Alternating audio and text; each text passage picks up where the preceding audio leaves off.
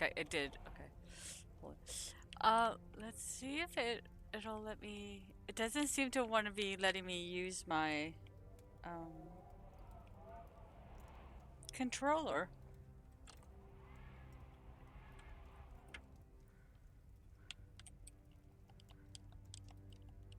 Did I not use a control? Oh, there. Okay. I was like, it let me use my controller earlier. Okay. What's this? Okay.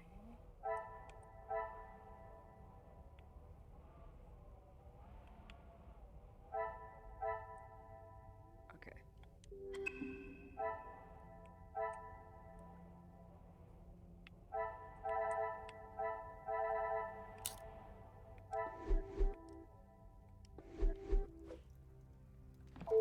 Certainly. What do you need?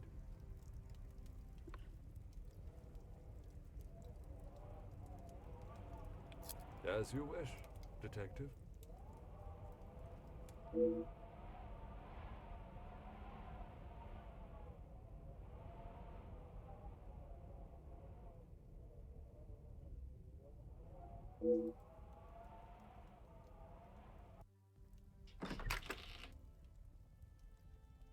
Chapter 4. Da, da, da, da. Da, da, da. Okay. Like, look, that. The guests are waiting for you, Detective. I hope the volume is good. I informed them of what has happened, but divulged no details.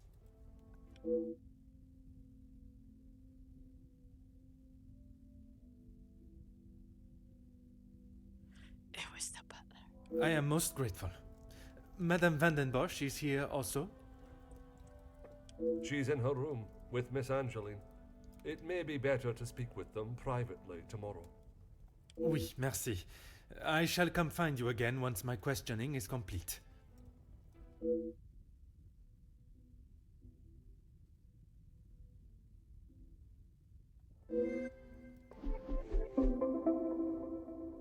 Da, da, da.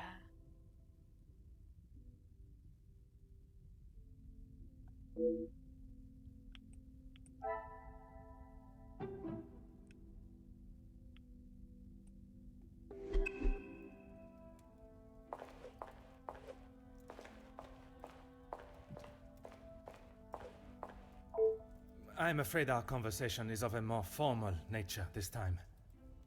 So the Major was murdered? It appears so. You can't think that I did it, though.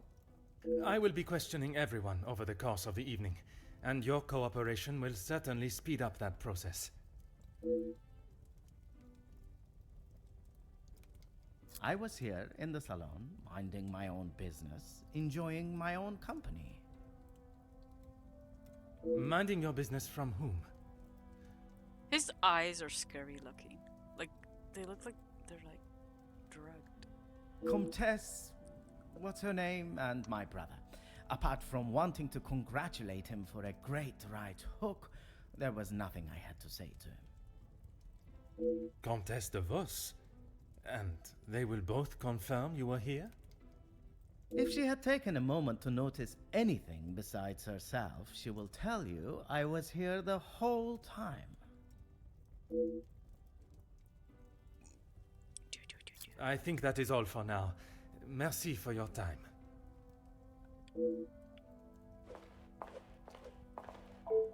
Bonsoir, Monsieur Beckers.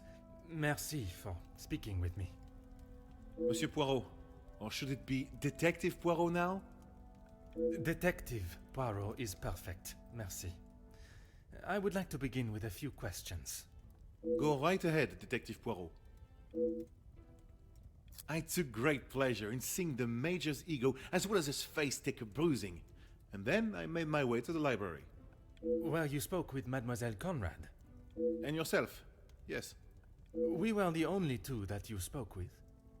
One of the servants bought me a drink, and I was telling her about the benefits of joining a union. She didn't understand what it truly meant to be a part of something. Something bigger than just her. I was trying to explain to her how... Monsieur. Oh, yes, it was just the two of you, and the servant.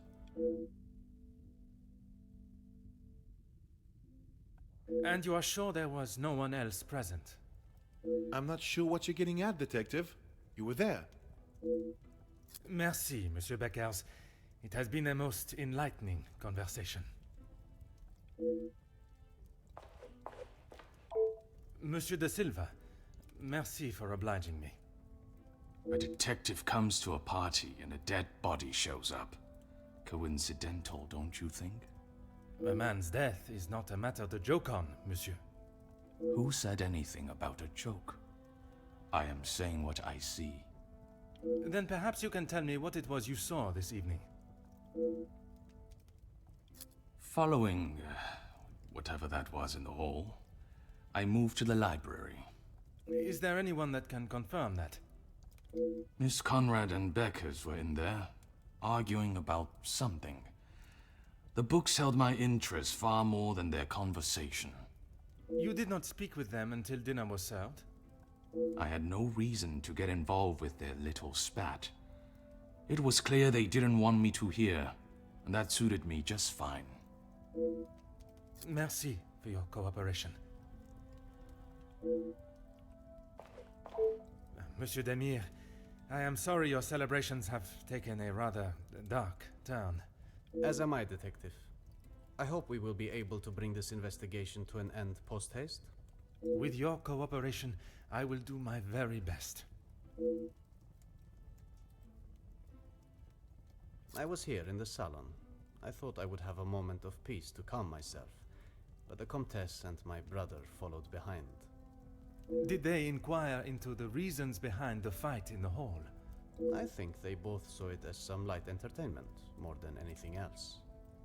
The Comtesse does not strike me as one to enjoy violence. And not so much violence, but karma for the Major, perhaps.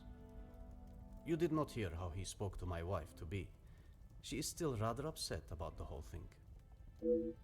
If you would be so kind as to stay here, I may require your help further.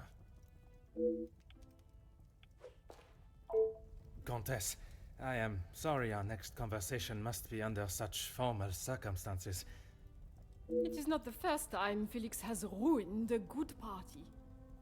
The current state of tonight's celebrations is the least of my priorities, Comtesse. Well, it's at the top of mine, Detective. I did not come here for a wake. Perhaps then we should proceed with my questions and you can get back to celebrating. It would be my pleasure, chérie.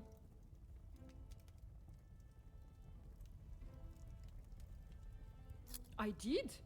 I thought by staying in one place, it would be easy for the staff to bring me my drinks. How wrong I was. And who else was present in here? The handsome groom-to-be and his brother, although Zachariah, is it, made a rather sharp exit at one stage. Did he say where he was going? He barely said 2 words to either of us. I think he was more concerned with his drink.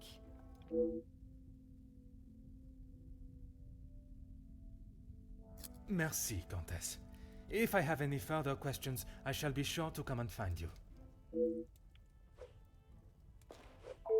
Mademoiselle Conrad, I am sure you understand the delicate nature of the situation. I knew I had seen your face before. You were just an officer when that story hit the paper. You have a très bon memory, mademoiselle. That was a long time ago. You can't escape the past, especially when you go and do something like that. That is very true, but one can learn from it and create a better future. What would you say to an Please, mademoiselle. Catching the Major's killer is my sole concern right now. Now, if you would be so kind, I have some questions for you. I arrived, unpacked my bags in my room, and made it downstairs just in time to see the Major take a right hook from Gideon. And then I went to check out the library. Hey, Cecil. Yes. I need to finish this. I think it has 6 chapters. I can't remember. I should have looked it up before I pardon me, started, but I think 6, maybe. I can't remember. And you were joined by Monsieur Beckers. 4, but I for some reason I think it's longer than that. I'll have to check on my next break. And Ernesto, or Monsieur Silver, as you say. But after he ignored my attempt at pleasantries, I left him to his book in the corner. And your conversation with Monsieur Beckers that I interrupted. You are a persistent one, aren't you? Makes sense now I know who you really are. You'll just have to wait and read about it in the paper like everyone else.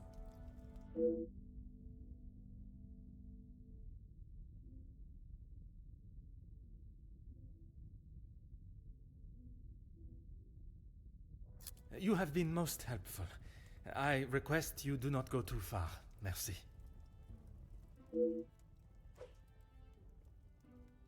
Yeah, cuz I can't remember if it was more than 10 and just 6, like less you know what I mean? Do you know what I mean?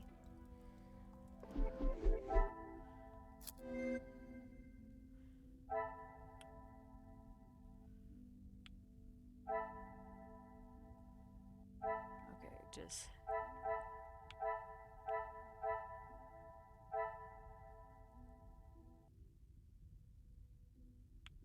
okay, hold on. This one. And I think this one. I must No? act on thought and fact, not on...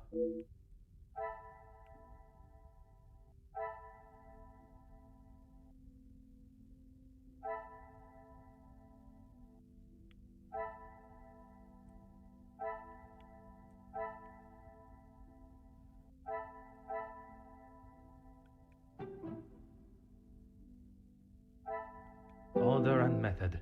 That No? is the... Oh, wait, hold on. Hold on. Okay, him and her. I cannot see the logic in this. But they were in Perhaps the a second... library.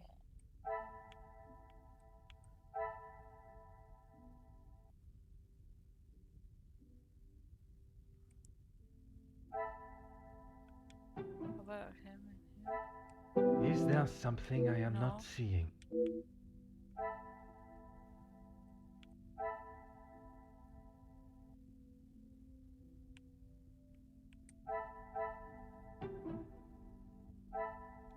Magnifique.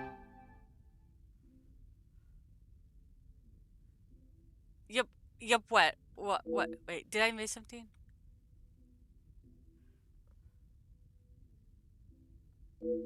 Okay, so they...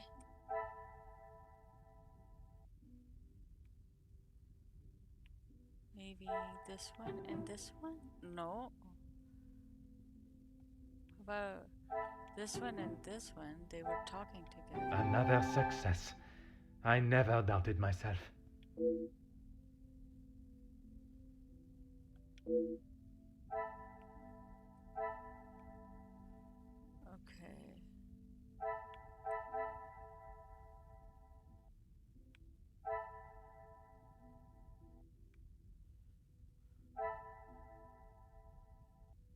Okay, maybe this one and this one? This will not get me any closer to my goal. Okay.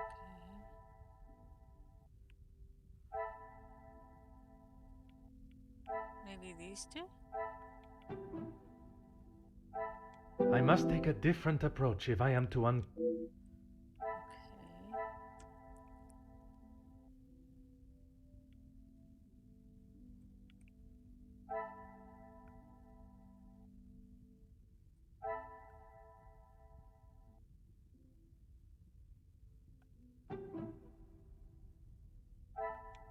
Come, my little grey cells. We must think... What's this one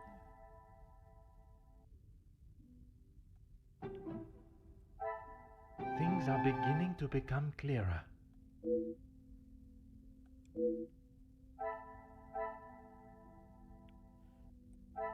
hold on, this one and this one. The pieces of the puzzle are finally coming together.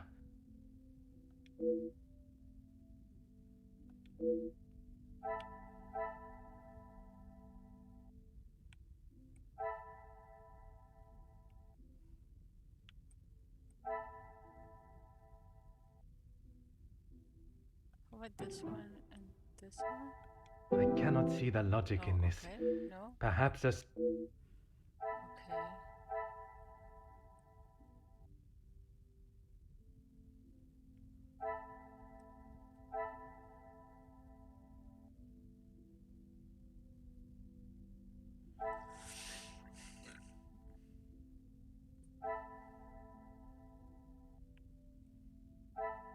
Hmm.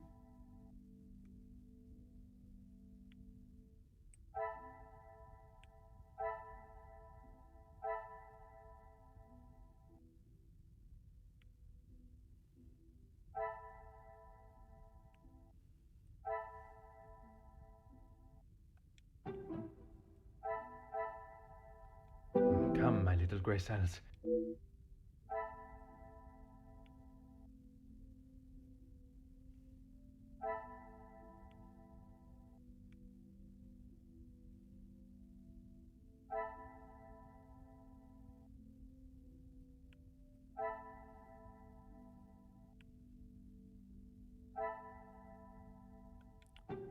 Oh, okay. I tried that one.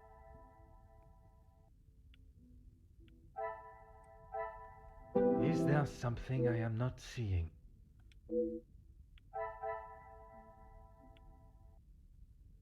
Oh, these two? What a revelation!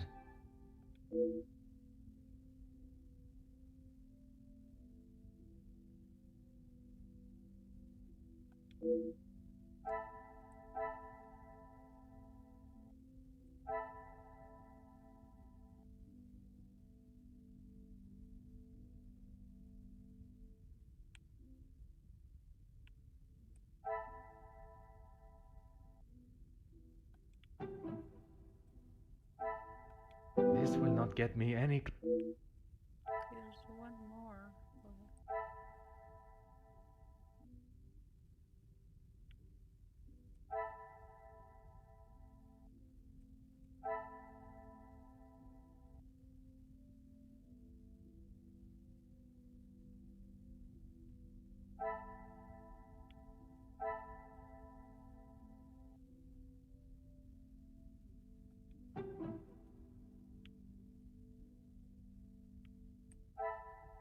I must act on thought and fact.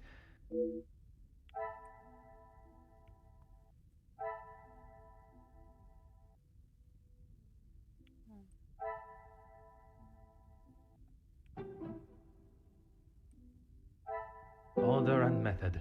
That is the way Hey, to solve the problem. Soulless! How are you? Give me a second and I'll give you a shout out.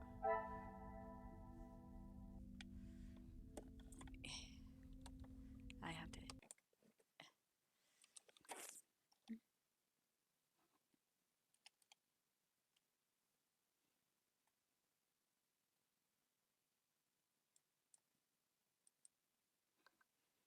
Oh no, that's the wrong one. Oops.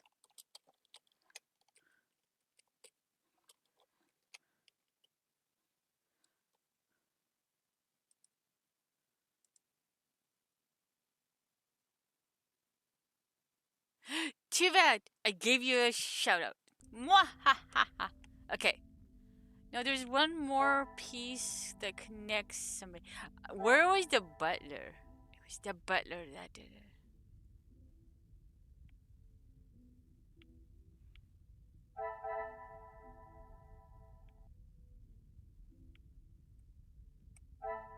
Oh. These two are shiny. Some would say a lucky guess.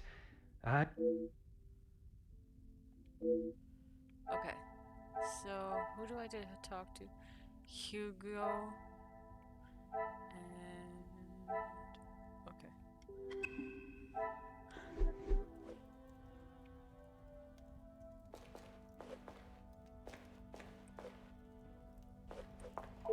Whatever you require, detective. It was the butler that did. I don't know. I know you are probably used to dealing with criminals, but not everyone is trying to hide something. I hope for your sake that you do not hide anything from me. What is it you think I'm hiding? I struggle to believe you did not know of Monsieur da Silva's presence in the library.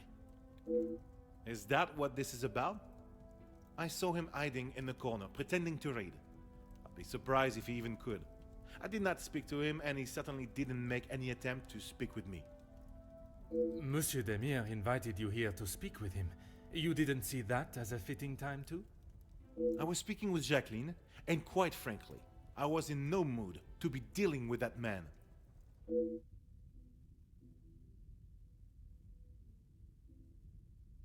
Merci, Monsieur Beckers.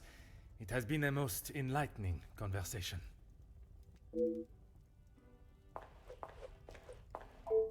I'm an open book, Poirot.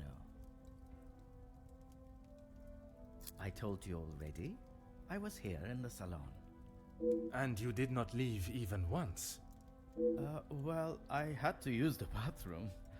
I didn't realize I had to update you every time nature called. You may keep your calls of nature to yourself, merci. And then you returned to the salon? If you don't believe me, ask Archibald. He saw me on his way up to the study. I think that is all for now. Merci for your time.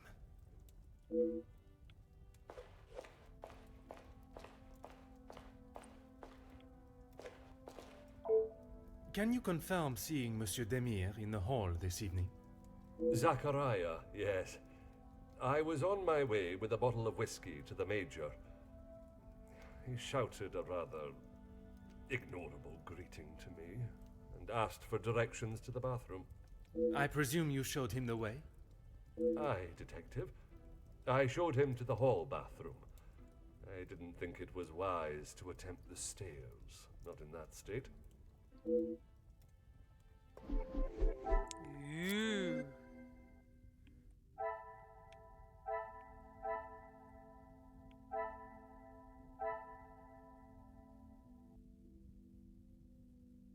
So this one and this one? I must take No. a different approach if I am to Well, la di da da da poo poo.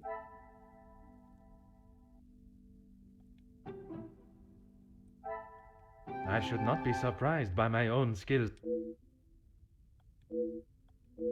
Things are beginning to become clearer.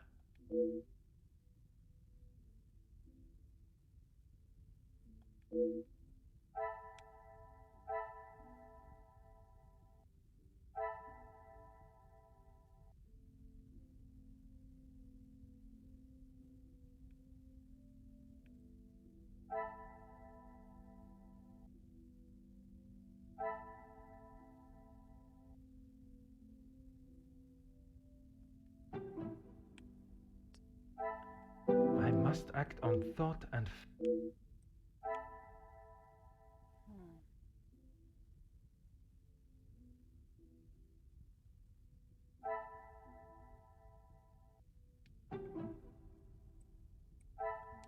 Is there something? No? Okay.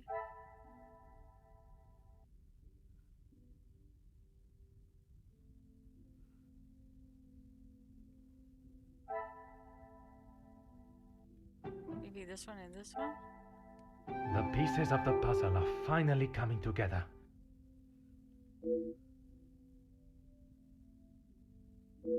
I should not be surprised by my own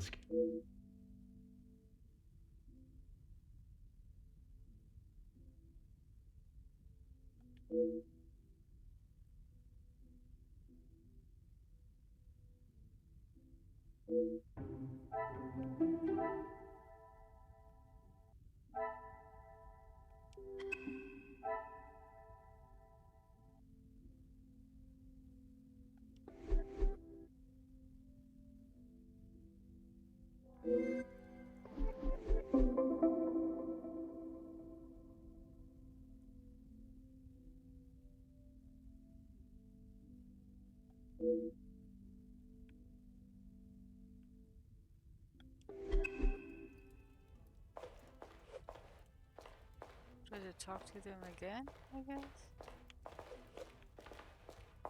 Wait, I don't have to talk to the butler again? Oh, I think the butler did it. In the study. with the knife. I'm an open book, Poirot.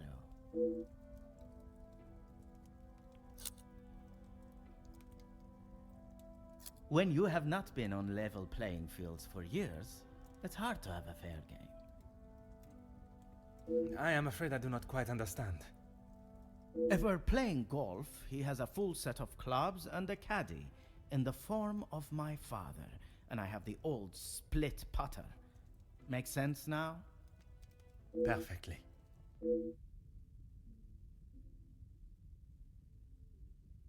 Why would I?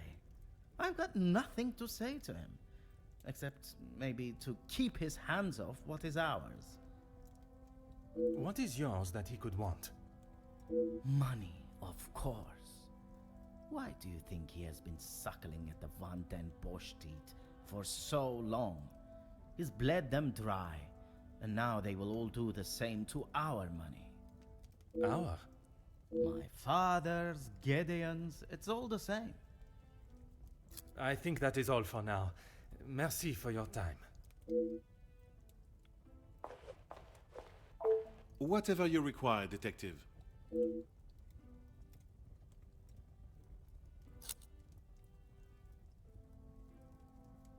Yes, Gideon invited me. If you will recall from our previous conversation, we have been working together and he thought now would be a good time to discuss matters. To discuss business at the celebration of his engagement? Why not? We're all here, so what better time? He thought Da Silva might even let his guard down if he was in a more jubilant mood. It would be wise to not continue to ignore us any longer. And what business was it that was so urgent? We're trying to resolve the worker strikes. It has gone on long enough. Now is the time for him to listen to our demands so we can put an end to it all. Put the violence and upset behind us. I know that I don't think, or didn't think, a great deal of him. I'm just sorry I didn't get the chance to tell him what I thought. The man has recently been murdered. Someone must stand up to men like him, with their crooked dealings and lack of, well, any compassion at all. Another rousing speech, monsieur. It's the truth. If you knew what I know, maybe he wouldn't be dead, but behind bars instead.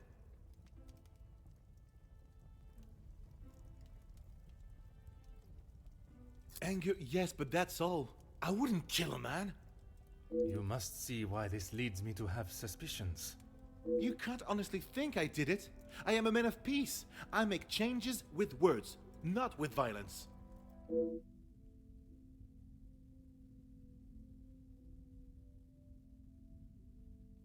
I am fighting for the basic rights of our workers, nothing more. If he can't see that, he is a lesser man than I already thought. And where does Monsieur Gédion fit into the negotiations? And his brother? His brother? I didn't even know he had a brother until I arrived here. Gideon certainly hasn't talked much about him. I get the sense there's not much love lost between them. Last I saw, he was outside having a cigar. Oui, I spoke with him myself, but that was some time ago. He does love a cigar. You'd have to stand out in those conditions.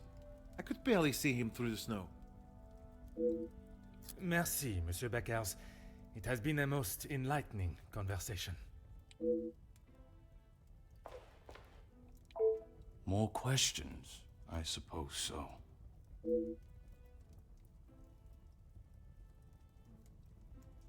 Felix, I didn't know him that well.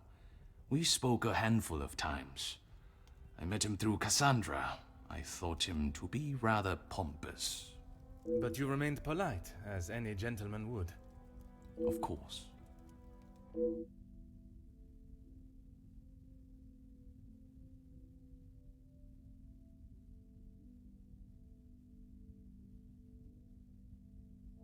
What is there to say?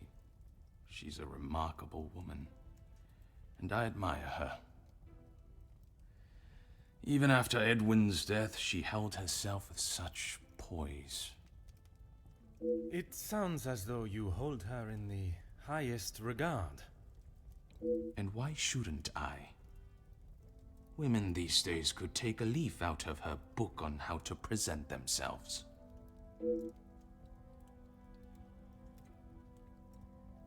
He had approached me about doing some business together. I like to know who I'm getting into bed with first. And you both went ahead with your business venture. Not so much a business venture, more security related. But there is no need to discuss that any further. Is there something you wish to remain hidden about your partnership, monsieur? It was far from a partnership. I hired him to run security at my factories. If the workers were going to get violent, I wanted to make sure I was ready to protect my property.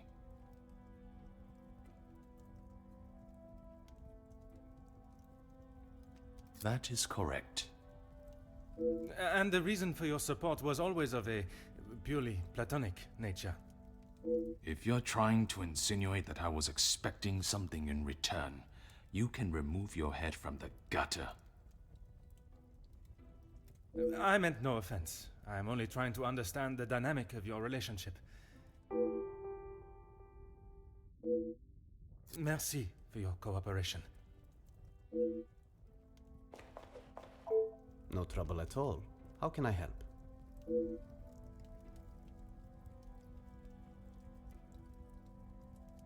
I knew of him more than actually knowing him myself. In the past, he made his feelings towards my brother and I quite clear. And that was not in a positive way. I certainly wouldn't call trying to get Angeline to postpone the engagement positive.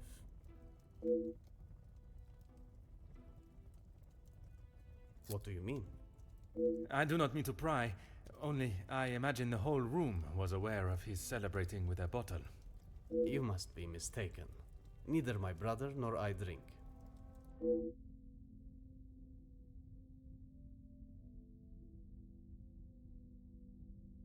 We aren't the closest, but what brothers are? I would argue that many are. We've lived very different lives. Our priorities are different. He does not see things the way I do. There isn't much more to say.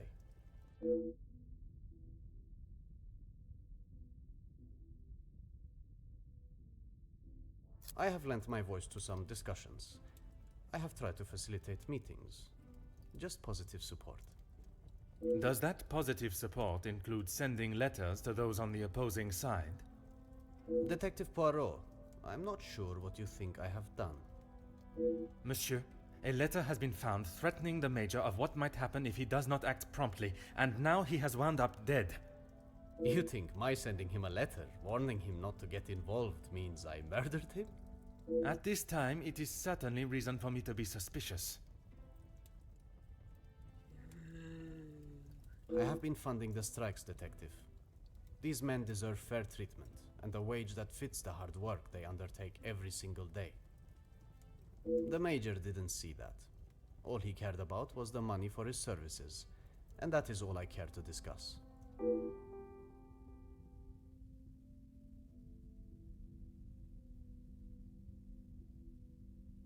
If you would be so kind as to stay here, I may require your help further. I am all yours, detective. Why would I actively choose to speak to that wretched man? You were quite adamant of your protection of Madame. If he was as awful as you portrayed him to be, there must have been some words spoken, or perhaps written? He was quite aware of how I felt towards him, and the lengths he has gone to remain close to the family. That is all that needs to be said. I must admit, I would not want to be on the receiving end of your tongue's wrath, Countess. Wise thinking, detective. I imagine she will have shed a tear for him, but she should not waste any more. You don't think she would? Or you don't want her to? I have made it quite clear what I think of that man, alive or dead. I would not want her to waste anything further on him.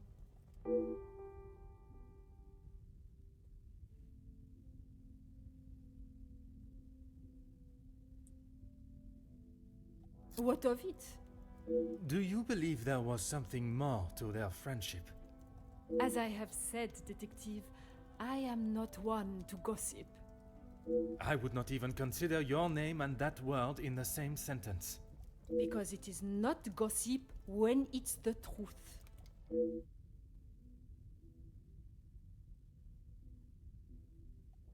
Why else do you think he would stay around for so long? Yes, he was a friend and partner to the Viscount, but it is plain to see it is Cassandra's partnership he longs for. He was a disgusting leech that was driven only by money and power, like most men. I can assure you not all men are concerned with such egotistical wealth. That may be, but they are few and far between. I believe you are a special case, Detective Poirot. It is not the first time I have been described in such a way. Embrace the compliment, Detective. You have set yourself apart from the horrid crétins that seem to somehow make their way into positions of authority and power. And that is what the Major was doing? Using Madame Van den Bosch as his ladder to the top? You are finally seeing the man he was. A weak and self-indulgent social climber. Ooh.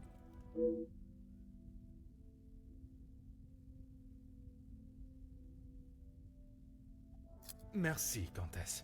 If I have any further questions, I shall be sure to come and find you.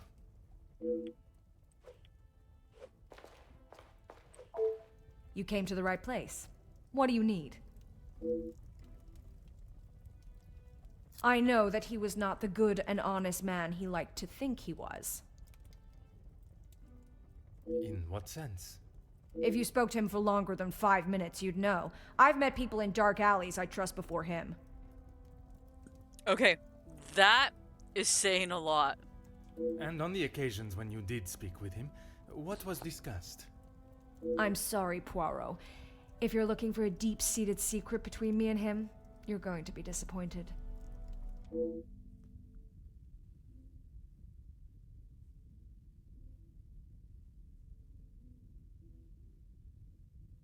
That man has got some real anger issues.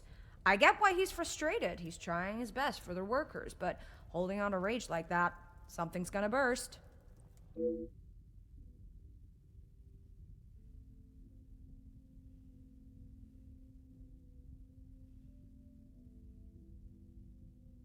If you think you can use me as some sort of gossip machine, you are sorely mistaken.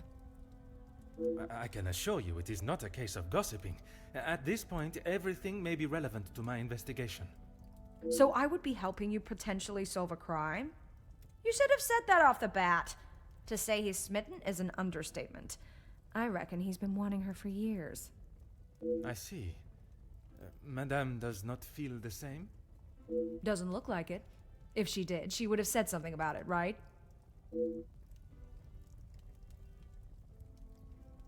I don't know if you really would. She's got a mouth the size of Texas, except when it comes to truths about her. She wants everyone to think that she's the savior of these girls at the shelter. But there's a side to her I don't think anyone gets to see. And what side is that?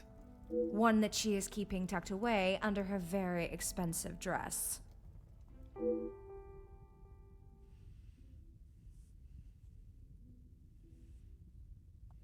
You have been most helpful. I request you do not go too far. Merci. I am all yours, Detective. Countess, you gave me the impression the Major and the Madame were close, but there were times where he acted rather aggressively to her, n'est-ce pas? I am sorry, Detective, but I did not mean to give you such an impression.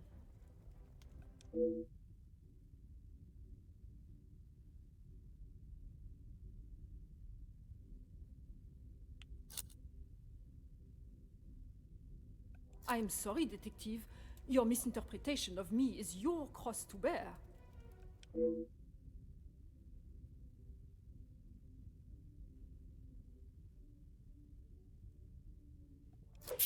It would not be wise to try and come between two friends, Detective.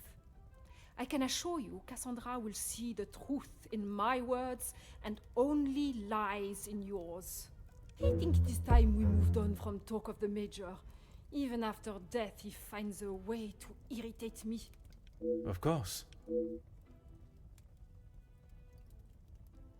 Countess, you gave me the impression like the how you Major can and the redo Madame were this. close. But there were... I am sorry, Detective.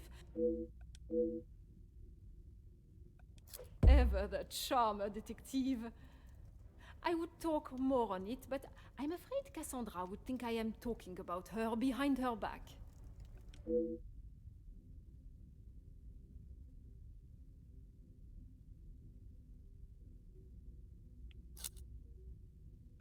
It is not often I am swayed so easily. I applaud you on your willingness and persistence. From day one, I was wary of his intentions. And it was not long before he showed his true colors. If it is a tear she sheds, it should be one of joy that he is out of her life. I understand your feelings towards the Major, but perhaps there was... He was a bully. He took his shortcomings out on her, and she sat there and accepted it. I never thought I would see the day. Perhaps now she will be able to see the man he truly was. Karma will always catch up to you. Merci, Countess. If I have any further questions, I shall be sure to come and find you. He doesn't look like anybody else has a... Oh, he does. I'm an open book.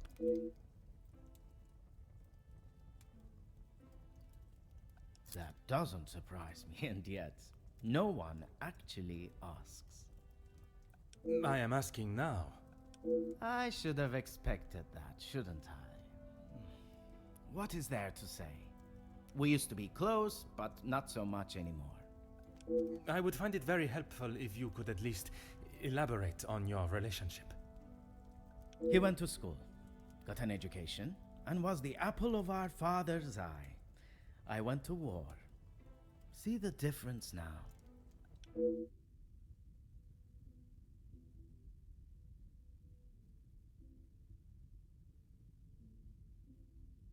If you want to know about Gideon's part in the Union, why don't you ask him? So, you are aware of his support for them? Yes, well, he... Oui, monsieur? It'd be best to just ask him.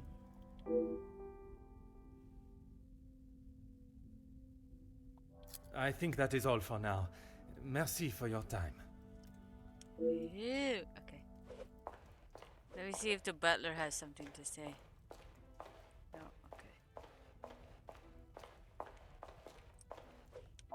No trouble at all. How can I help? I believe there are more important matters at hand than talking about my brother and I's relationship, or lack thereof. The murderer is in his house, and by holding back information that may help my investigation, you only make me suspicious of your involvement. Monsieur Demir, if you continue to withhold information, I can only assume you are hiding something, and must treat you as a prime suspect in the Major's murder. I have nothing to hide. If you must know, we have not been on the best terms for years now. As I said, we are different people. He does not see the importance of planning for the future, and as much as my parents tried, they could not make him see that. I suppose that is why he sees me as their favorite. He still believes that now? I assume so. We barely talk anymore. I was hoping we would be able to sit down and talk and leave the past behind. But this evening has not panned out that way. If you would be so kind as to stay here. Okay. Nothing there. Okay.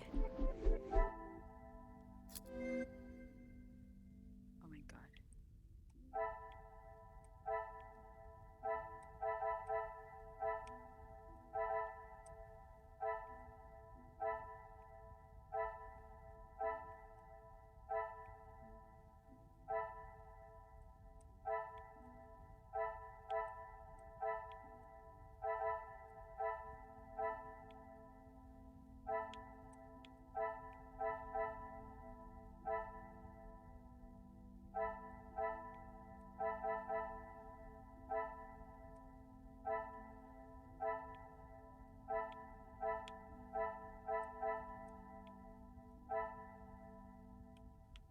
Okay, let's see here.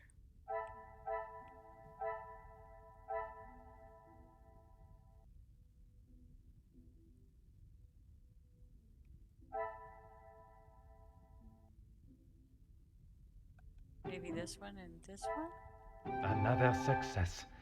I never doubted myself.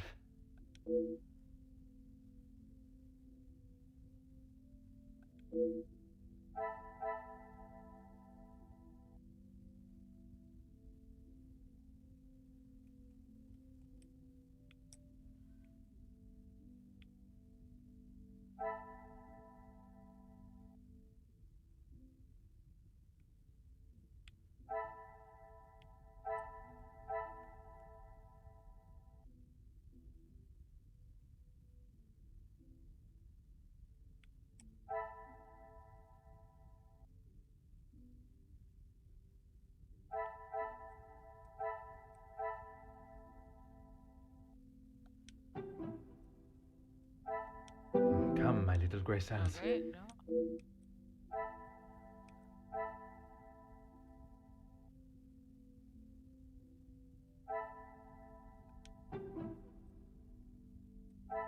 Order and method.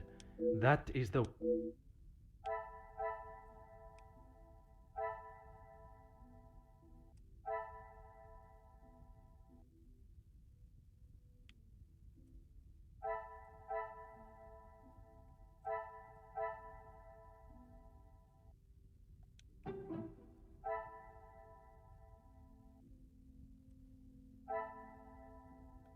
I must take a different approach Oh, if I am... no?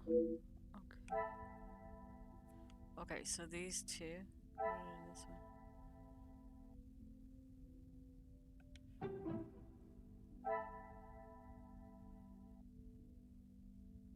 one? What a revelation! Okay.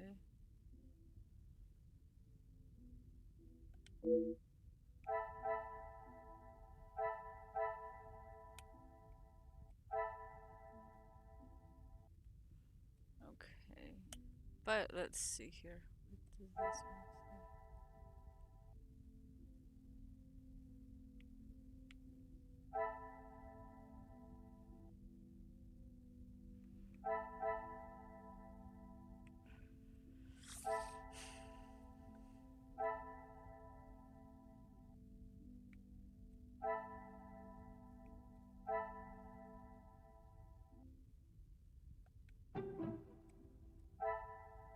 I cannot see the logic in this.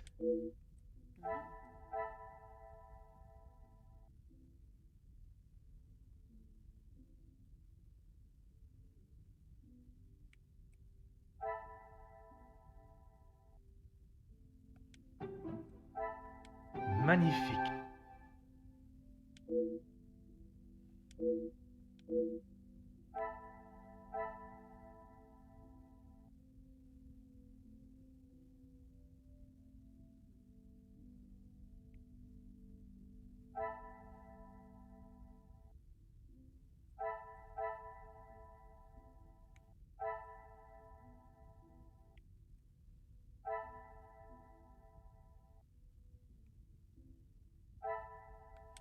I wonder if these two. I don't think. This will not get me any close.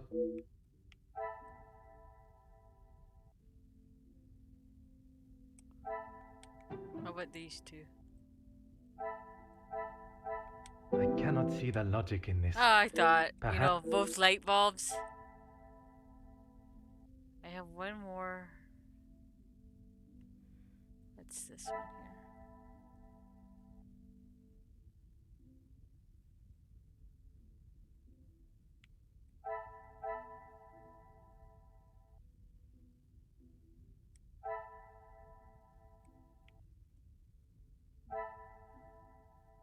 Hmm.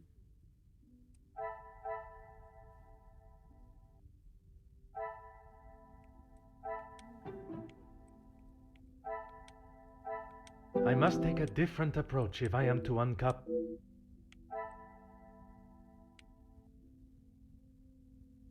Oh, these two. Okay. Some would say a lucky guess.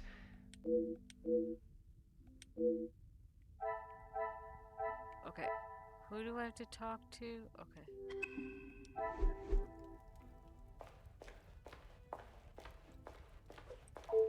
More questions?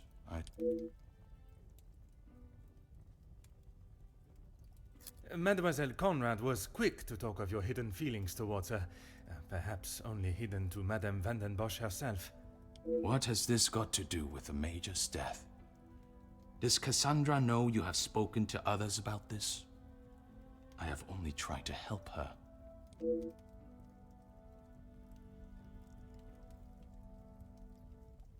There may be some feelings there, but Madame Vandenbosch does not know of them, and I trust that it will remain that way. Merci for your...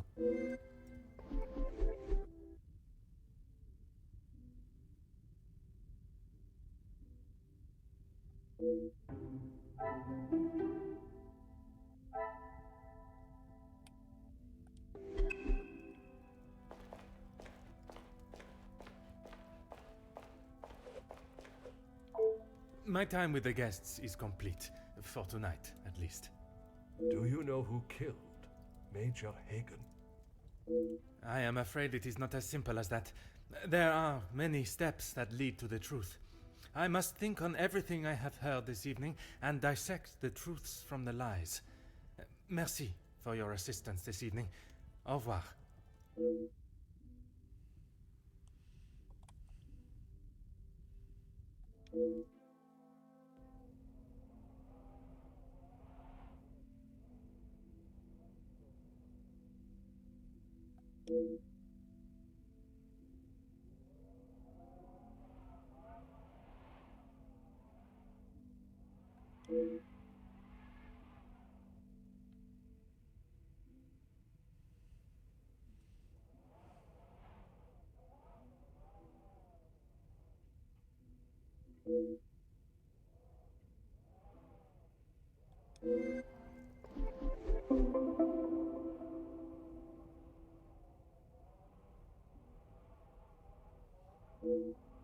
He has all the information? Not me.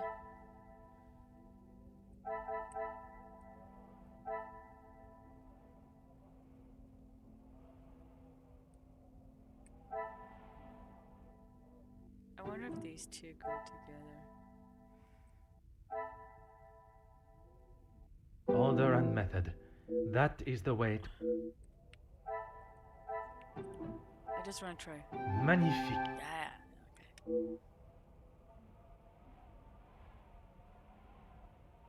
Okay.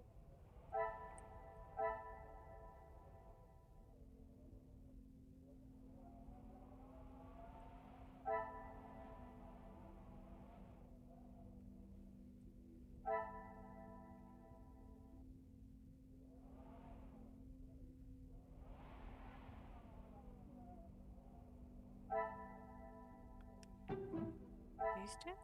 I should not be surprised by my own skills.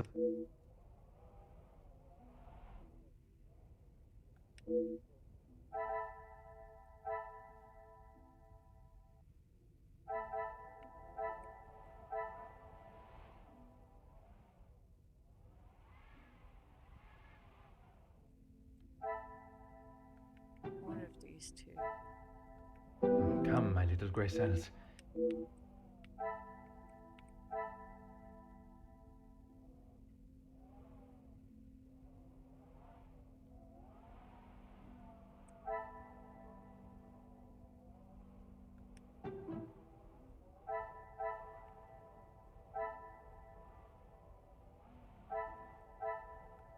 Is there something I...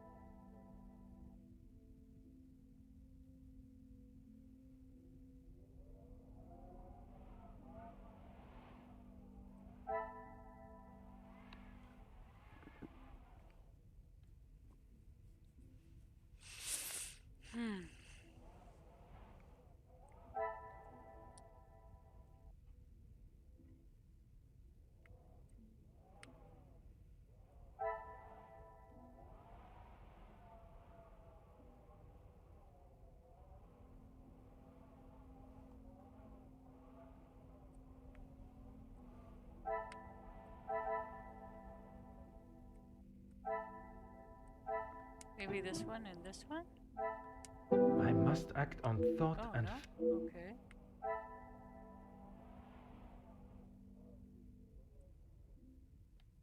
Okay, I wonder if these two go. Some would say a lucky guess.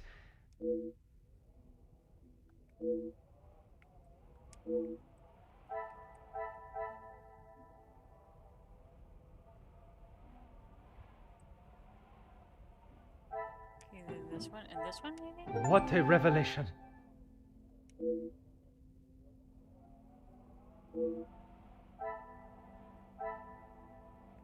Then there was like something over here. I think.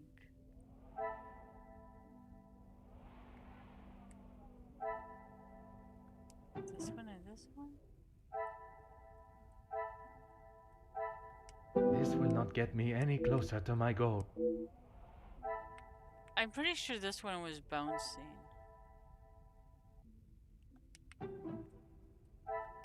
Is there something I am not seeing?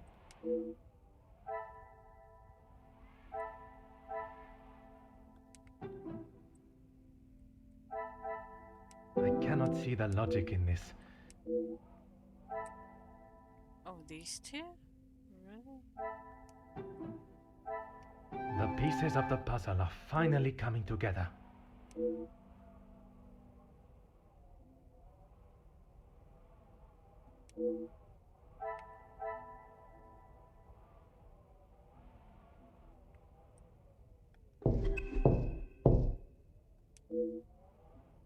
Entrez.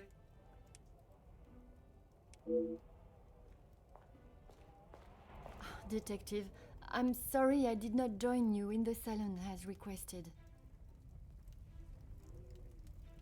Please, mademoiselle, there is no need to apologize.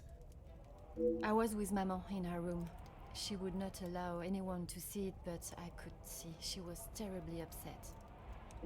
Most understandable. Do you have any suspicions as to who could have killed him?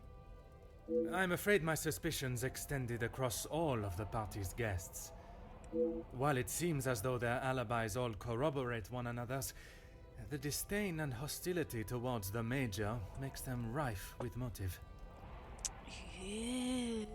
I know there was some bad blood between the Major and some of the guests, but not enough to kill him, surely. She may seem tough on the exterior, but she's really quite kind when you get to know her. The Countess? She is a formidable force I would not want to come up against. Don't be silly, detective. She wouldn't hurt a soul. Jacqueline, I mean.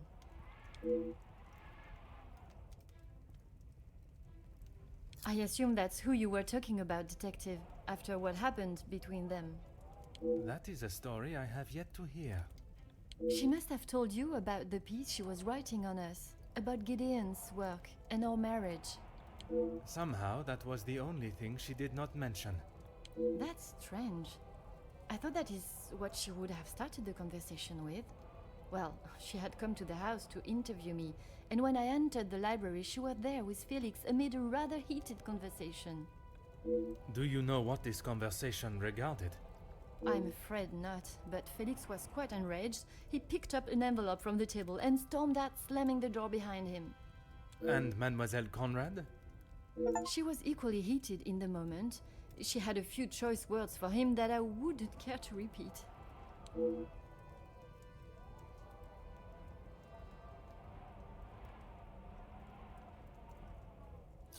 I'm sorry, but I just can't imagine any of them committing such a heinous crime. It can often be hard to look past one's personal feelings for someone and see their flaws. It's not that, detective. It's just they have known each other for years. Why would any of them act now? I was under the impression the Major had merely a business relationship with some of the guests. That's true, but those invited know each other, some of them for years. They may not seem like it, but some are even friends. Better, thank you, detective. She's resting in her room. It is the best place for her. And you, mademoiselle? I'm not quite sure. It is a rather surreal feeling. I did not think I would miss him like I do. It is understandable. He has been a close friend to your maman for many years. And to me, detective. We had grown close. After father's passing, he was always there for me. And now, he's gone as well. You must try and not think on it like that. It is easier said than done, detective. I have no doubt, but you can be assured the culprit will not remain at large for long. You have my word. I should return to my room now, detective. It has been a trying day for us all. Oui, mademoiselle. I am afraid tomorrow may bear a resemblance, but I will not stop until I have found his killer. I am certainly glad you are here, detective. When and where a detective is required, that is where I shall be. Bonne nuit, mademoiselle. Ooh.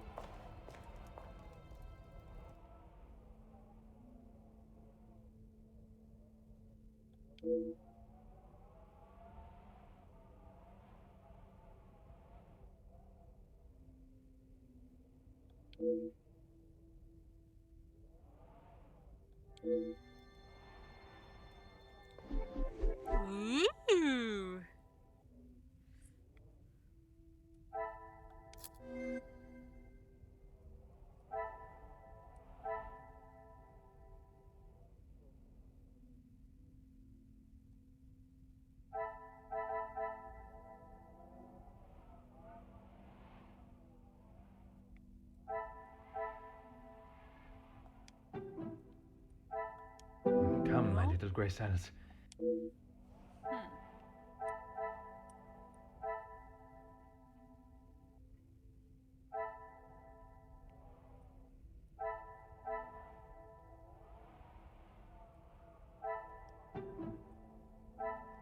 I must act on thought and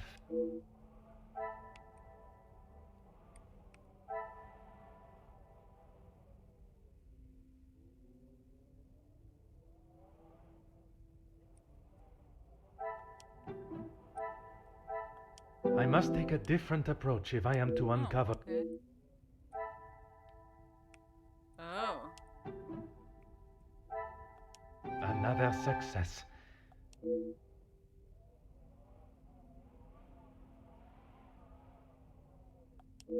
Things are beginning to become clearer.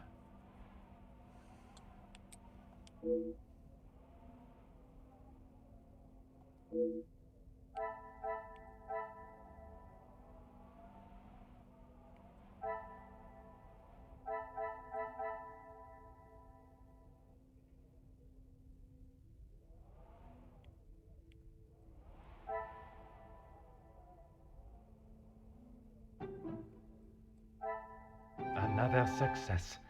I never doubted myself.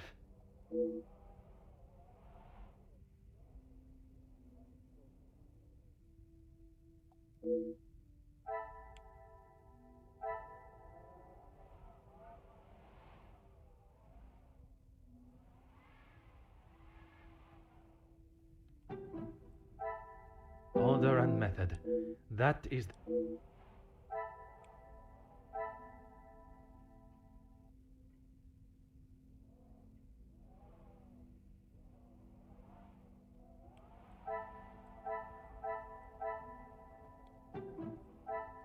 This will not get me any closer to my...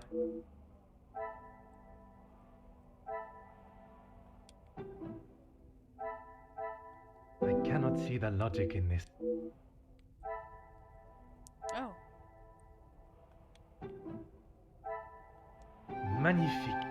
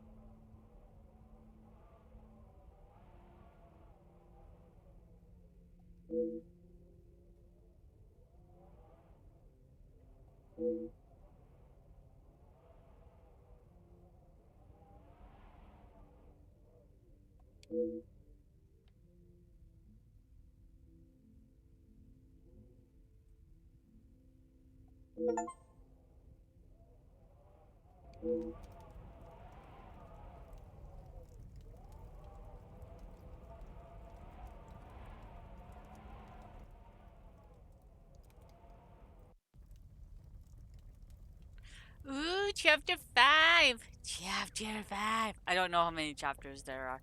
I think there's more but than 6, but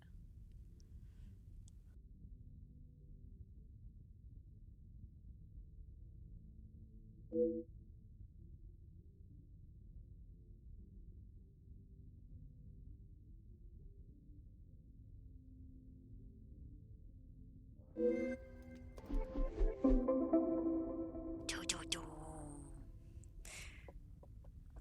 Ugh.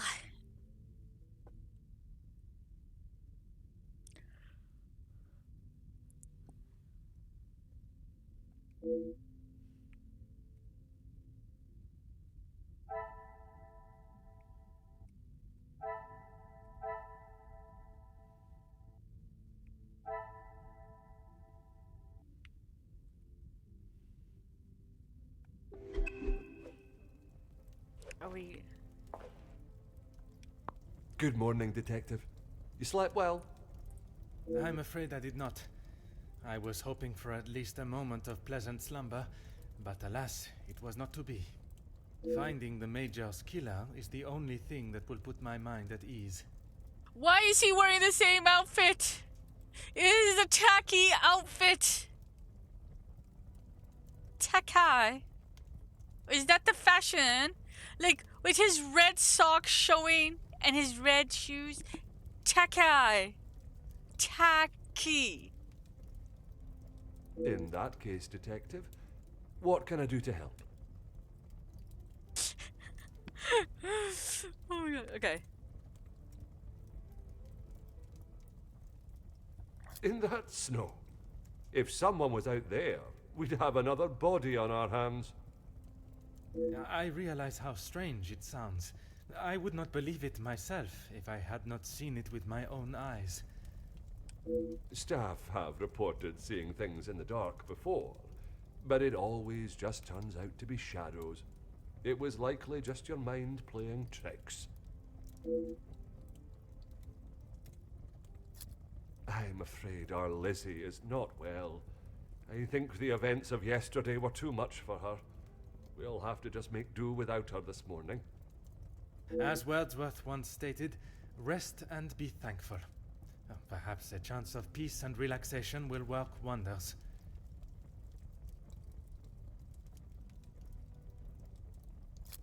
She is currently eating breakfast alone in the dining room. It's how she prefers it. But if you wish to speak with her now...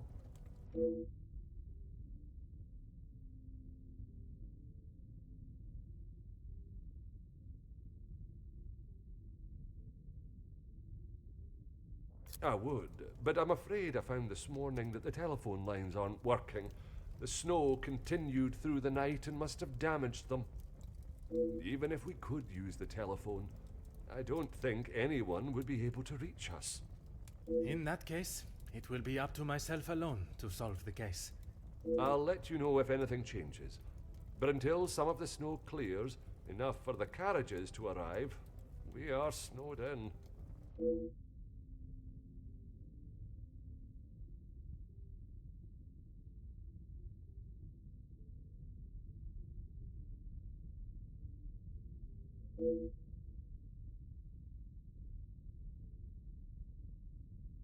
Taken care of. Master Demir and his brother, after sobering up, helped me move him into the cellar. Best place for the time being. Très bien. I imagine there is no reason for anyone to go down there. Besides me, no one. Once this snow clears, we will be able to move him from the house. Your assistance has been most valuable as always.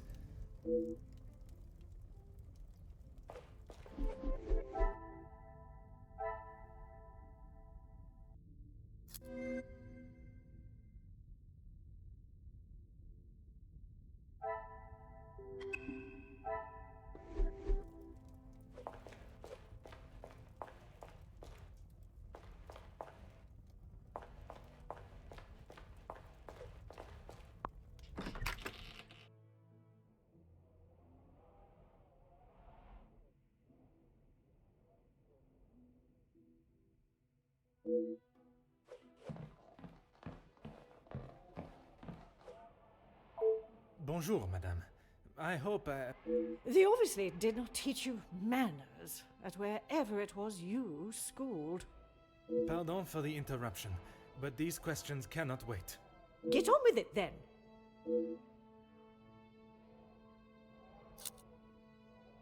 What is it you wish to know?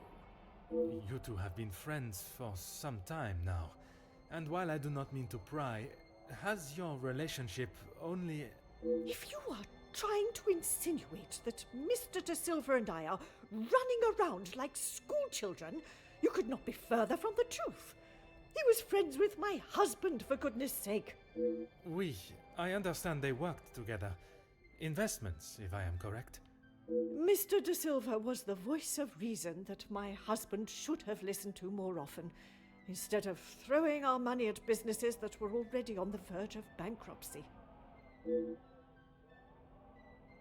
I'm sure you're aware he was not the easiest man to get along with. His hot temper made him a number of foes. A hot temper is reason enough to kill a man. His mouth often acted before his brain. Perhaps someone had grown tired of dealing with it.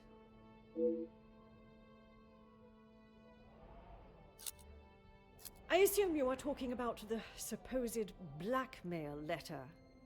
Oui, madame. You know of it? It arrived shortly after the first. Rather coincidental, if you ask me.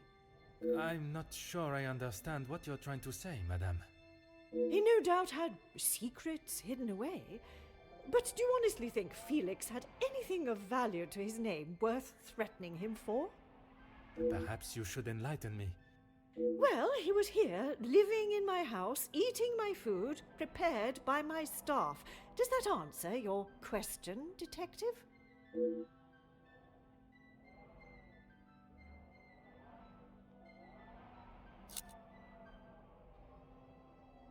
I wouldn't put it past him to have written it himself, in the hopes of getting some sympathy from me.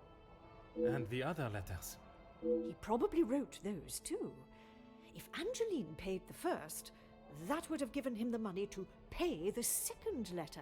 He is the White Knight, saves the day, and expects to live here happily ever after.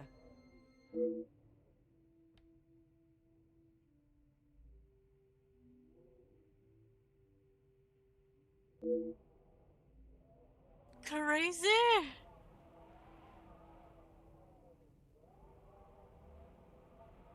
Seeing as I heard Mr. Becker's in what I would describe as an unnecessarily loud exchange of words yesterday, he would be my first suspect.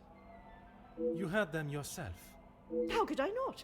The volume they were shouting at, I could hear them from the study in my room. You did not think it fitting to tell me this yesterday? I didn't think Felix was going to wind up dead and a murderer loose in my house. My apologies, detective.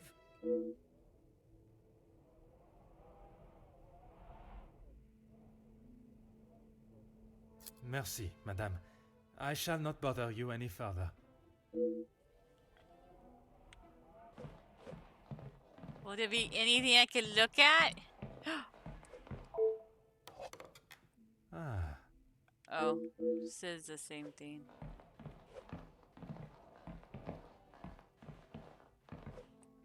Aha.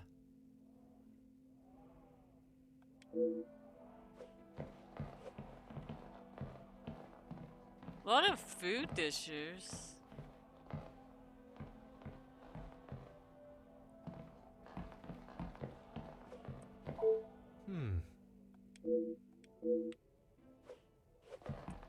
Huh.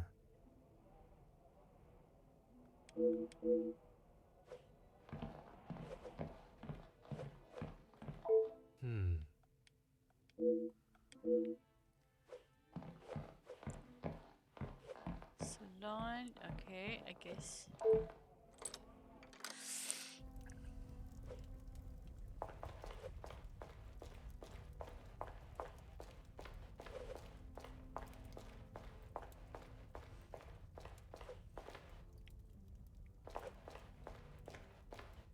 Oh, where was I supposed to go?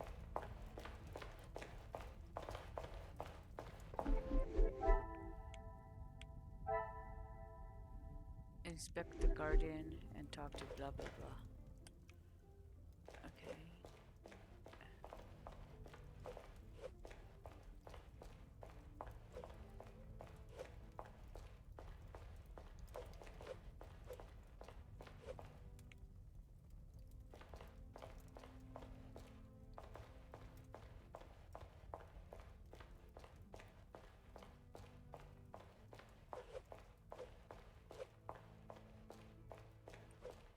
Staff quarters.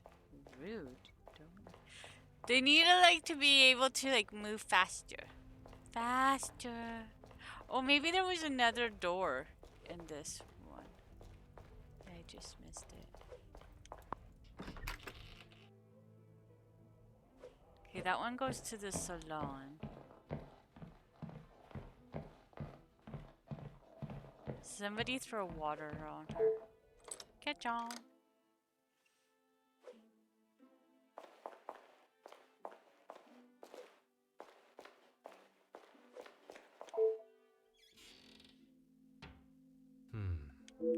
You never know.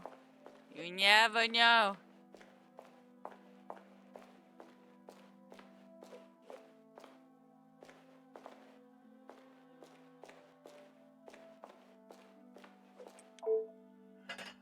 Oh.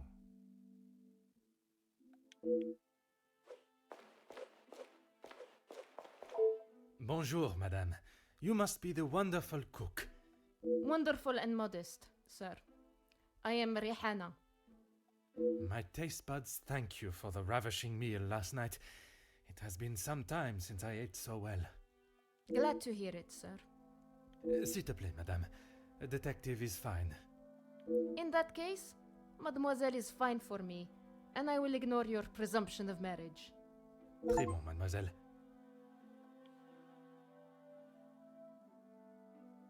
That's right. I've seen staff come and go, but a house always needs a trustworthy cook. I agree. But if I was to eat what you prepare every day, I fear I may be the size of La Maison. Not a bad thing, detective. You could do with some meat on your bones. Well, with the snow still not clearing, we may be stuck here for the weekend. Perhaps I should look to adjust my pantalon buttons. I did. Monsieur Archie told me what had happened. Bruises can swell fast, so I took him some ice to bring it down.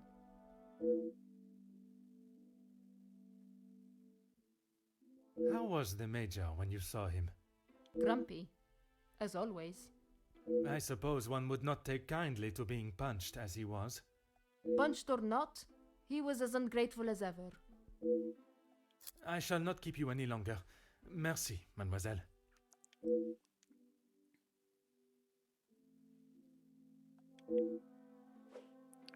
Yeah, but you have to go out to the garden. The garden.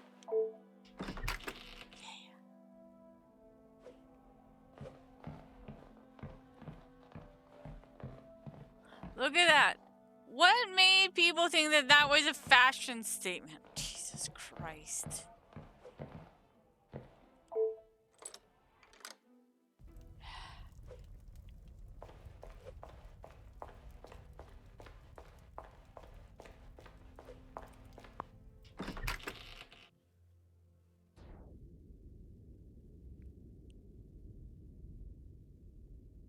I like how like it's snowing like out here, but when you went to the dining hall it was light.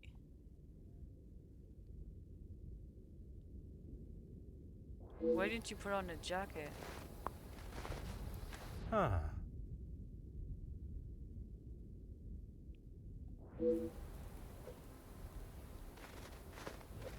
Thought it might have been a finger. Finger! Don't know why he didn't grab a jacket. I mean, middle of winter. I mean, I don't know. Ah.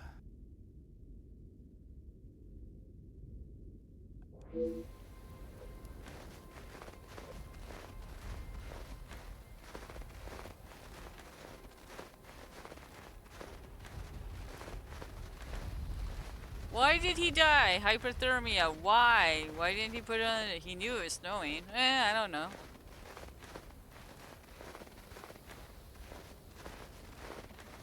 Not the brightest tool in the shed, I guess. Aha.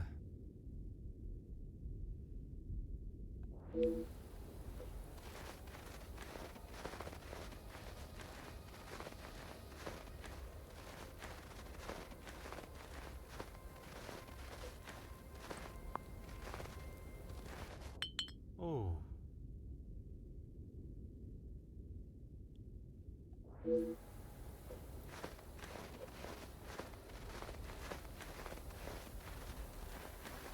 Maybe he'll change his shoes and socks now.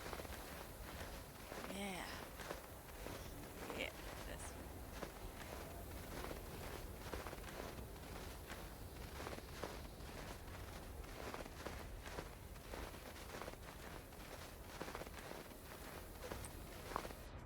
Oh.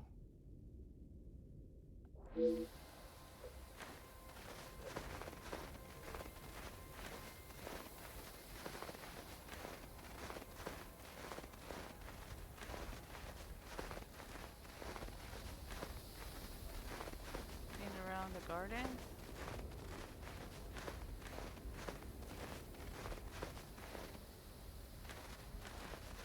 Or around the fountain, let's just say.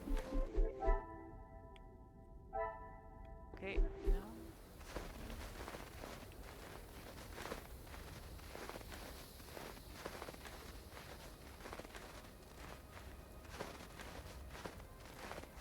Don't know what else I'm missing here.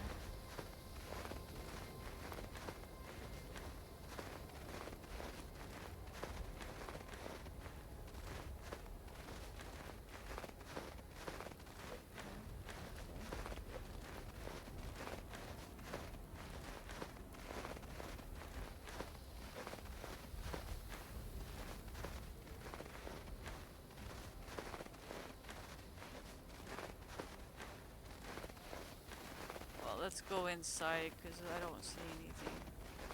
And if it keeps on telling me to come out here, then I will.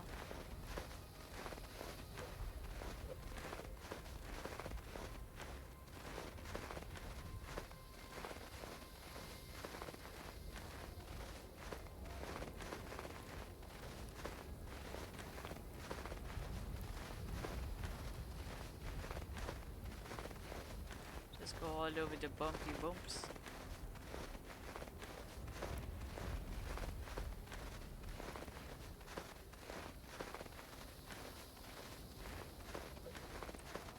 Okay, there's a garden too.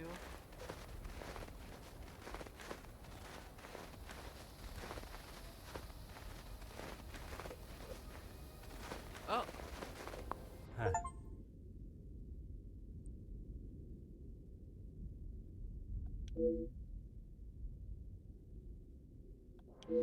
Yeah, you figured?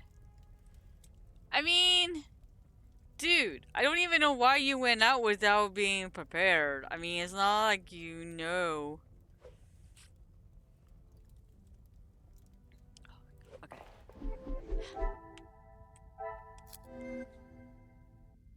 Oh, okay, so there's no jointy things, okay.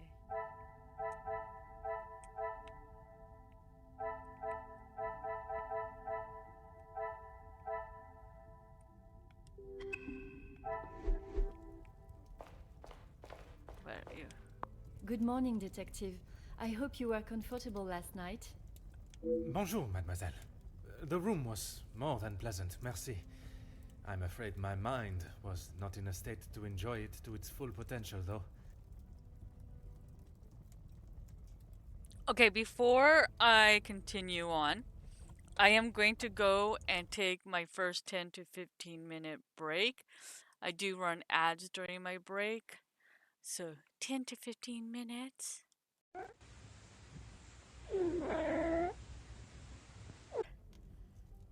I probably didn't stay as long away as I thought. Okay, and it has 9 chapters, pardon me. I can't imagine any of us slept soundly last night. Hopefully, guilt will be weighing heavily on someone's shoulders this morning.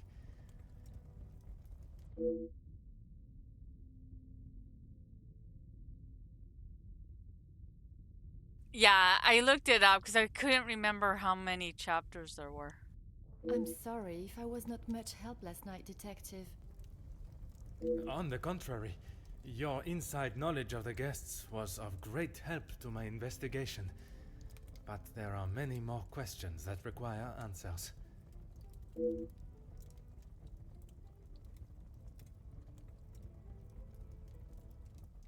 His position? You mean about him living here? Oui, even in a house this size, you must see a lot of each other. I enjoyed having him here. When I was away with Gideon, it was comforting to know Maman was not alone. Although his work with Mr. Da Silva has kept him away from the house of late.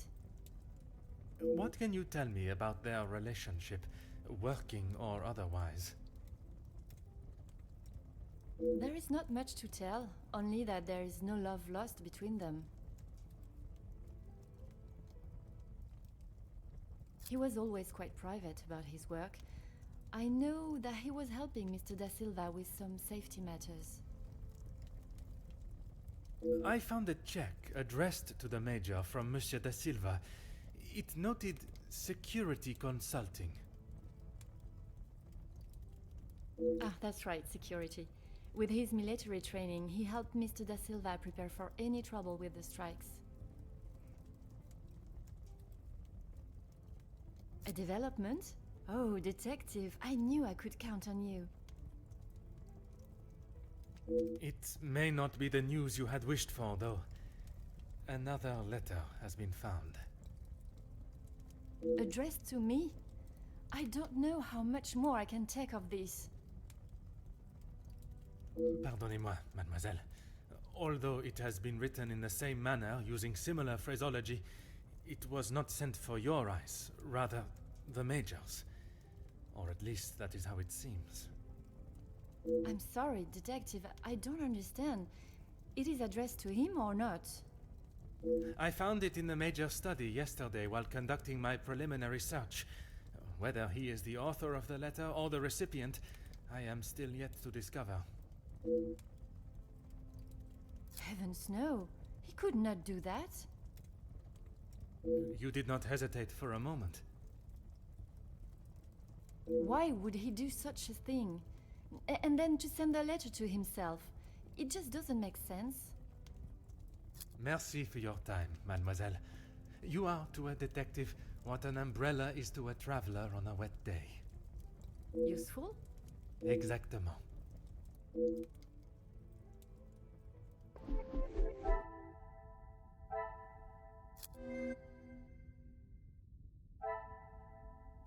Ooh, now there's two things here.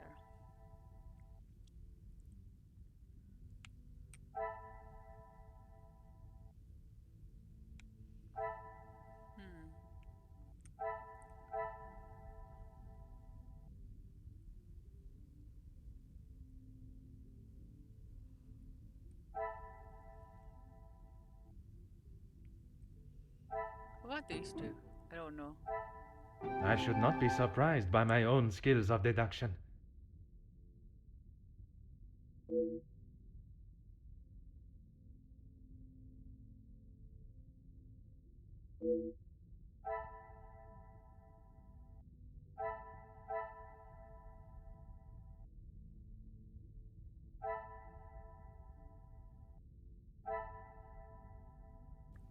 Okay, we will get these other two.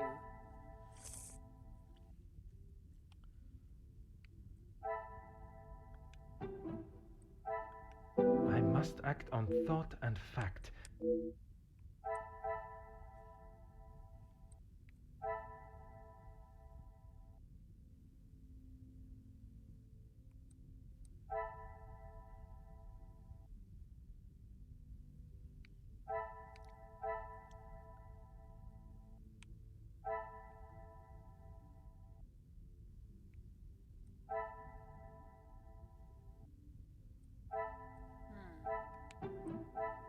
Is there there something I am not seeing?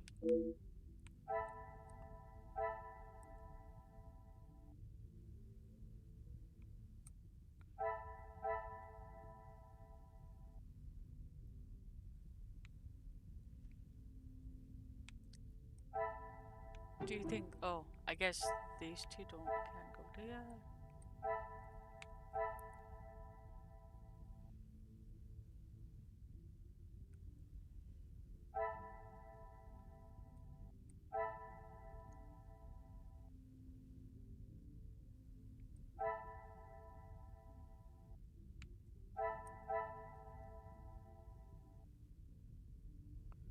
Oh, maybe this two?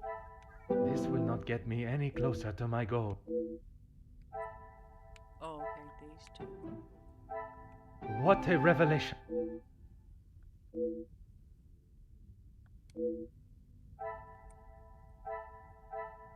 Okay, and now this one says to talk to. Is there something I can help you with, detective?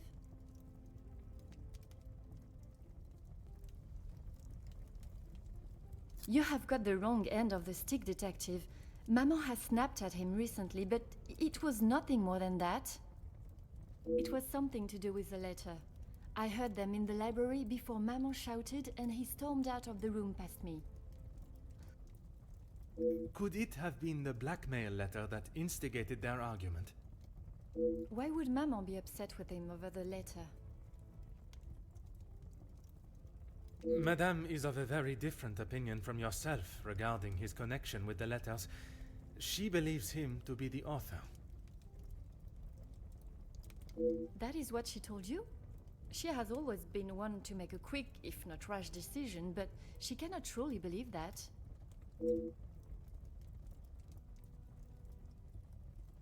I don't recall telling him directly. I did not want Maman to find out it had been paid. If he knew, surely she would.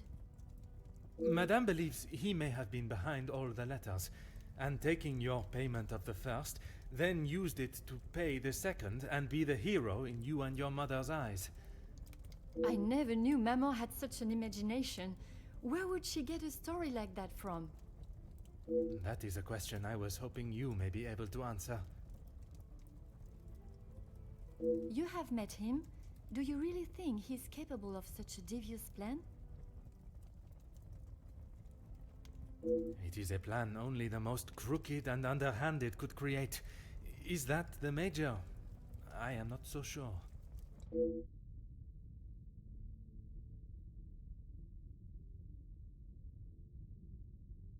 I shall not keep you any longer.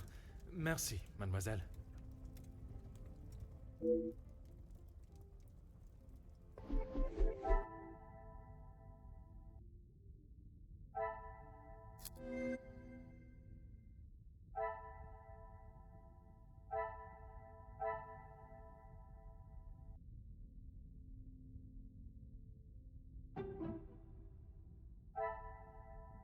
Order and method. That is the...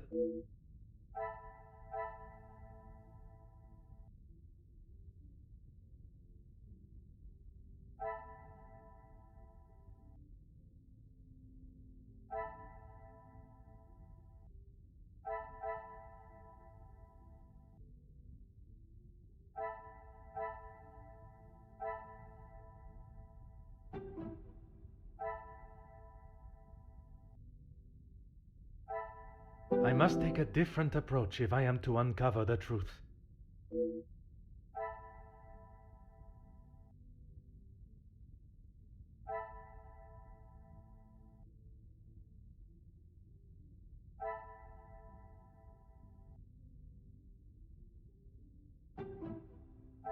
Come, my little grey cells.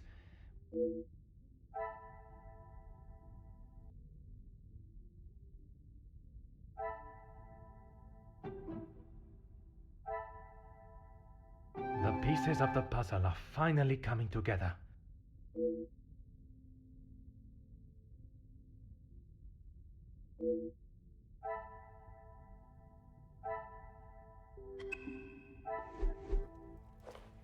Is there something I can...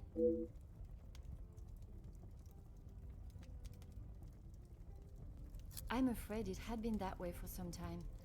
Maman is not forthcoming with her emotions, as I'm sure you are aware. But I could tell she had not been happy with their arrangement for the last few months. What gave you that impression? There was not one particular thing that she expressed. It was just the way she spoke to him and of him when he wasn't present. I shall not keep you any longer. Merci, mademoiselle.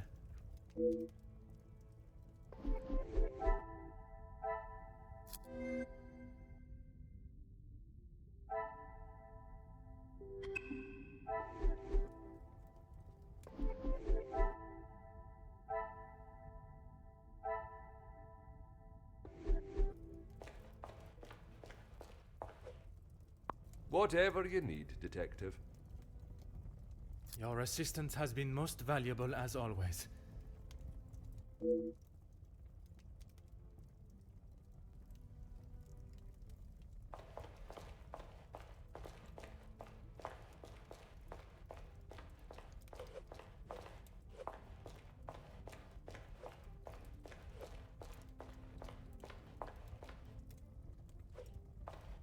Bonjour, Monsieur Demir. Detective Poirot, how are you? The truth, monsieur. With each step towards uncovering the blackmailer, I am thrown 2 steps back as to the identity of the Major's killer. Is there something I can help you with?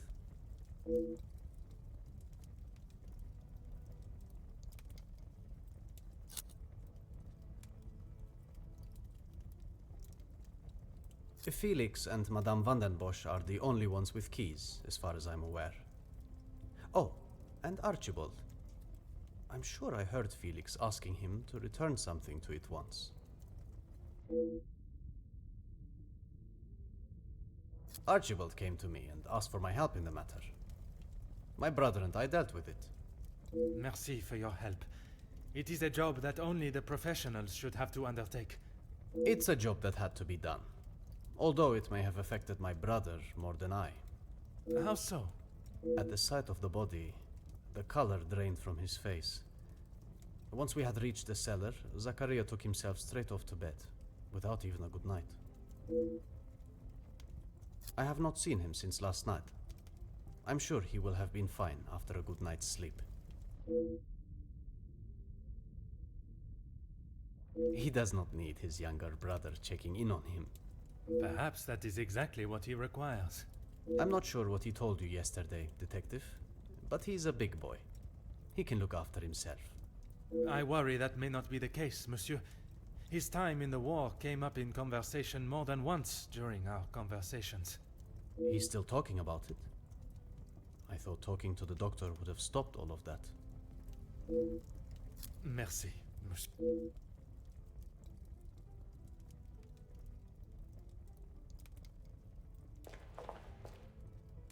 Comtesse, I wonder if I could ask you some questions. That is it, detective? No small talk? No inflating of one's ego?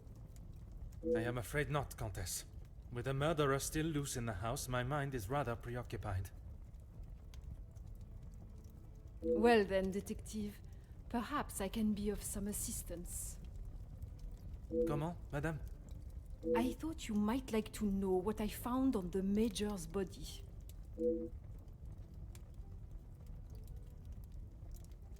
That certainly piqued your interest. A man has been murdered, and you find it acceptable to fool around and joke. Oh, please, detective. Do you really think so little of me?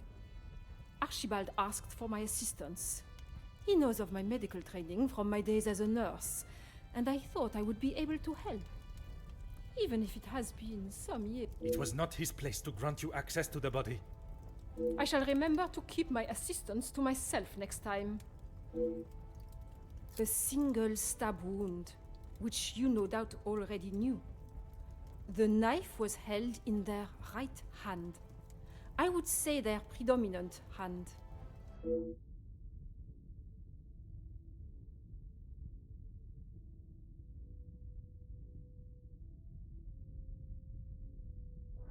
Judging by the depth of the wound, I would say there was no great force put into the strike. More a sign of defense than attack. If I had to say what weapon was used, a small sharp knife or dagger. I understand it may be difficult for one to keep such information to yourself, but I ask you to try. Your involvement has already tainted my investigation. You are welcome, detective.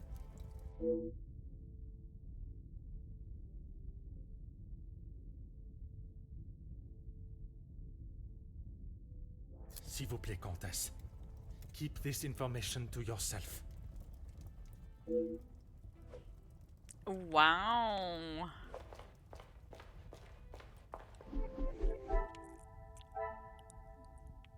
Ooh.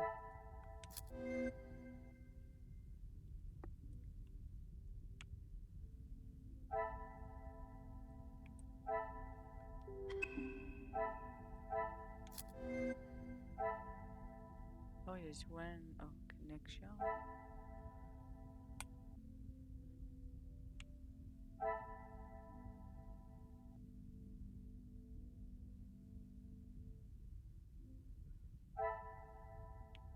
I wonder if it's these two.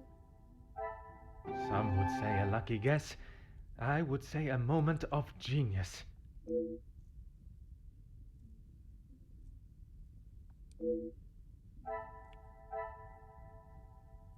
Oh, I have to speak to him. Okay.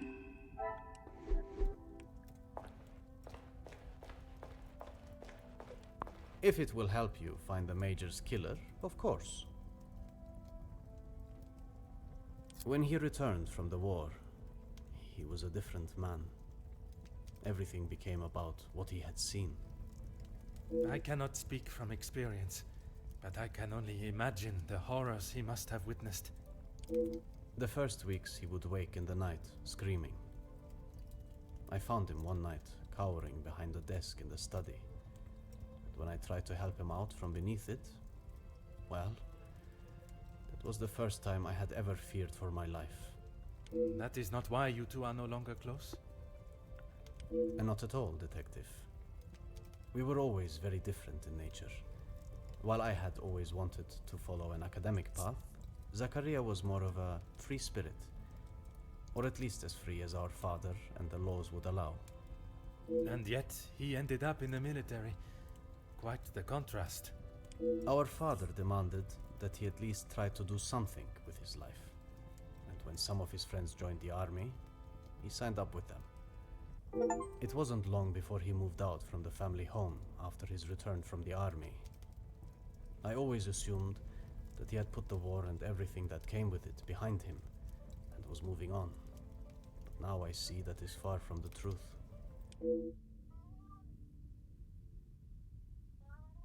What?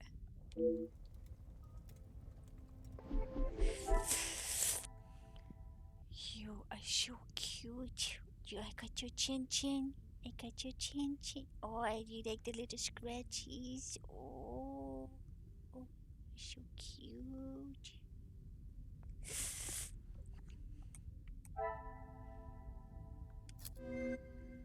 Okay, I don't have anything. Okay. I have to talk to Archibald now.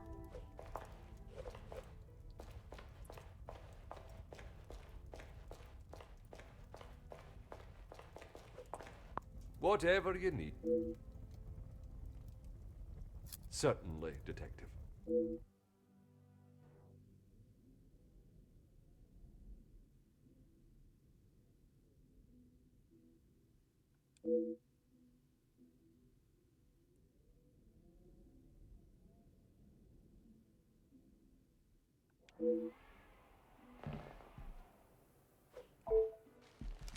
Mm-hmm.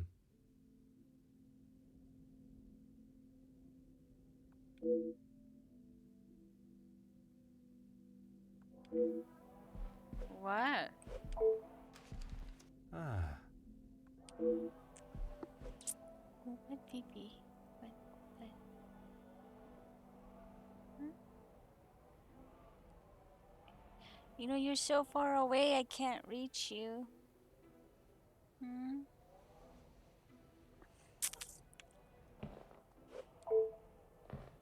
Aha.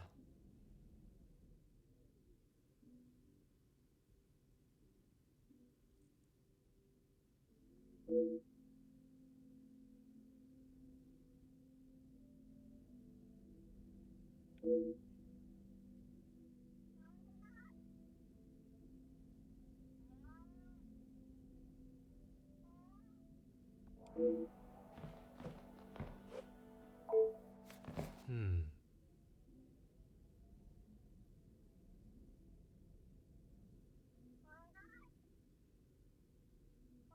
Ooh.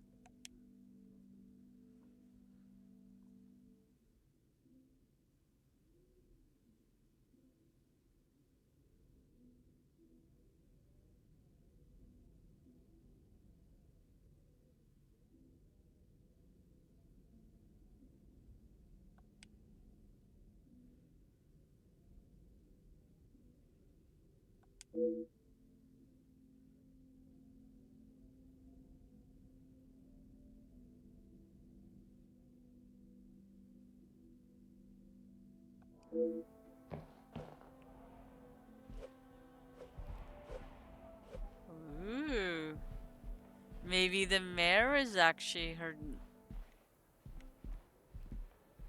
The major is actually her father. Hmm?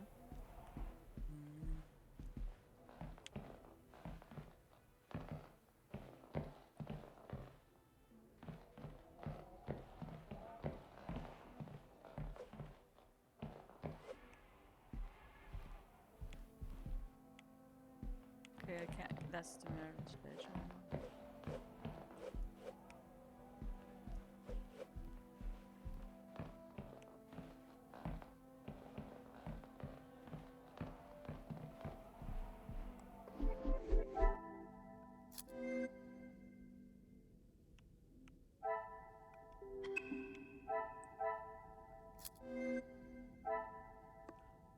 Oh.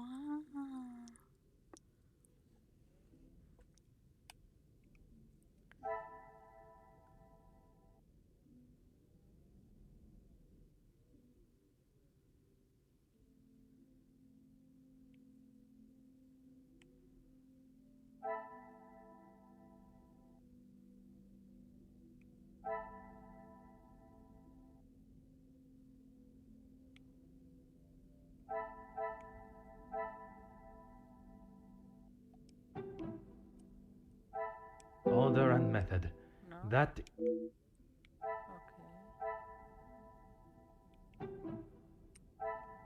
things are beginning to become clearer.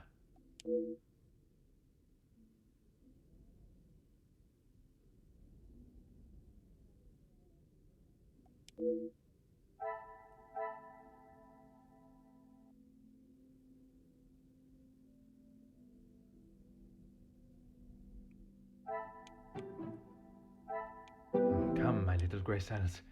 We must think logically. Oh, is this one?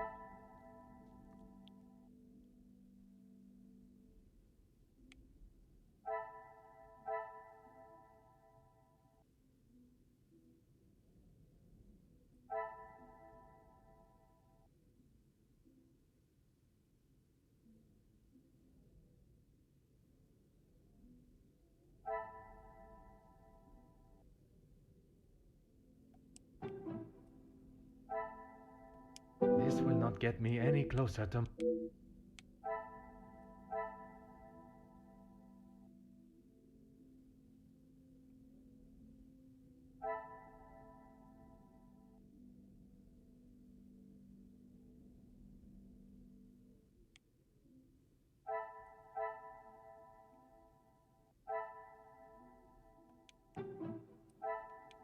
I must act on thought and fact.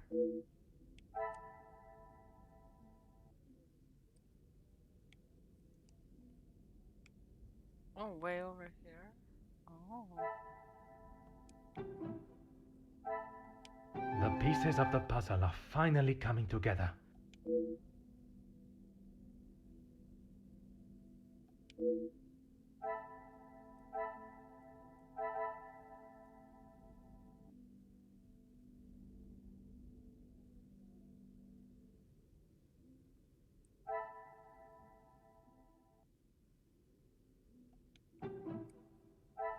I must take a different approach if I am to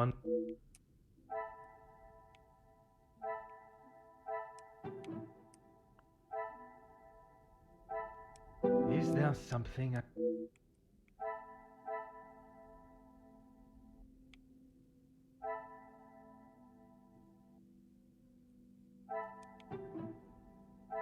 I cannot see the logic in this.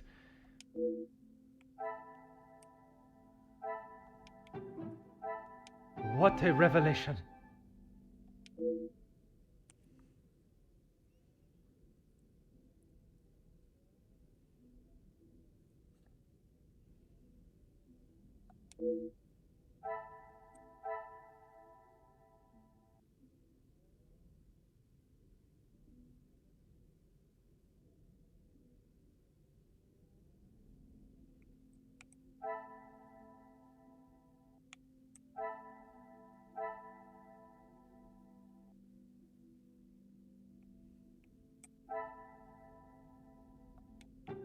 These two? Some would say a lucky guess.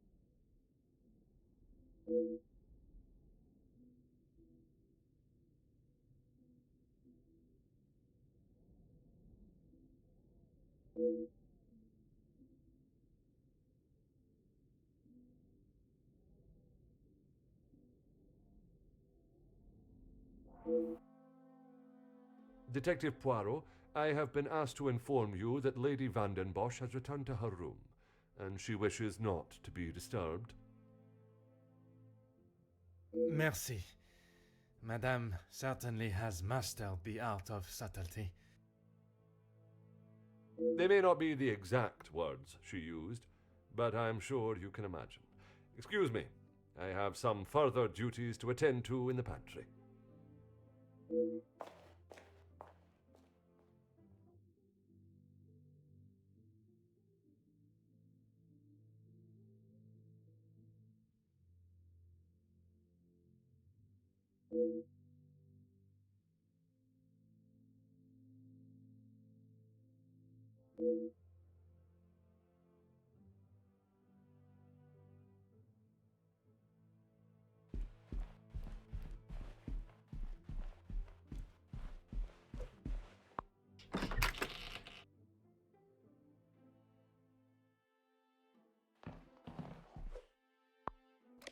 Ah.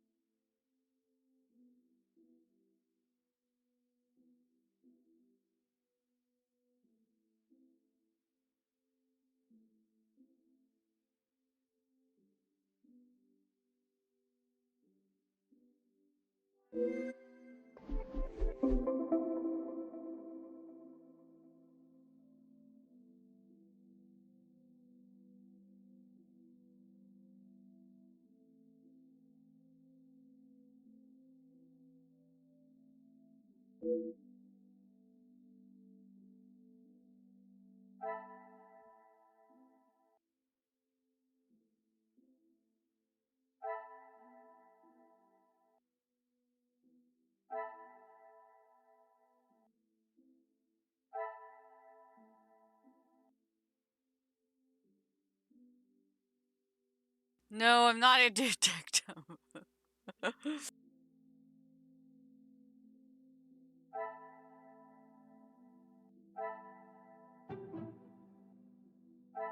Order and method. That is the way to solve the problem.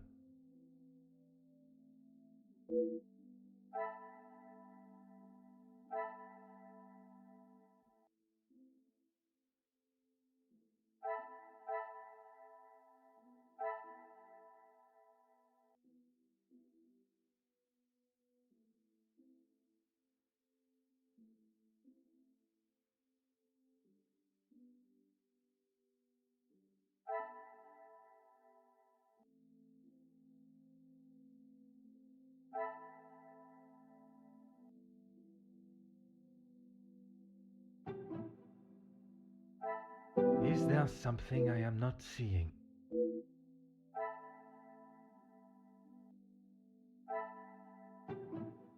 I must act on thought and fact, not...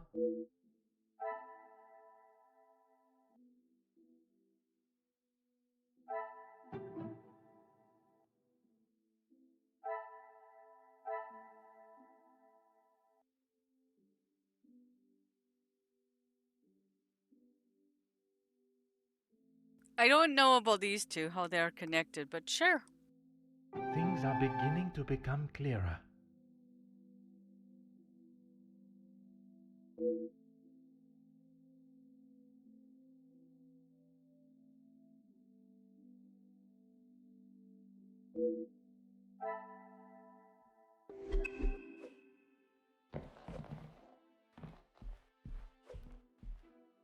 Aha.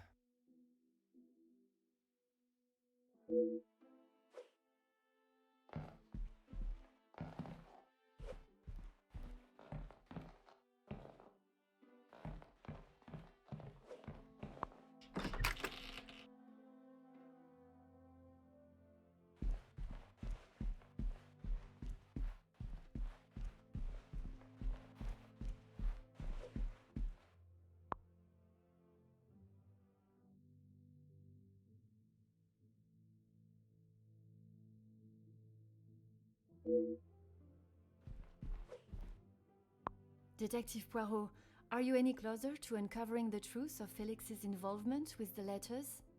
I am, mademoiselle.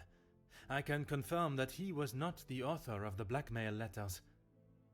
So the author is still out there. Oui, but it will not be long before they are apprehended, and the only letters they shall be penning will be from behind iron bars. Your confidence is rather assuring. Thank you, Detective.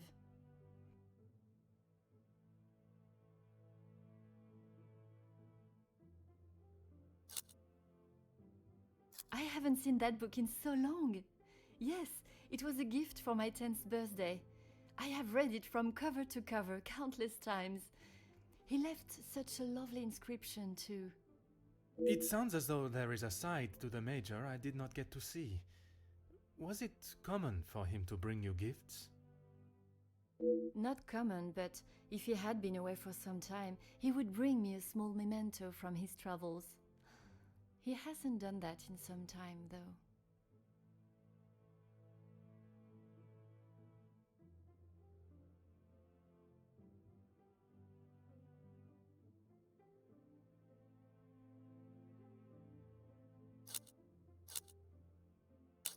They were.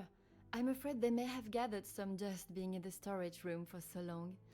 I kept them in hope of giving them to my child when the time comes. It sounds as though he had always cared about you. His presence at the house was comforting for us both after Father died, even if sometimes he was a little too overprotective.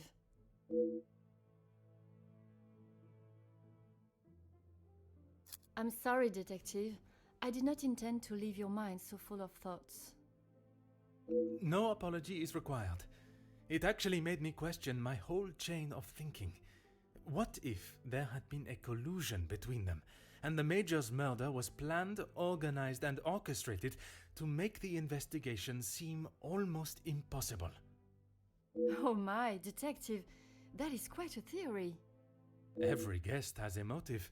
You confirmed that with the mention of Mademoiselle Conrad and the Major's fight. Supplying one another with a rock-solid alibi would surely throw off any detective. But not you. Correct, mademoiselle. It would take much more to stamp Detective Poirot. That's right. Ever since I can remember, Felix has been around. It seems as though she has a number of support networks. The Major, her friendship with the Countess, not forgetting Monsieur da Silva. Maman has many friends. I know how she may seem to most, but once you break the hard shell... There is a further shell waiting to be broken. Oh, very good, Detective. Forgive me, mademoiselle. I only jest. It's quite all right. You are not the only one that feels a razor tongue. She's grateful you are here, especially now, whether she shows it or not.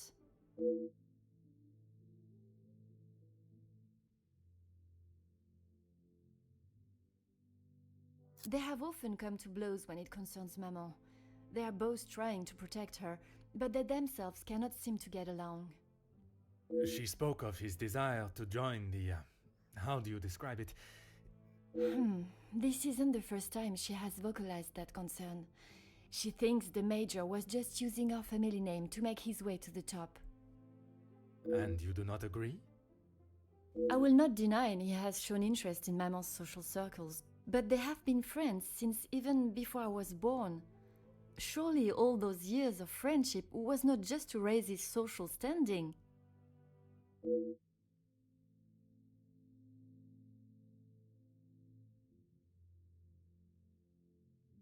How do you mean, Detective? I imagine a house of this size is rather costly, keeping it in the immaculate condition it is in. Maman looks after the financial side of the house, but I think she has had to ask him more than once for a contribution of sorts. It is not for me to get involved. I shall not keep you any longer. Merci, mademoiselle.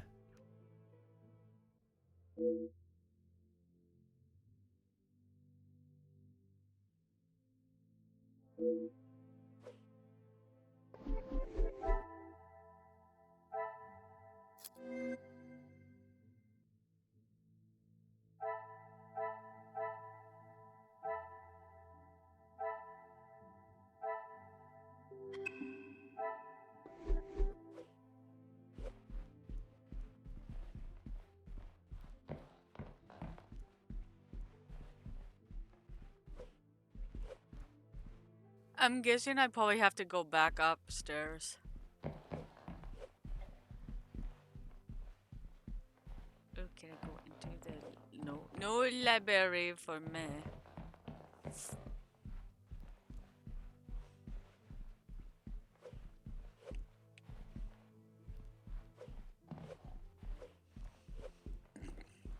Portmore.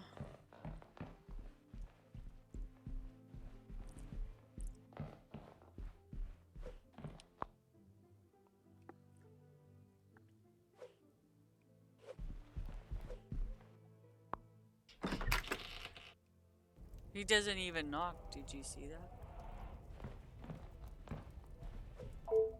Oh.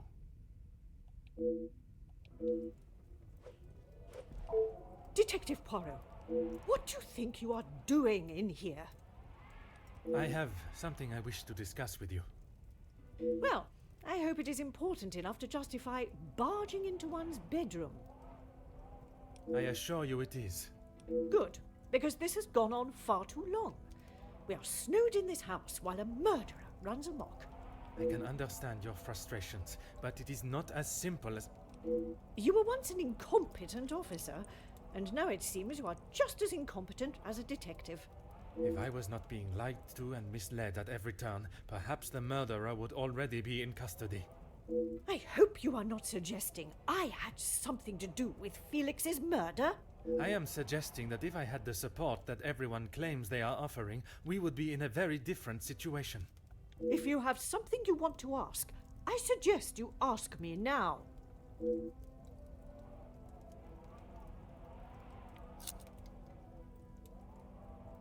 I'm sure he has hundreds of letters in there. Most of them could and should have been thrown away a long time ago. You are going to have to be more specific.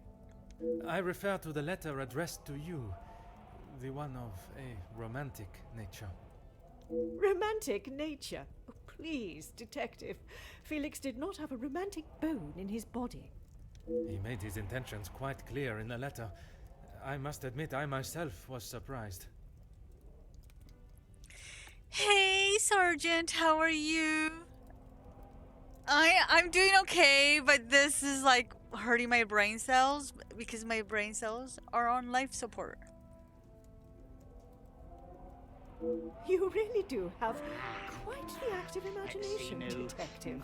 £50, 10 shillings from Macduff. But Plus I can his assure you, 80% the Major interest, did not think compounded of it that way, daily. and certainly did not include it in the letter. Money, money, money. Thank you so much for the biddies!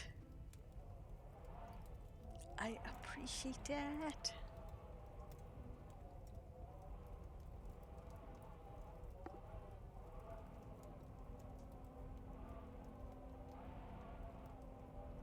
Yes, Solus. My two brain cells that are left are on life support. And this game is coding them.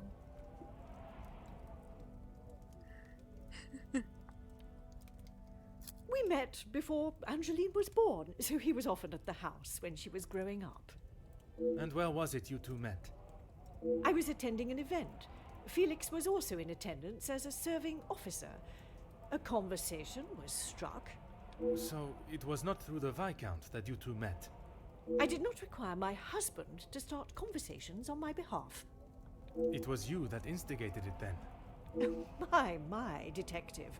That active imagination of yours has taken you on quite some journey.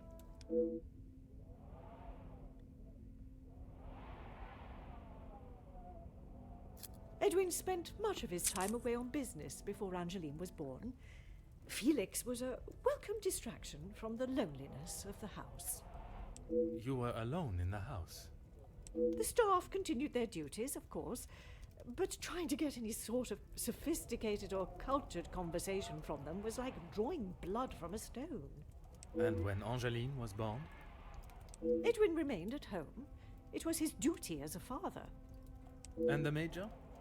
He had his own business and life to tend to, but we remained in touch via letter.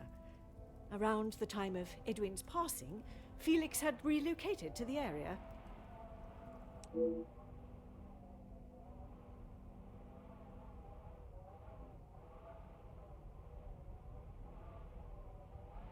I think that is all for now. Merci, madame. Ooh.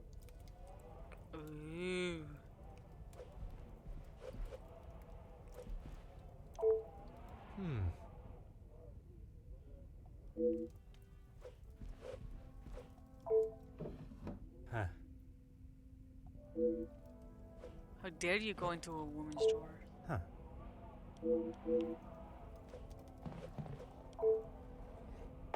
Huh. Ooh.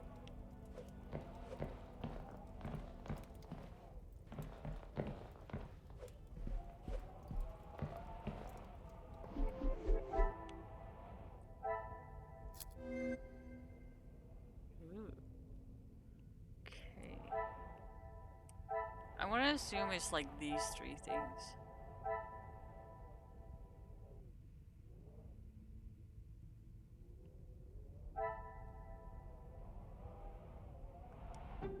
these two. Come, my little grey cells. We must... Wait, hold it. Let me see something.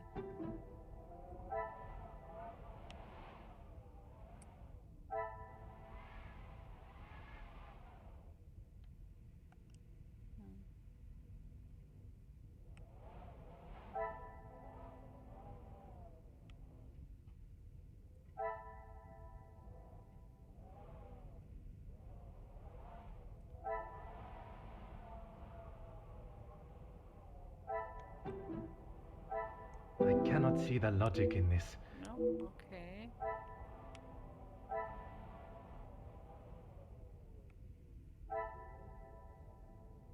How about this one and this one? This will not get me any closer to my goal.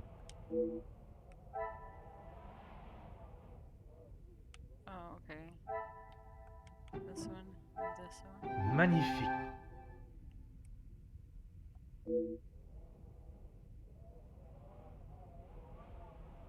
And then this one. I should not be surprised by my own...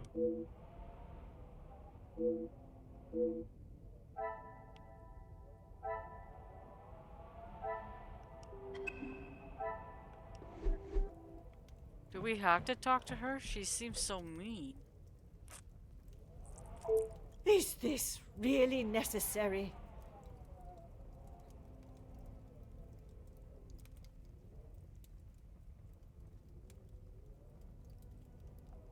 He may have stayed in my home, but Felix was a grown man, Detective.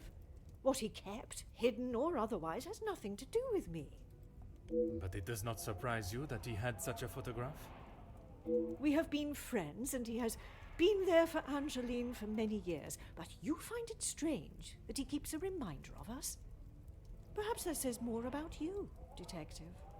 What I do find strange is that if he did hold a flame for you, why he would never express it. If he did, it was not reciprocated. I have not even considered another since my husband's passing. Not that it is any of your business. I think that is all for now. Merci, madame.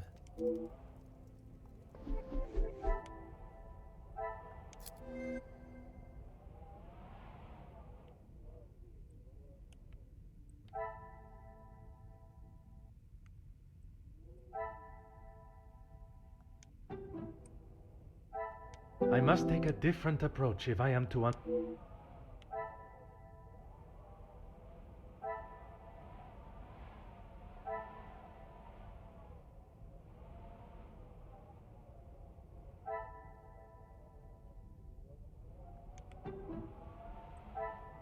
cannot see the logic in this.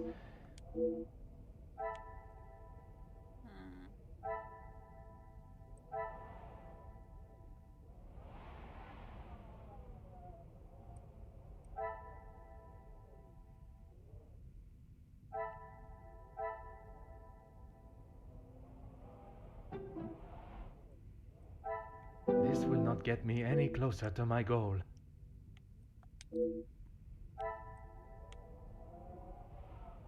Oh, way down there. Oh, damn. Another success.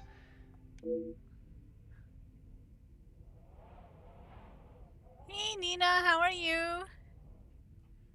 Do you?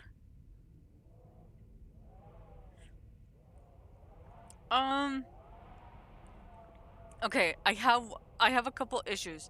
Issue 1 is that there's no fast walking. Second issue, some of the clues, not lately, but some of the clues, I don't understand how they're connected. And the outfit. The outfit. But he does a speed walk. Let's be honest. He does that butt cheek that is like stuck together, and he does a little like walking when he's real fast. And this is supposed to be when he's younger. Younger.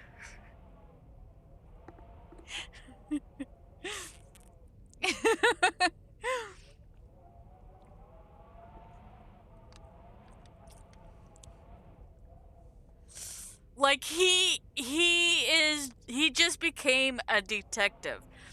Like he first met this family, the mother and daughter, when he was a police constable. Yeah. Oh, I have to talk to her again. Like, look, this is him now. Let me get into some light here.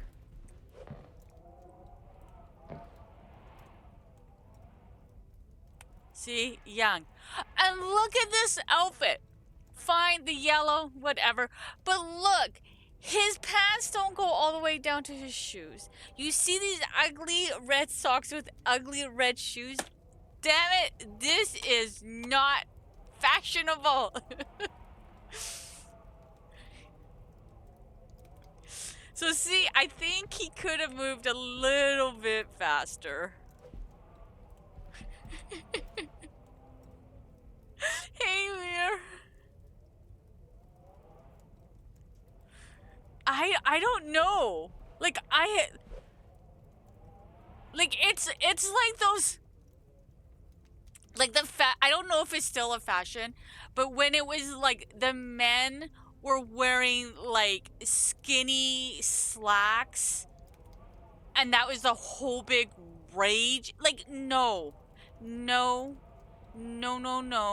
Skinny slacks or whatever you wanted to call them is not a thing. It is tacky. It looks like you are a gigolo or a stripper. I'm sorry, it was ugly.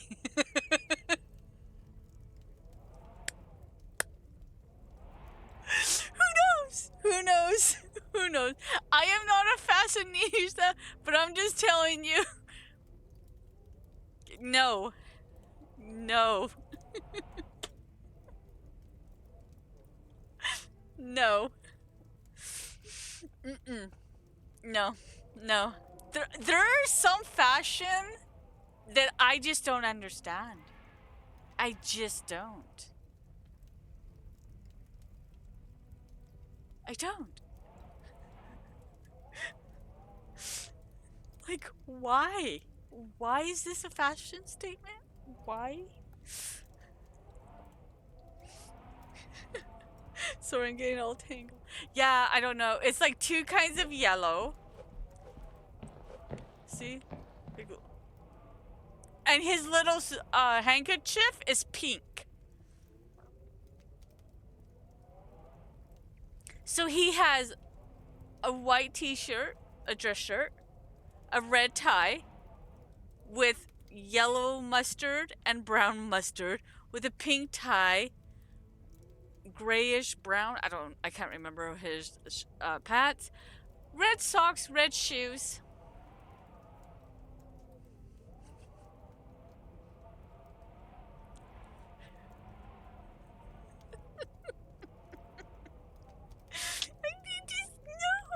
No. Okay. For the men in my audience, would you wear something like this?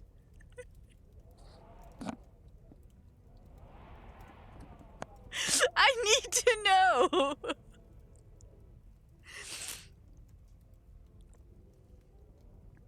I need to know.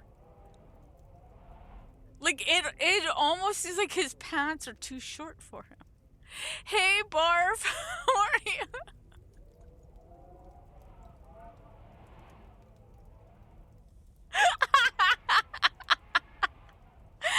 Oh my god. I'm just saying, this color scheme does not go. Like, if that was a black vest with that jacket, sure, fine. He could have been wearing that, but the pants need to be longer. They need to go and touch, like, at least the shoe. I don't want to see your sock. And a pink handkerchief? No, sir. No.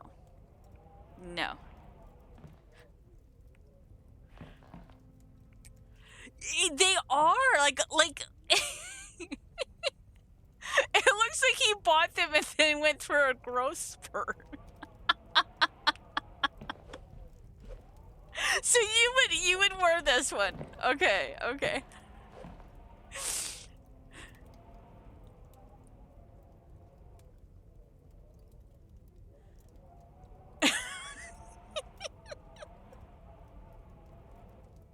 I know. I think the issue though is cuz his socks are red. So if you couldn't tell that his socks were red, I think it wouldn't be that bad. Okay.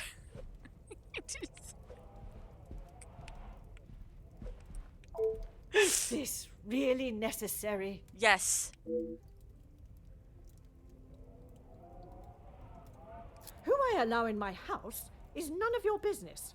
I do not have to explain anything to you. Wow. I did not think you were one for charity. I would not expect you to think much of anything. There is no need to talk on it any further, but I'm sure you will remember that, financially speaking, we have had our issues.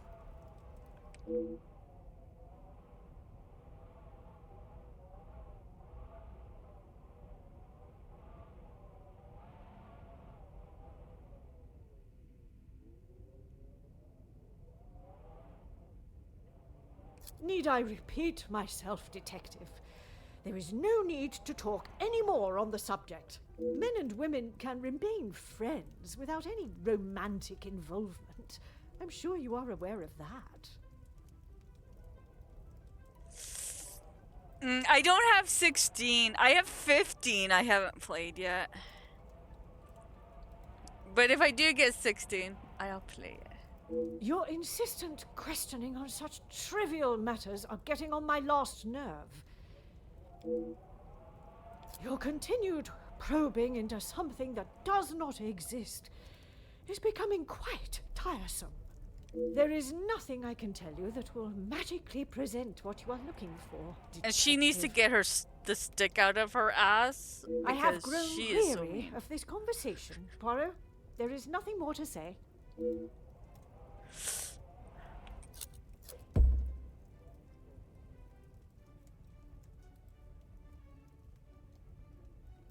Oh, okay, okay. Madame, you continue to withhold the truth. And you continue to get on my last nerve. I am not obliged to tell you every detail of my private life. But when it impedes my investigation. Believe what you wish. You clearly have no idea what your... My personal life has nothing to do with your investigation.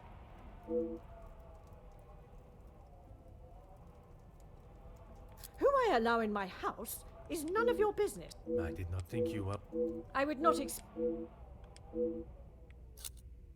He was a man that required no protection, Detective. Especially from me. Yeah, I just don't like her. She needs to get that stick out of her ass. That is the impression I had of him, which is why your defensive stance warrants questioning. Your insistent questioning on such trivial matters are getting on my last nerve. There is a murderer and a blackmailer to be found. That is your job here. Oh my god. Oh my god. Okay. How many times do I have to tell you? There was no romantic feelings between us. I have grown weary of this conversation, Poirot. There is nothing more to say.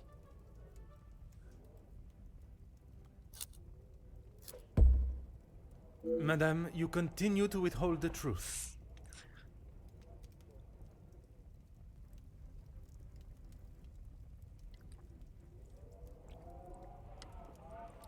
Okay, Barf. Okay, here.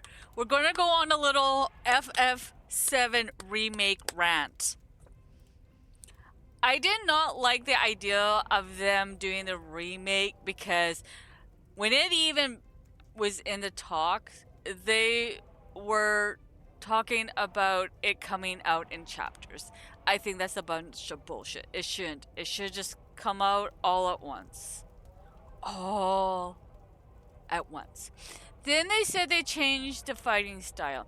I knew it was not going to be for the good. I knew it was going to be for the bad. I did get the remake. And I hate it. Now, there were things I did like, but overall, I hate it. The fighting style was stupid. I don't even understand why. Okay, stupid. The whole thing that, to continue playing, you needed the PlayStation 5. And wait a whole year, which is fine. Like, if you want to and you don't want to buy a PlayStation, to play it on Steam.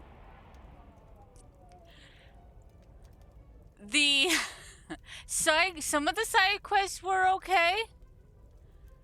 I could not stand the flirty banter that the Jesse was doing with Cloud. I needed to bleach my eyes and stick needles in my ears. It was so cringy that I think 16-year-olds nowadays are not that cringy. Like, no. No. Mm-mm. I literally could not take it that I actually stopped on, like, getting to section D or something like that. It was so damn cringy. Oh my god. Could not have killed her off any faster. I don't even know if they killed her off. Don't know. Don't care. And then this whole performance, I didn't even get to the part of Cloud performing in this. No. Why?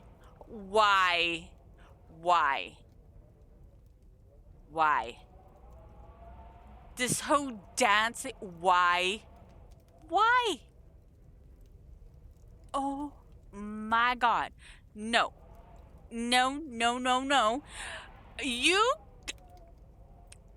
I would have to get a lot of money to even remotely try Final Fantasy VII Remake. There is no way I am even going to attempt to play it. The fighting style blows chunks. I don't even know what the hell they were thinking. I don't even understand the whole classic mode thing. Nothing classic about it. Why? They should have just revamped the graphics. It was a perfect game with some issues, I'll grant you. It was fine. But no. And I'm not paying like almost $100 per fucking chapter. I'm sorry. Screw my language. I'm not paying almost $100 a chapter. Are you crazy?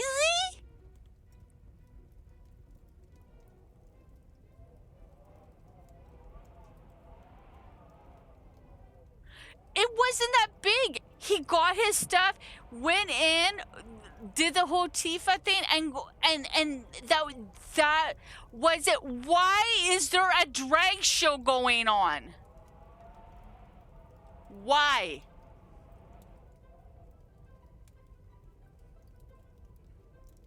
Wasn't needed. I don't care. I don't think it was even needed. Why was it even needed? Like, why? Are they even going to kill Aerithop or Ariza or whatever you want to call her? They'll probably make a side quest where you could bring her back to life. Oh, just gag me. Just gag me. Okay, I'm sorry.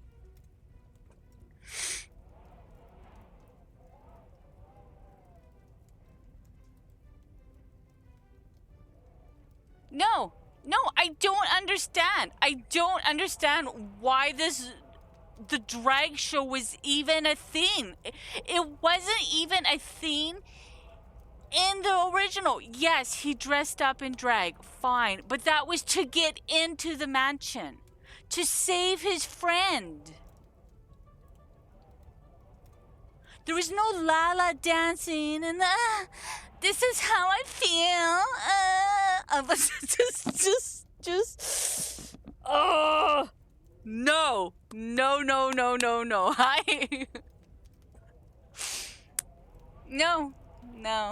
no. Just.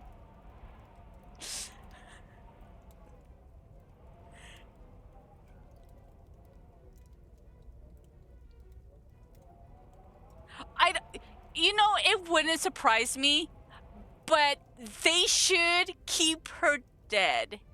You know what would be even better? If Sephiroth literally carries her around like a rag doll, saying, "Look who I have, look who I."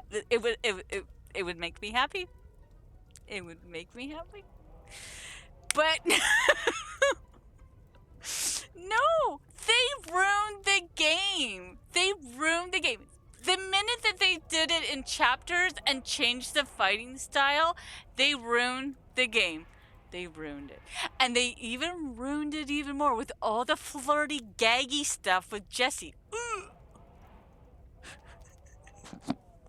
Everybody's like, Willow has gone off the deep end.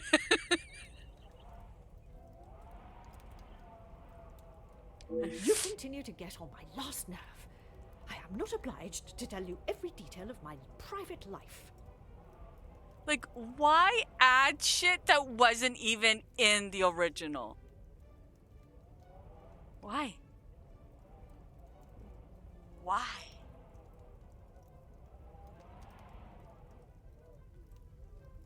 No. But when it impedes my investigation. If only you were this focused on finding the blackmailer and...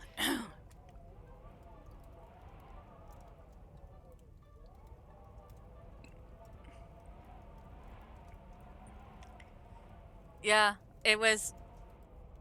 I'm sorry. If I hurt anybody's feelings, I'm sorry. This is why I'm worried when they say they're gonna take and like remake or remaster or something, because I have a feeling that they're gonna screw up. They did it even with Persona 3. They made that ending so damn long. Just leave it. If you're just not going to take the old one and just give it new graphics and stuff like that, don't do anything. Please. Please. Just please. Don't touch it. Don't touch. No. Just don't touch. Don't touch it. Madame. Very well. I did not lie about how we met. I was attending an event, raising money for... Oh, I cannot recall now. It had been some time since I had returned home, and was rather missing English soil. I was aware of Felix's invitation, or at least that there was to be several British officers attending the party, and that is where our friendship began.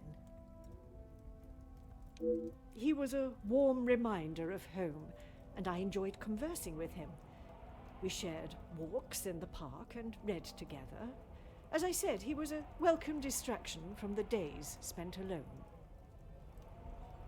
Yeah, I just can't. I'm sorry.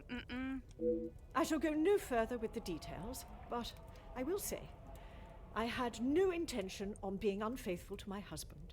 It was never our plan to go that far. Once I found out I was pregnant, I knew it had to stop. The Viscount never questioned Mademoiselle's birth?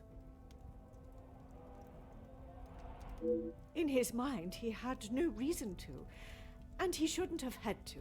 It was my mistake to bear. If he knew the truth, our lives would have been ruined. I told Felix that he was to stay away, but he had no intention to. He became an uncle figure to Angeline, and they grew closer after Edwin's death. I could not tell her the truth. Too much time had passed. The secret remained only between him and I. Until now. And what were the Major's thoughts on revealing the truth? He wanted to tell her everything. He wanted her to know exactly who he was. But I told him no. It would not have been the poignant reconciliation that he expected. She would not understand.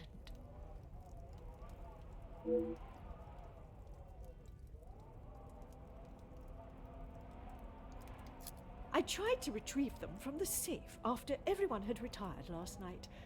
But when I opened the safe, they were nowhere to be found.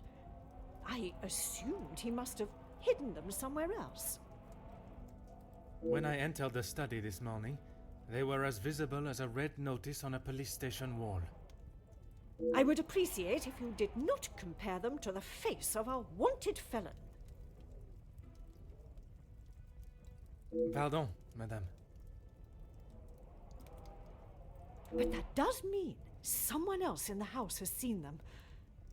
I don't understand. Why would they return them? A mystery that is still yet to be solved.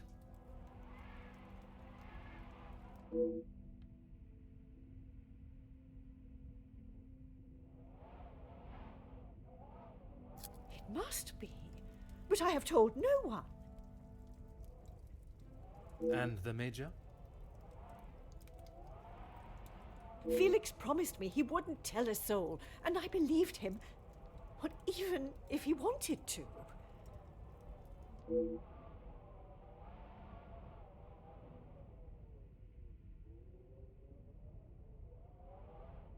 You did not think anyone knew, and that is why you disregarded the letter. If you bow to these criminals, they will only try to claw more from you. I think that is all for now. Merci, madame.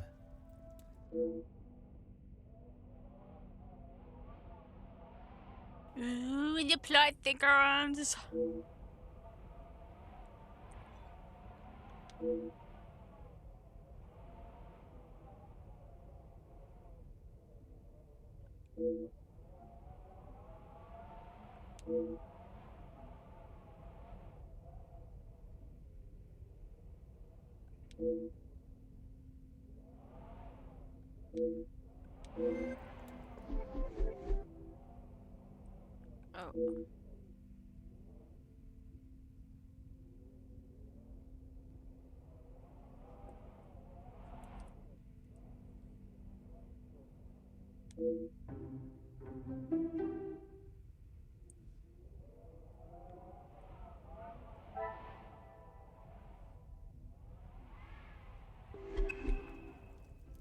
Oh, wait.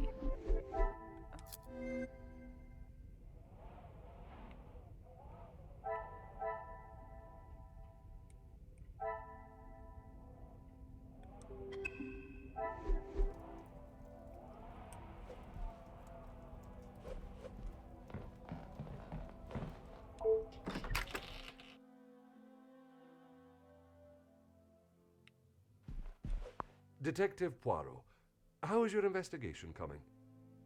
Monsieur Sterling, I must admit, I have learned much more than I was expecting to. You'll be wrapping the case up soon, then? One has never finished learning, monsieur, and in this case, I shall need to continue if I am to find the Major's killer. It might help to vocalize your thinking. I'm all ears.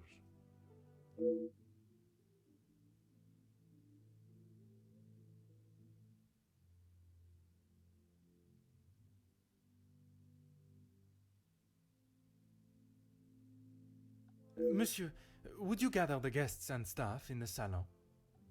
Right away, Detective. Can I ask for what reason? I shall reveal all once everyone is together. Ooh.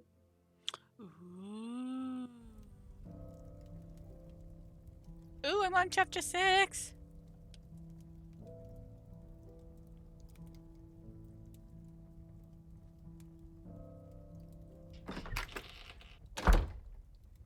Detective, what is the meaning of all this?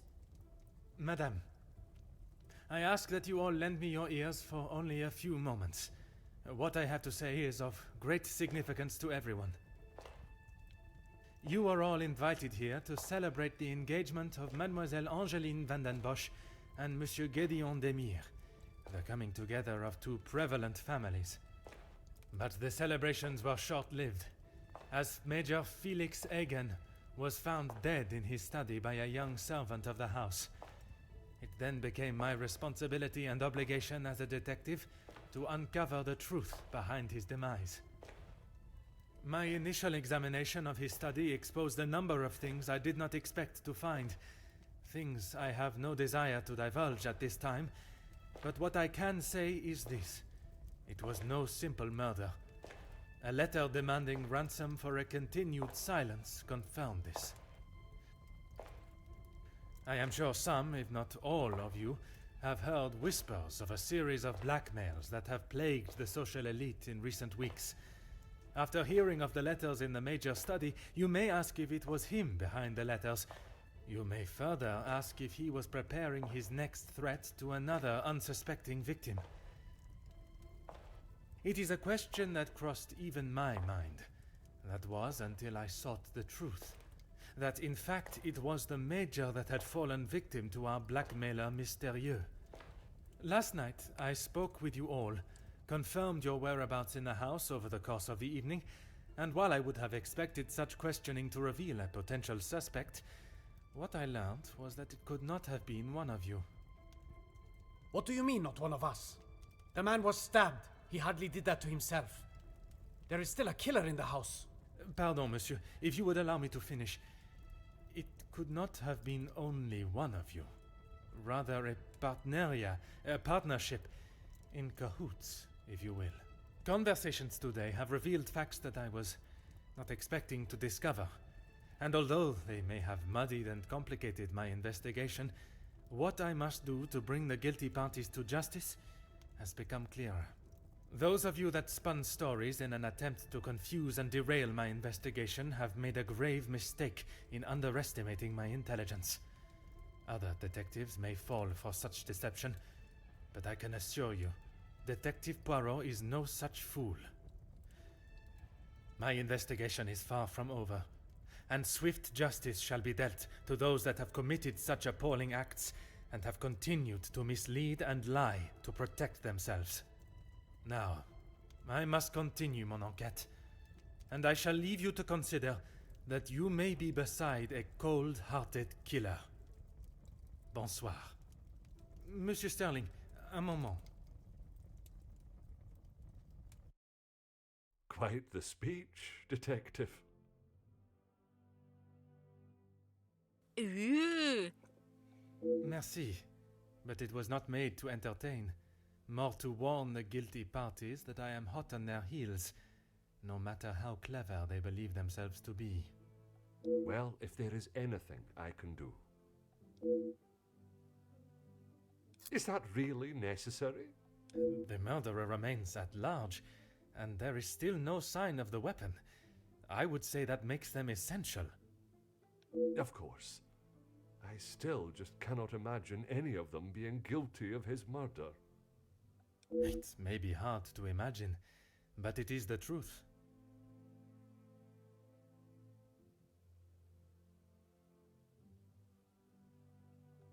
Nothing.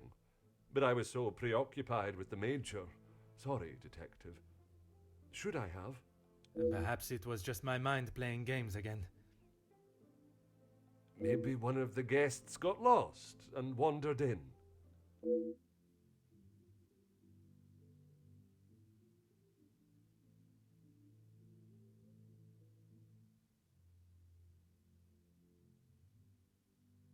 Master Hagen had a key, obviously, and Lady Vandenbosch.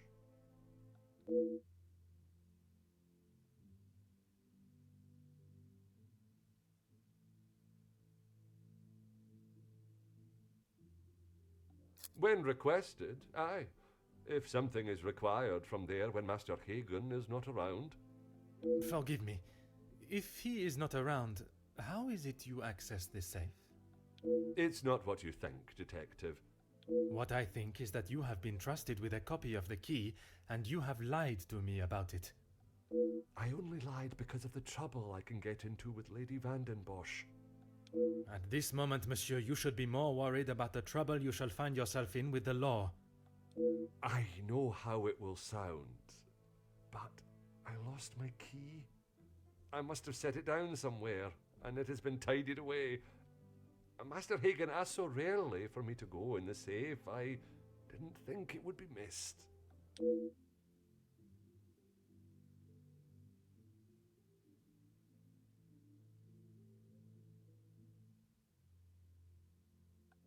I should have said this morning.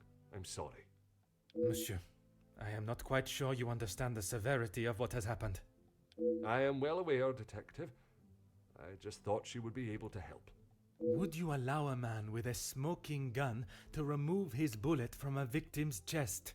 I suppose not.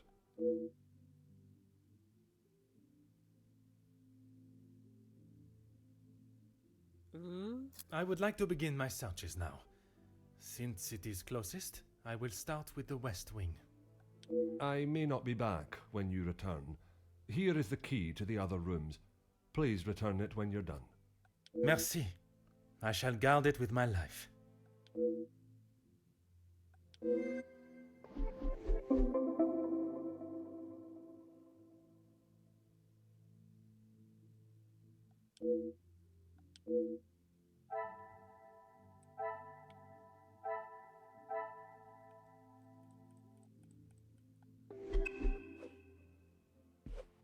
Oh.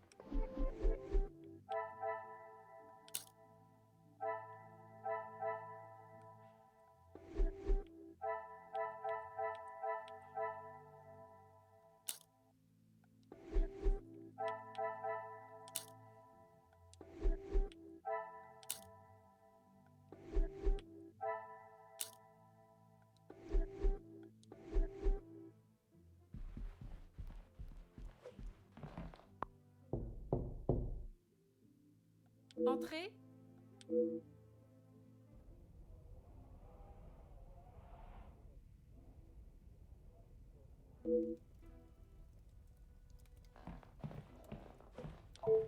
Detective, what a pleasure. I did not expect to see you in my chambers.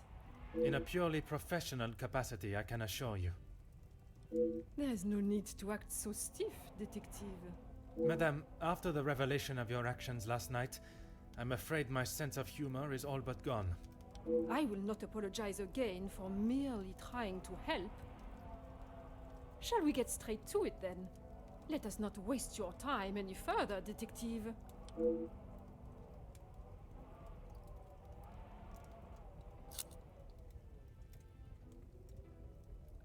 Be careful, Detective.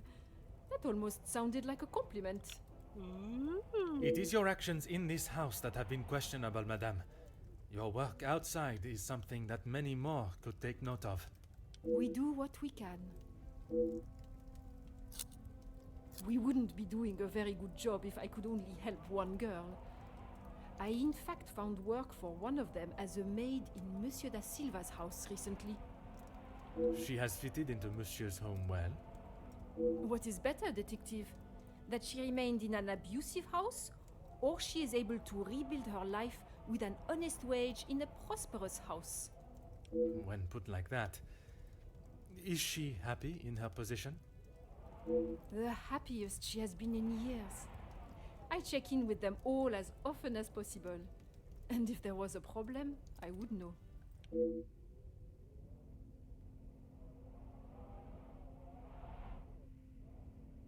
That would be Inga. She has been one of the most promising young women that has come from the shelter. Madame Vandenbosch took in a young lady from your shelter. There is no need to sound so surprised, Detective. She does have a heart. I did not mean to sound so cruel. I just did not expect Madame to hire someone of that background after the incident with her previous maid, Florette. People change, Detective. You should not judge someone on their past actions. Believe me, Countess, I know that only too well. Merci, Madame. Woo! Okay, so can I...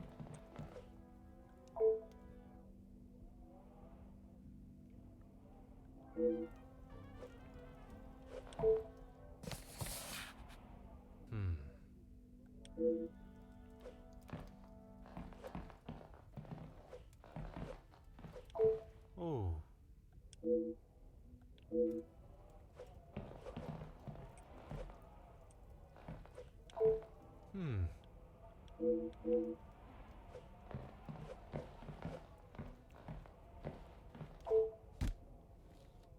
Oh.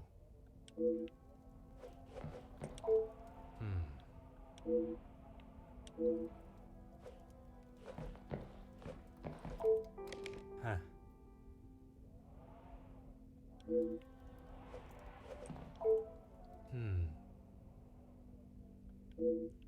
I mean, I don't know, like, I wonder if the clock times are gonna come in, like, into play.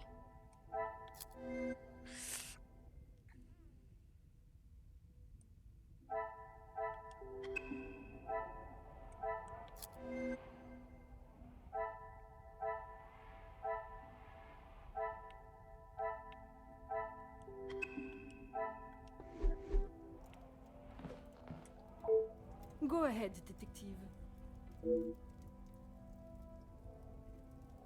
A compliment and now an apology. Well, Detective, you certainly have changed your tune. There was something I was still unsure of. You mentioned that your training was some years ago. From my days as a nurse, oui. If that is so, why would you have brought several pieces of equipment usually found in a physician's bag? One must always be prepared, Detective. Prepared? At an engagement celebration? If I had not brought them, I would not have been able to assist you last night. Perhaps you should be thankful for my precaution and not so suspicious.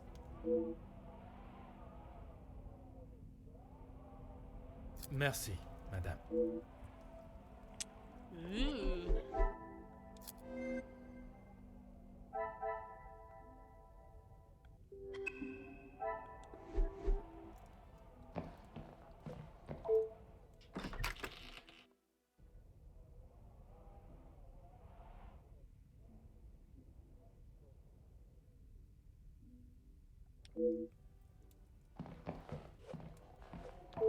Detective, what can I do for you? Mademoiselle, I am sure you understand my reasoning for such intrusion. If it's going to clear my name, be my guest. If you wouldn't mind answering some questions, it can hopefully be cleared faster. You've really got a fascination with that guy, huh? I would not say fascination. An interest, perhaps. Well, I'll save you the bother of trying to find out more about him. He's not that interesting. In fact, he's a bit of a wimp if you ask me. That is not the impression I got of him. That's because you've only seen the side of him he wants you to. He knows what to say in front of the right people. But behind closed doors, he's clueless.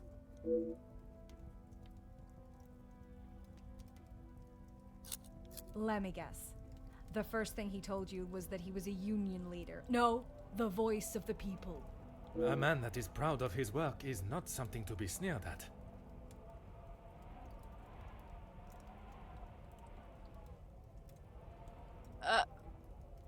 I've never even heard that game. What is that game about, Derek? I don't know. And how are you?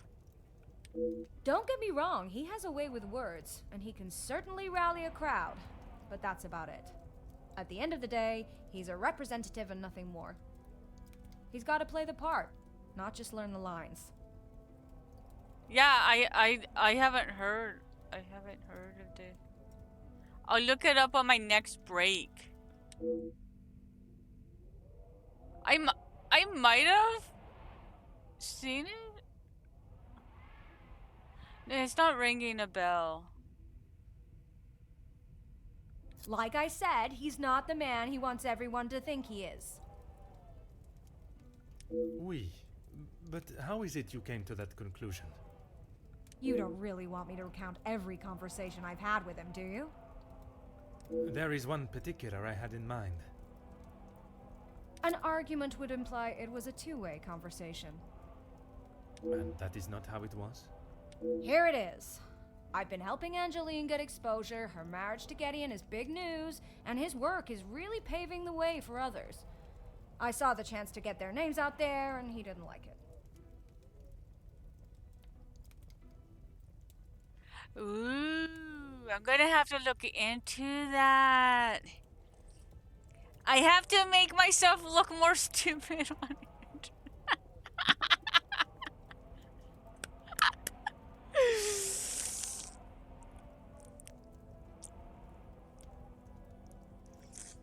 Yeah.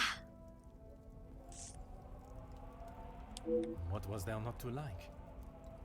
Your guess is as good as mine, Detective. But if I had to, I'd say he was jealous it wasn't his name at the top of the article. And his reason to storm off? Oh, you know about that. Let's just say I didn't accept his pathetic attempt to get me to stop the story. If you're gonna try and pay someone off, at least make it worth their while.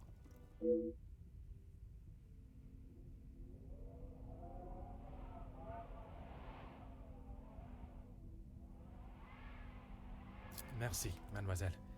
I shall leave you to relax.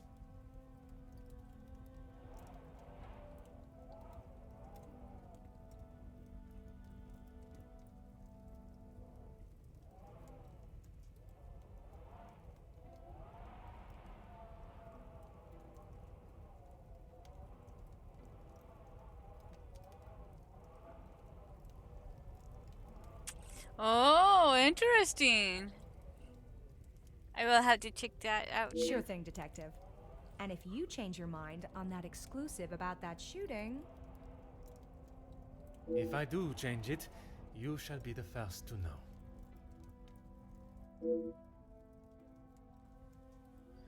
Okay. I want one of these gramophones. I think that's what it's called. Yeah, gramophone. I want one of these. Ah. Ooh.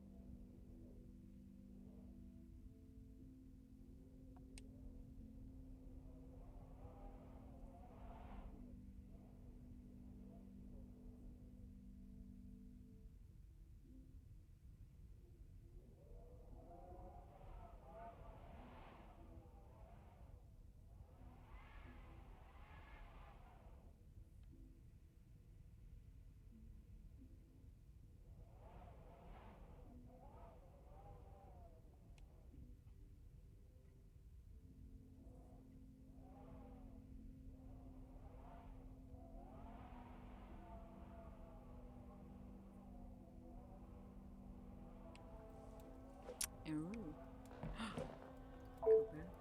Nothing.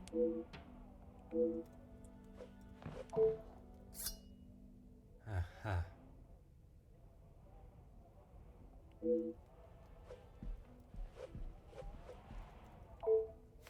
Mm-hmm.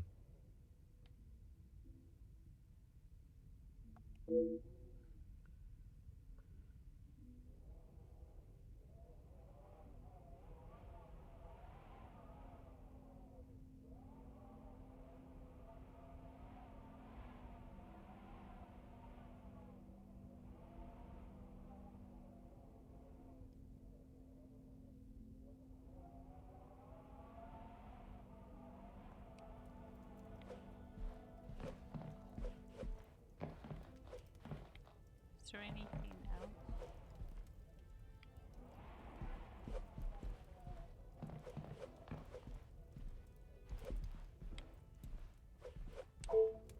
Go right ahead, Detective.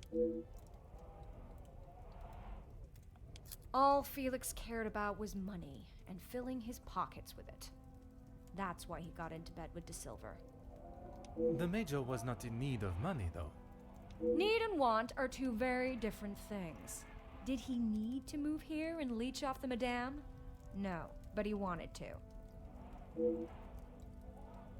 As far as I know, De Silver hired him to work security. He was worried what could happen to his precious factories if things got ugly. And your reporters were there to cover the story when it did turn that way. My reporters go where there is news to be told.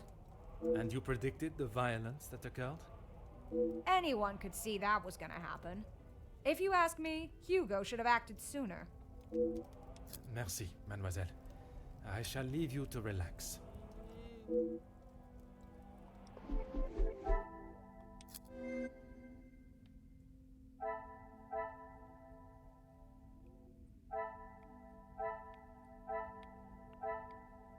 So far no linkies.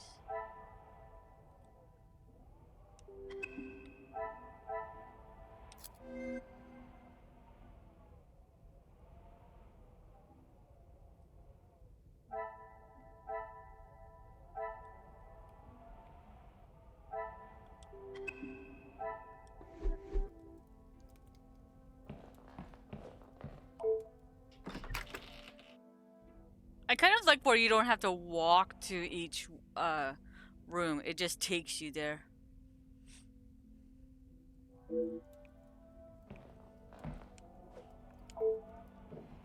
Aha.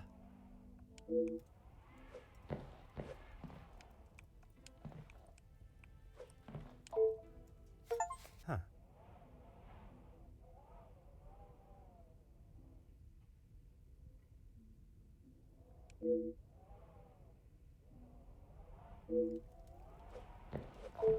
Huh. Oh, it could be standing there, blah blah blah, for hours. Yeah, yeah. Oh.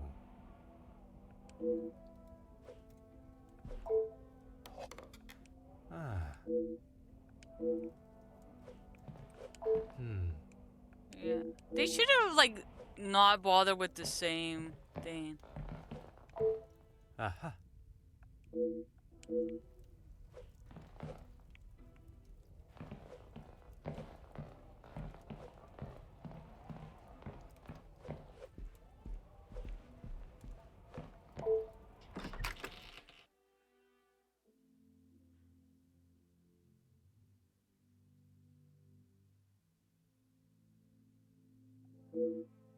You know what I want to know is if, like, in the later games, if they make him walk how he walked on the show.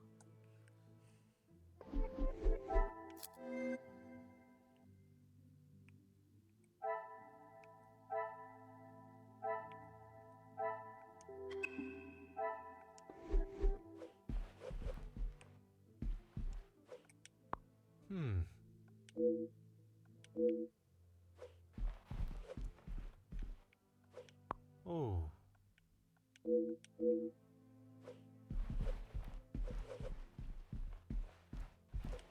Oh.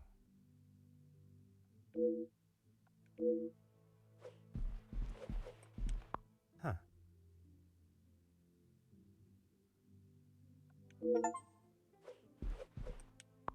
Oh.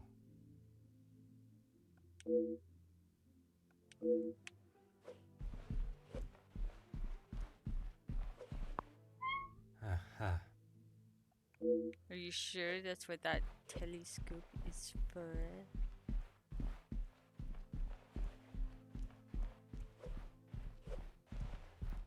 Anything else?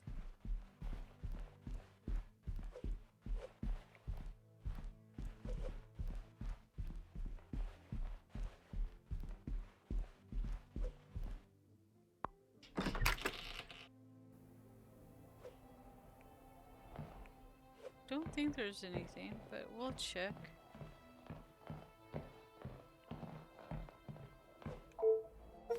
Huh.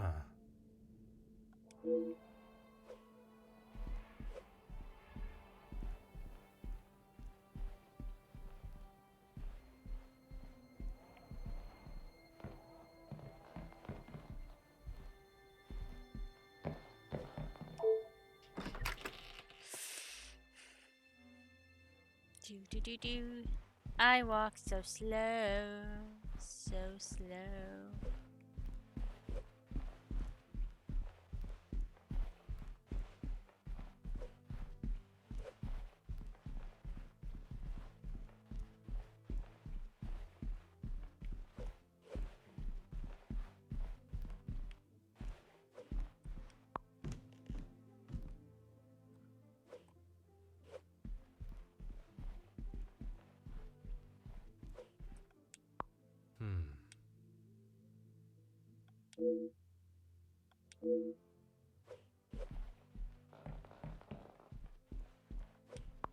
Mademoiselle, we meet again. Bonjour, Monsieur Poirot. Pardon, Détective Poirot. Just a detective is quite all right. Bon, can I help you with something? I was taking him a plate of food, but he didn't answer to my knocking. You then entered the study. I did. He wasn't moving. He just lay there. I did not mean to upset you again. Seeing him there would be troubling for anyone, and I'm sure it is not a memory you wish to relive.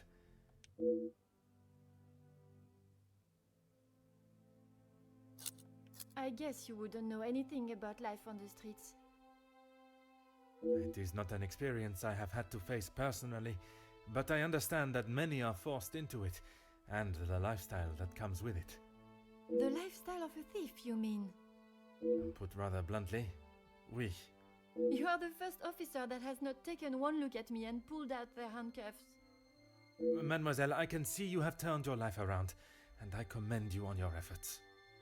Without the Countess, I would probably be rotting in a cell somewhere.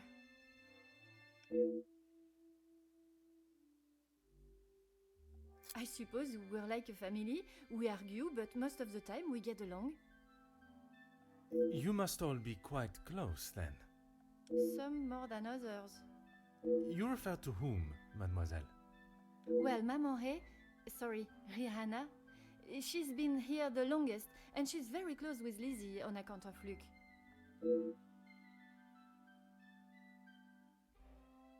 Maman is Luke's sister. You didn't know that?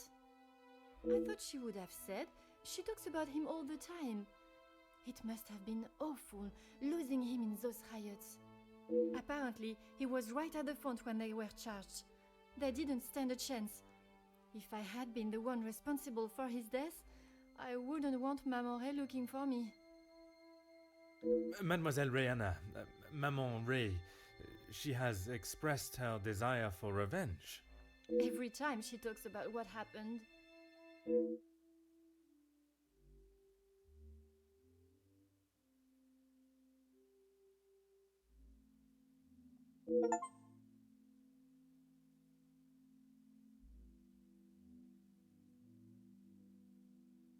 Merci, mademoiselle.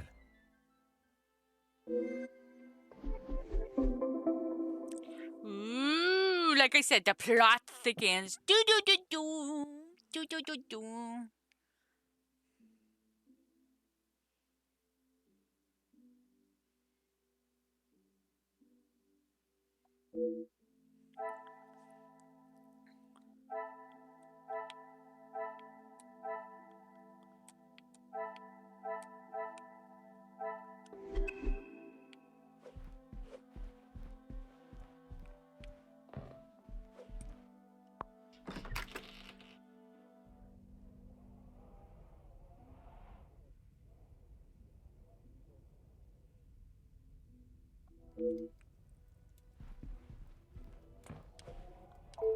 Monsieur Demir, I hope you are feeling better today.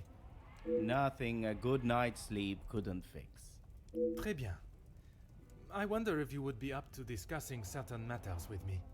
Whatever you need.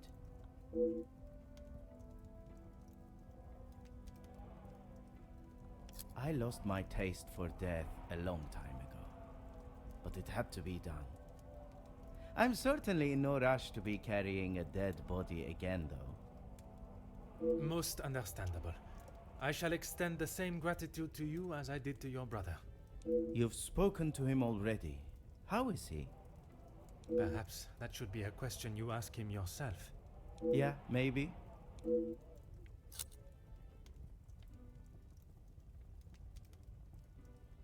Those two, close. They must share something in common to be able to hold a conversation for the time they did. If there is one thing I know about my brother, it's that he will not. No. He cannot be rude. He just doesn't have it in him. Was it not your brother that punched Monsieur Hagen? Ah, that's different. He was asking for it. If you put my brother in a room with 5 socialites like her, he would work his way around every single one of them, offering his full attention and finest manners. I bet he had a lot to say. He always did have an opinion on the war. When I say your past, I refer to your past as brothers. Oh. Okay, well, what did he say? It seems you both had the same sentiment for this party.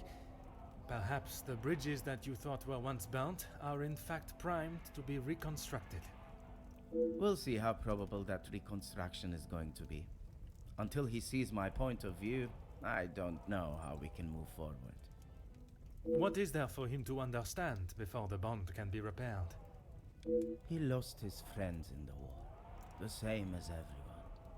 But somehow he has forgiven. I'm sorry, Detective, I can't. And Gideon just doesn't understand that.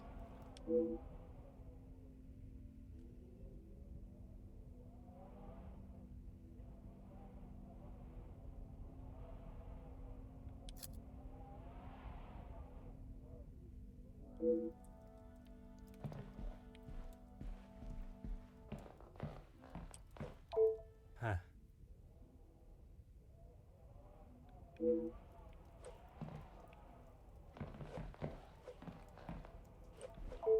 Ah. See, he just says the same thing. Hmm. Hmm.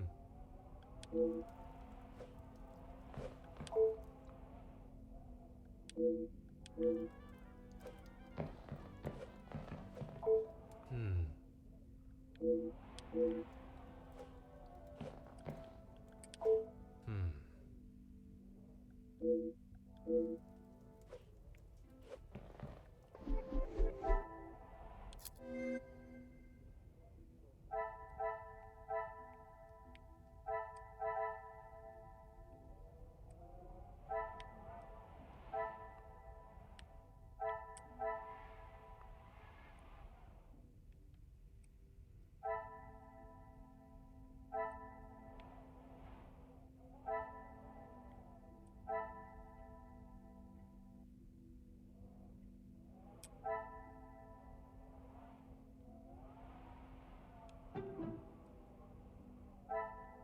Is there something I am not?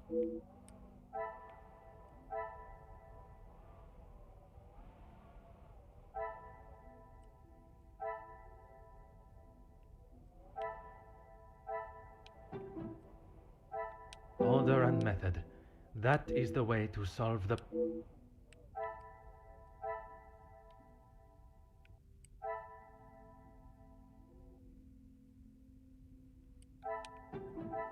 Come, my little gray cells. I don't have any. Oh.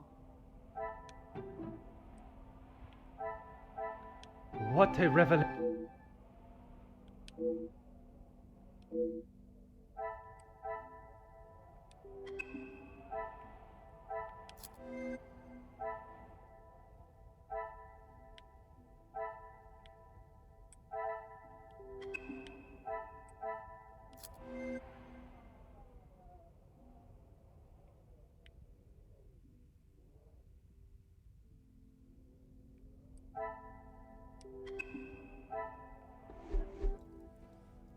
Like,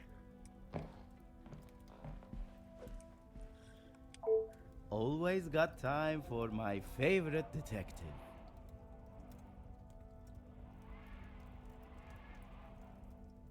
The dagger. I wondered how long it would take for that to become an issue. I shall give you the opportunity to explain the reason for it being here before I jump to any conclusions. It was going to be a wedding gift for Gideon. I've maybe not been the best brother in recent years. I thought this could make up for some of it. After what happened to the Major, I thought it was a bit tasteless. You did not see it fitting to tell me you were harboring a rather sizable knife in your room? I wouldn't say harboring. And I wasn't expecting to be a suspect in a murder. Merci for your assistance, monsieur. Okay, I'm going to take my second break. I run ads during my break, so it'll be a 10 to 15 minute break. I will be right back. Who knows? Who knows? Maybe his brother is a dagger collector. Who knows? But I will be right back. Okay, I am back. Sorry about that. Oh, let me... Okay.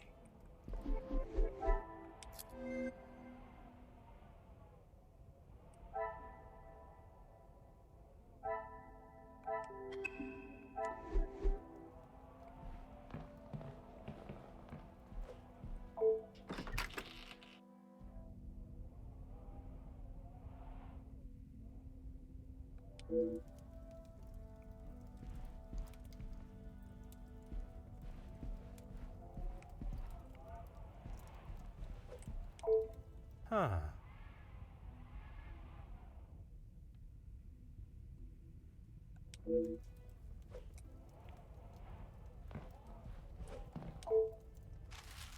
Oh.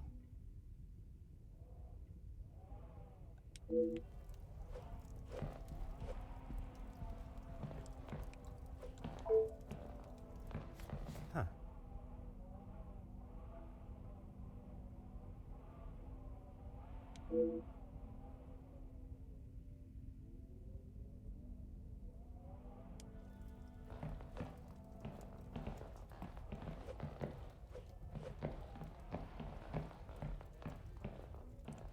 Ah.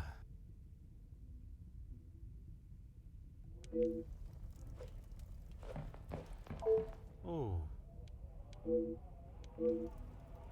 I don't know how many times we have to look out that the window and have it said the same thing. Hmm.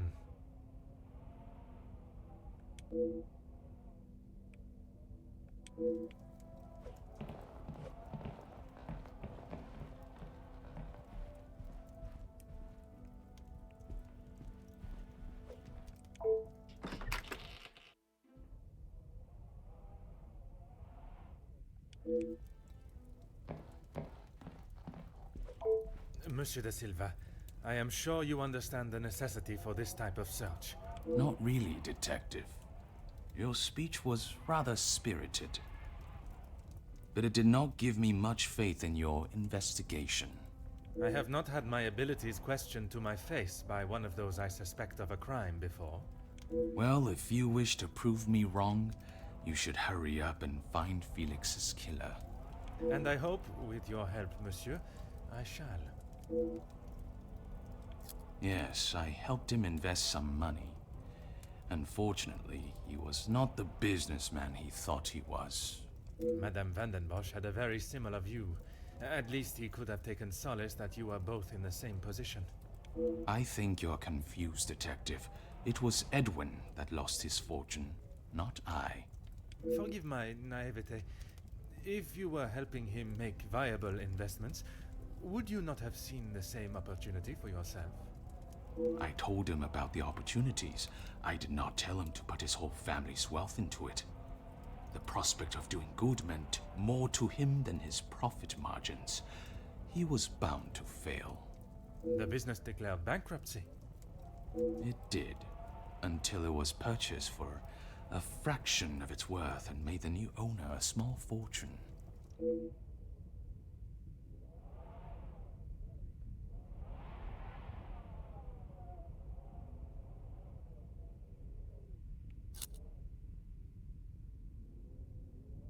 He didn't have much to speak of.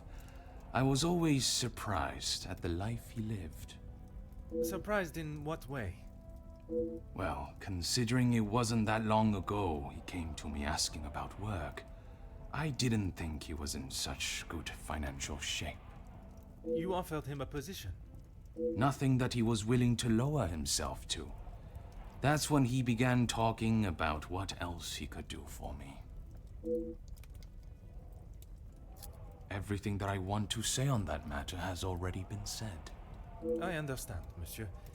But what I would like to know is, was the late Viscount aware of your feelings towards his wife?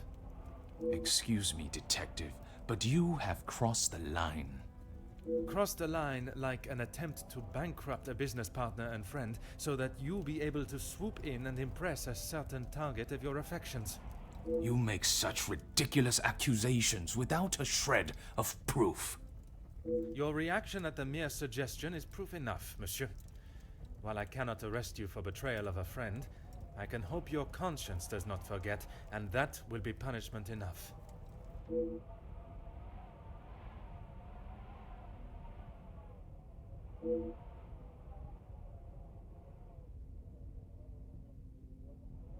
If you can call what him and his team did security. For the money I paid, I did not expect them to be so reckless. It was a considerable amount you paid him?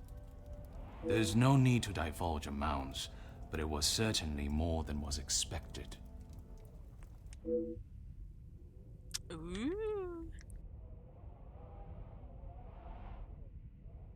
He said they were all professionals, but I saw nothing of the sort.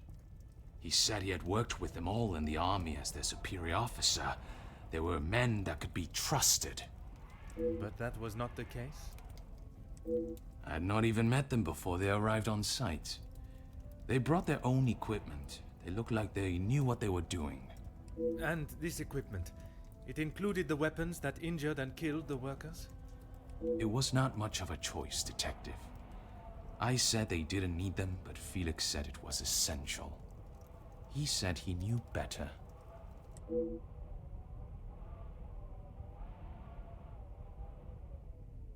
That is all for now.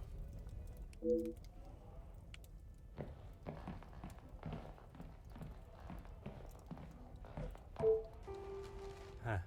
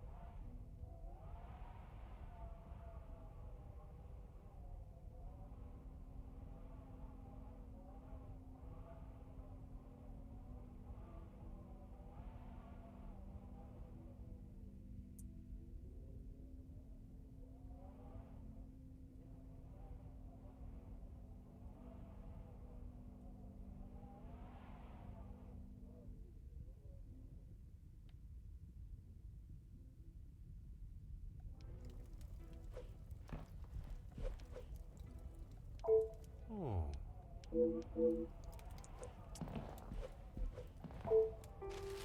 Aha.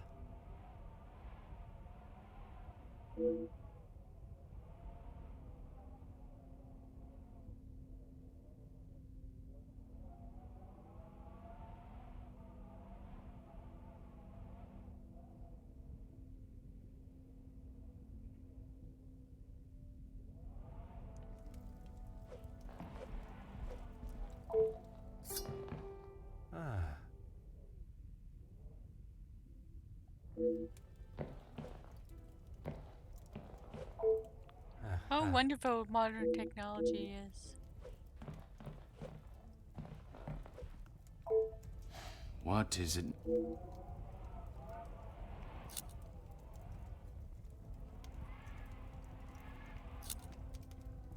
Yes, and no one asked them to. But surely it is beneficial to both parties. Your profits must have been affected. A little bit, yeah. Yeah. There are barely any profits to speak of. Why have those talks not taken place and a deal arranged? Monsieur Beckers has made no attempt to speak with me and offered no counter-offer. The ball is in his court, Detective.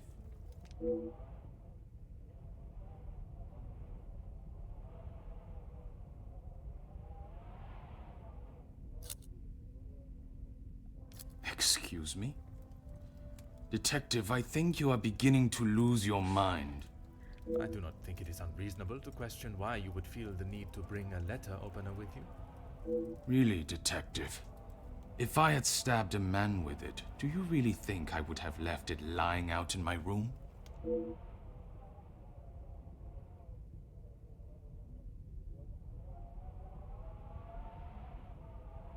I have spoken of a potential blackmail ring, and yet you still kept your letter to yourself.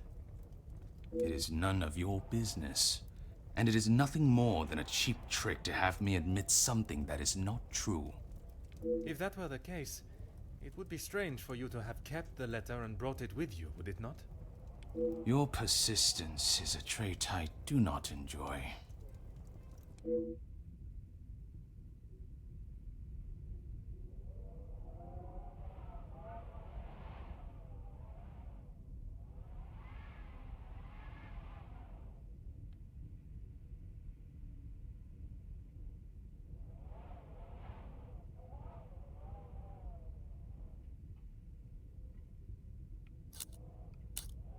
No reason, Detective.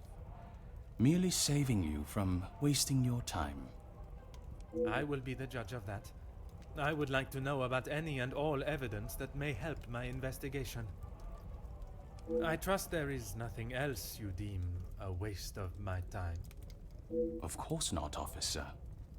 It's not as though you think I'm harboring some illicit secret. The letter was a pathetic attempt to intimidate me. Nothing more.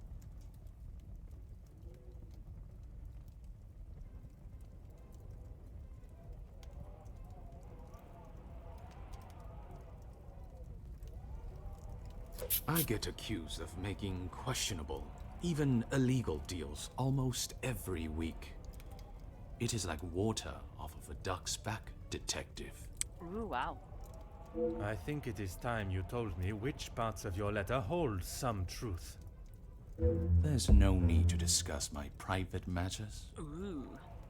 Gonna have to do this all over again. I think we are done. I have spoken. It is none of your... If that were the case... Your No reason, Detective. Merely saving you from wasting your time. I will be the judge of that. I would like to know about any and all evidence that may help. I trust there is nothing else. Of course not.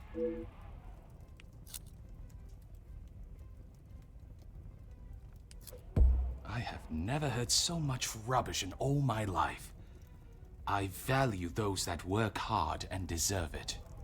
That suggests there are some that you do not respect.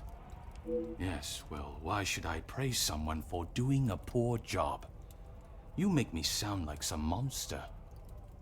Monsieur, the letter does not only discuss your questionable business dealings, but also cases of abuse against your staff. Both accusations that must be taken very seriously. Detective, there is a difference between telling a member of my staff what to do and abuse. And it is you that decides where that line is drawn?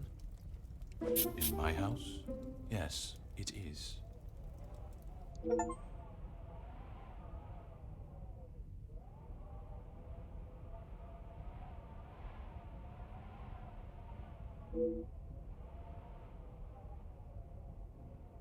Please stop calling it that. I treat all my servants exactly how I always have, and no one has complained before. That does not mean your behavior is appropriate.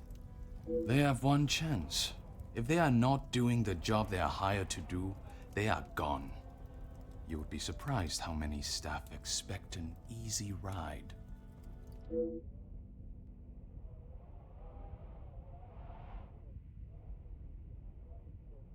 Is there a specific member of staff that may have expected such a ride? There is one girl, a new maid. I didn't expect great things from her, but Comtesse de Vos promised me she could do what was required.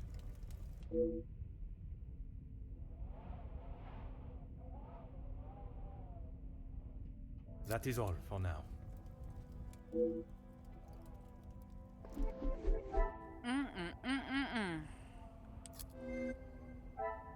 Oh, I do have one. Okay.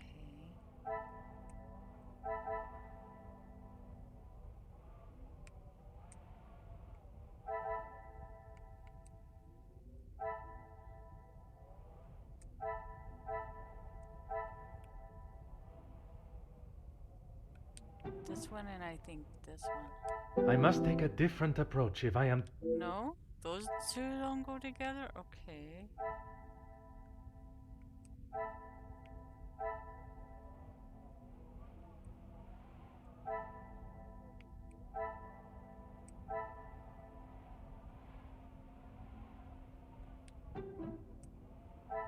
I must act on thought and...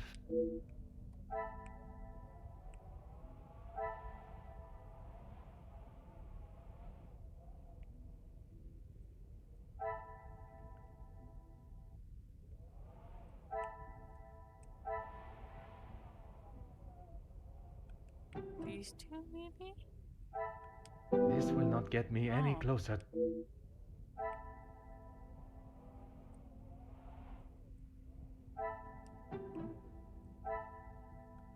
I should not be surprised by my own skills of deduction.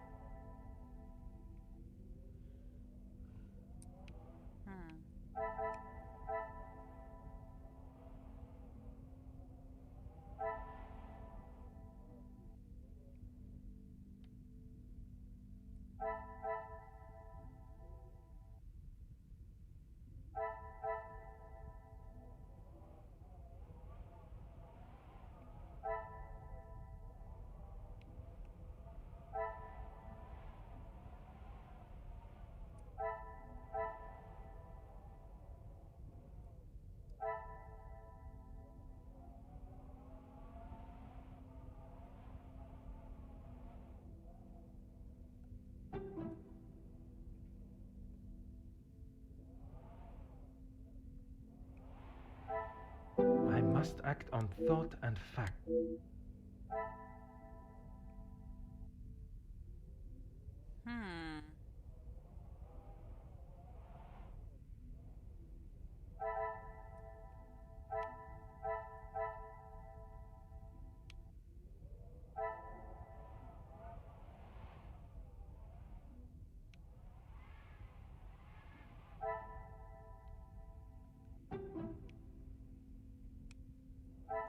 I must take a different approach if I am to...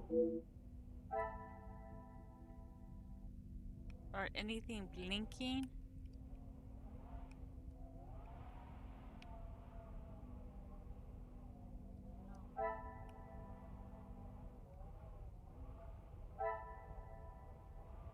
It's a black one. This one and this one? Order and method. That is the...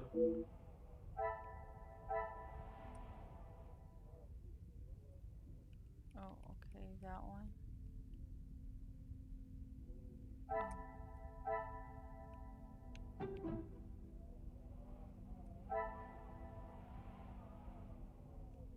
their success. I never doubted myself.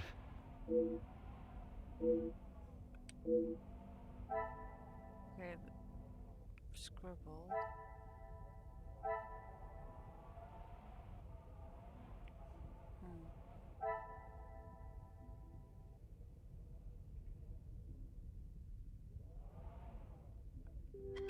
Oh wait.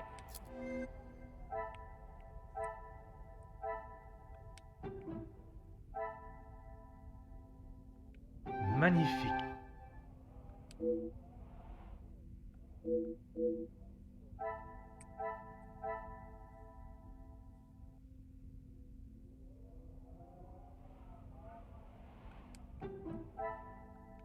The pieces of the puzzle are finally coming together.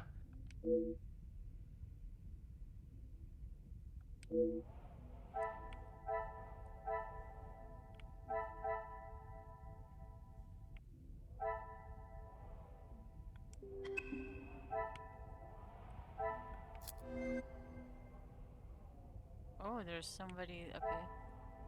So what is this?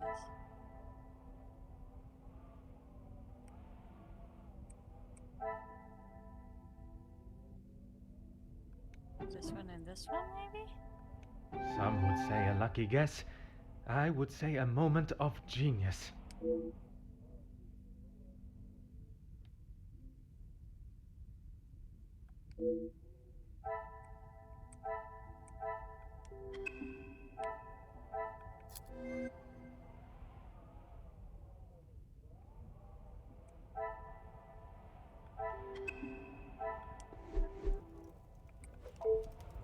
What is it now, detective? She approached me. I thought it was rather brash. In what way? Assuming that I would want to take on another servant, and one from such a troubled background. She is running the charity, not I.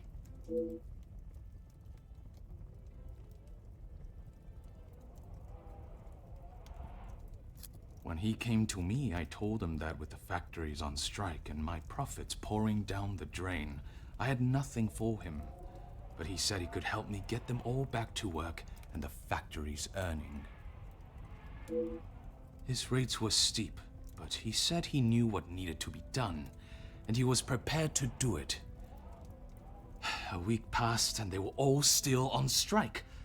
In fact, even more had joined them. He made excuse after excuse, demanding more and more money for the job to be done. But he never actually told me what he was going to do. The riots. I had no idea they were going to charge them like that. How was I meant to know?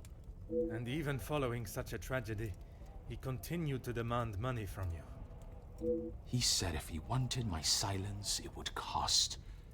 Do you have any idea what it could do to my livelihood, my name? If it got out that I had paid the so-called security that did that. I have every idea, monsieur. You hired a militia to take action against your own workers. You deserve whatever name is chosen for being so morally bereft in your decision-making.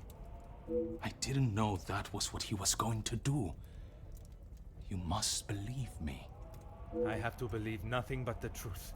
And the truth, monsieur, is that it is not only the Major that has the blood of those men on his hands. That is all for now. Ooh.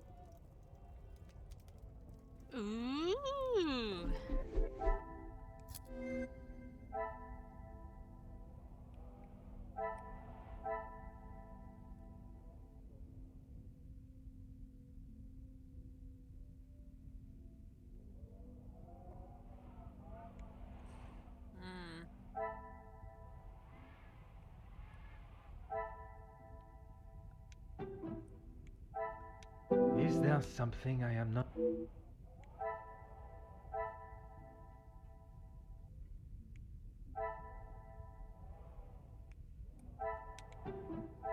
I cannot see the logic in this.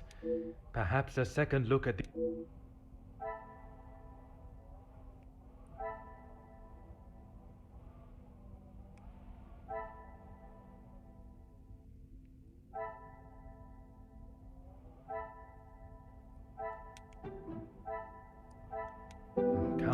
grey cells.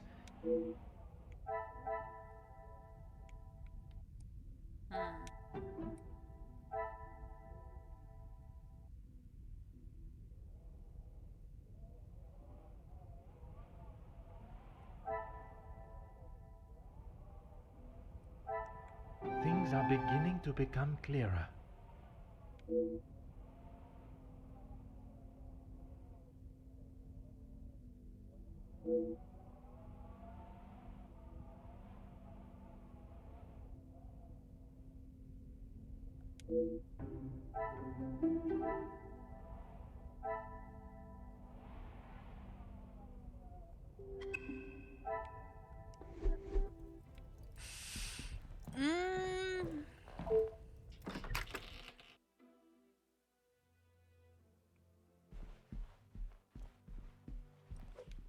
Is there something you need, Detective? She helped me at the shelter and with this job. That I am already aware of. What I am not is what else she tasked you with. Pardon, Detective? I know that your position as a servant in this house is not your only job. What did Countess de Vos ask you to do while in this house? She said I had to do what she asked, or I would be back on the street. I didn't want to do it. If anyone found out, I would be the prime suspect.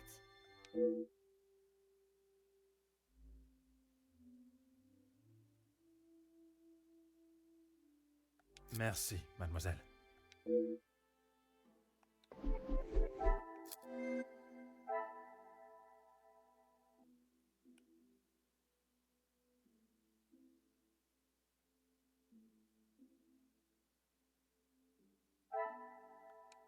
Is it this one and this one? I must act on thought and fact. Oh, what's this one?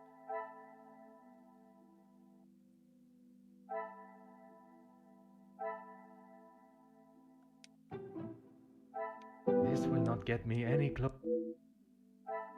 Okay, how about this one and this one? I cannot see the logic in this. Oh, just these two? Oh, okay. Some would say a lucky guess.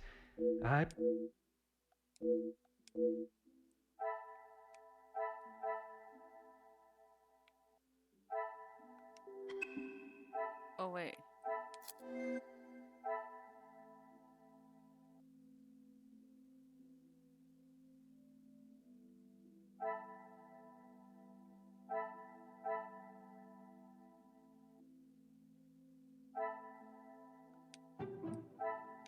The pieces of the puzzle are finally coming together.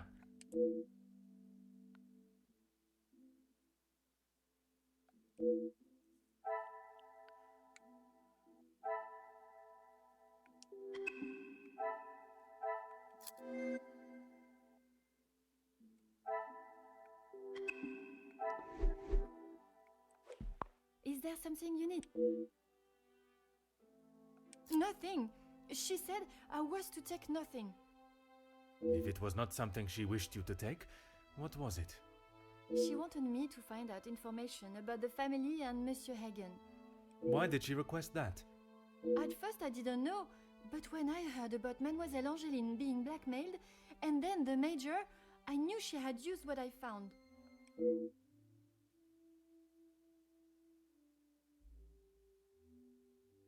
I knew Monsieur Archie had a key, and it would be easy to get it from him.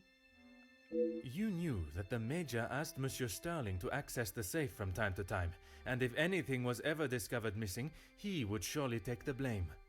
I never took anything. I only told the Countess what I had found. And that was? About Monsieur Hagen and the Madame's relationship, and Angeline. I'm sure the Countess was pleased to hear such valuable information. She said I had done a good job, but I needed proof. That's why I went back and got the letters last night.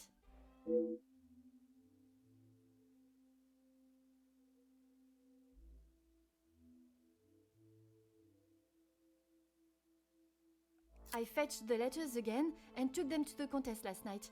But she shouted at me and said what a stupid girl I was. You were only doing as she requested. She said it was too dangerous for her to have them with you around.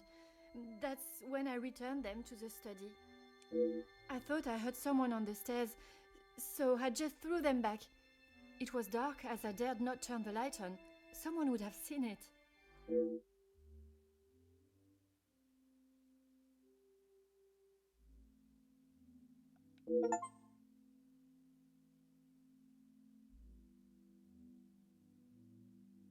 Merci, mademoiselle.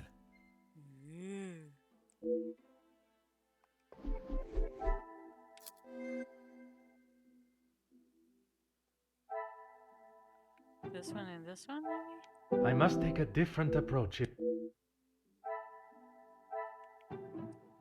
Come, my little grey cells.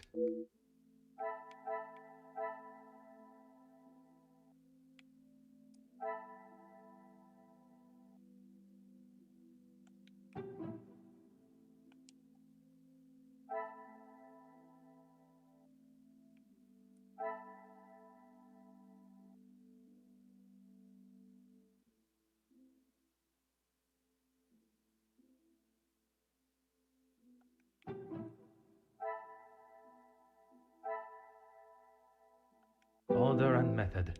That... Okay. Oh, these two, okay. Another success. I never doubted my...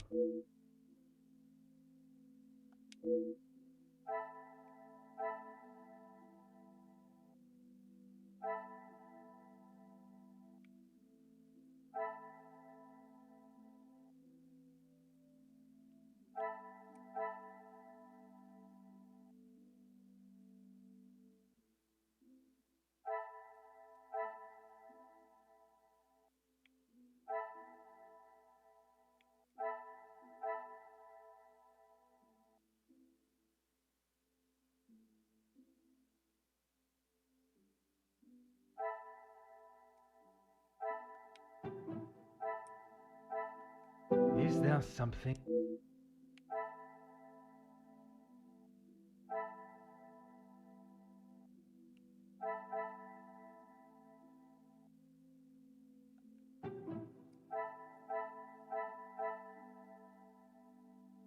Come, my little grey cells. We must... I wonder if it's...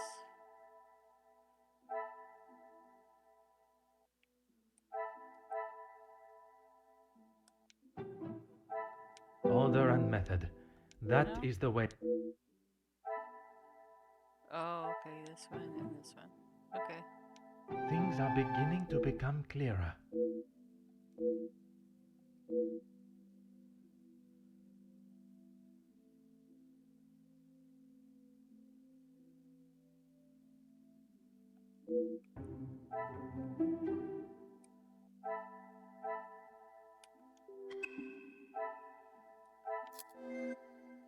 Well, we know who the blackmailer is, I bet you.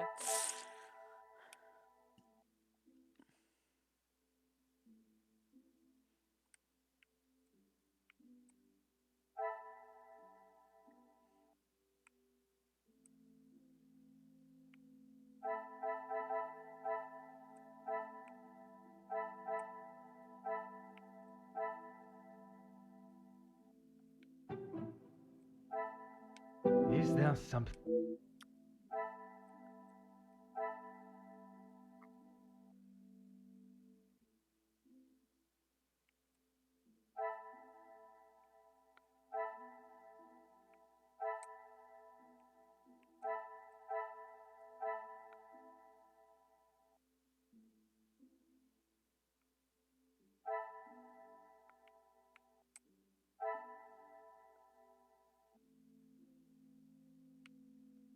Hmm.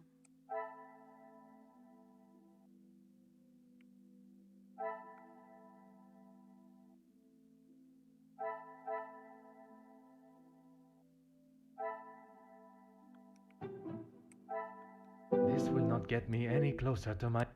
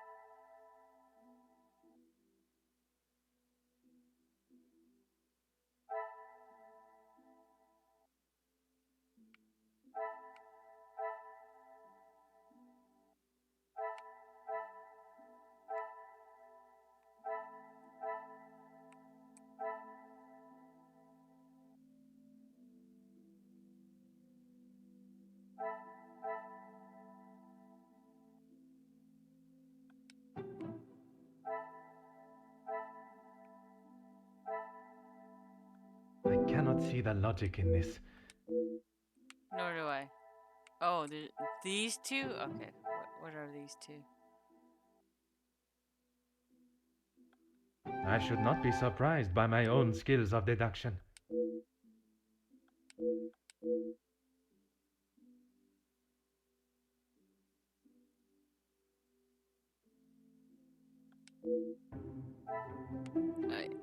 Okay, so she's the blackmailer.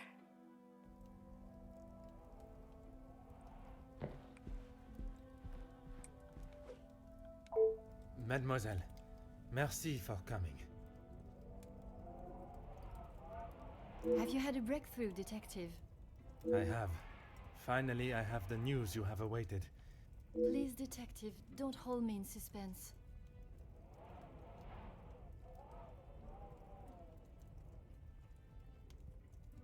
Oh my! I feel faint at the thought of knowing who could have done this to us. It is said to keep your friends close, but your enemies closer. It is Countess de Vos that is behind the letters. I don't believe it! What about the Major's letter? Not only his, but a letter to Monsieur da Silva. She was blackmailing him as well? Detective, I just don't know what to say. Take a moment, mademoiselle. It is a lot of information to take in. I just don't understand why she would do such a cruel thing. She has never been particularly forthcoming with it, only that she was homeless for some time and that she was at the women's shelter before here. And it is there that the Countess abused her power and manipulated her to uncover secrets of the family. All this time she has been working for Margot, doing her dirty work? I am afraid so, mademoiselle.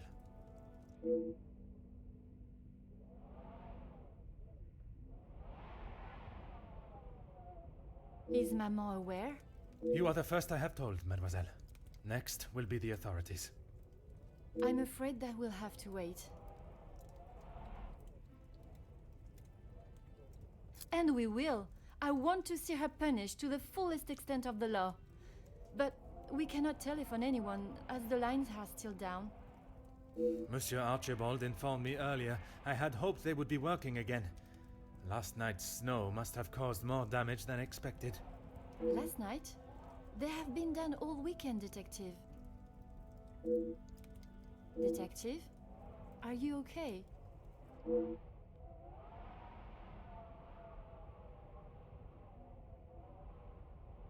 Detective Poirot?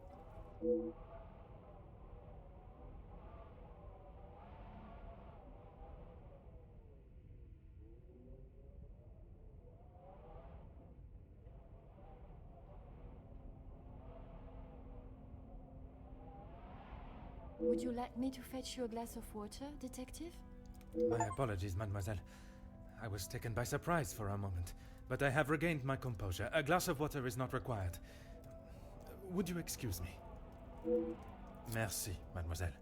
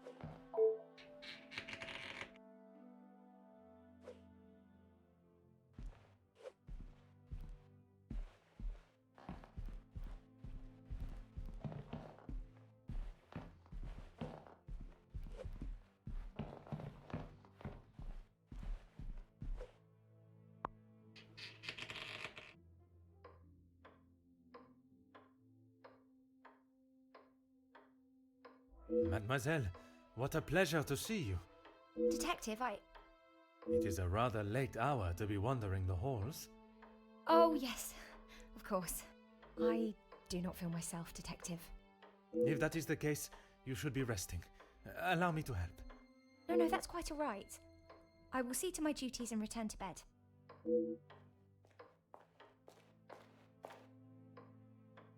Lizzie, excuse me, Elizabeth. Lady Van den Bosch has been waiting for some time now. Oh, yes, sorry. Detective Poirot was just... I'll see to the detective. You just head on up. Off you go. Good night, Detective. Bonne nuit, mademoiselle.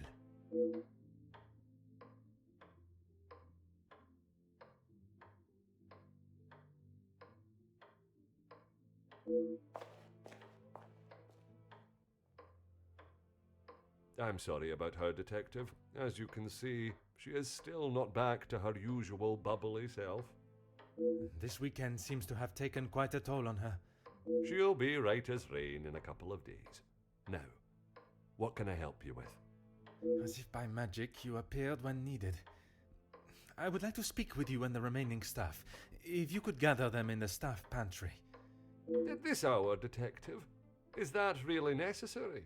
I shall be the one that determines what is and what is not necessary, and this is very much the former. As you wish, Detective. I'll see if Inge is finished preparing for breakfast. And Mademoiselle Rihanna? Yes, of course. I'll fetch her from the kitchen. Elizabeth may be some time with the lady of the house. Perhaps you'd like to start with us? Very well. I shall speak with Mademoiselle Elizabeth when her duties are complete. While I am gathering the staff, Mr. Beckers is in the library. If you wish to join him, I could bring you both a nightcap. I wish to keep a clear head, but there is something I wish to discuss with Monsieur Beckers.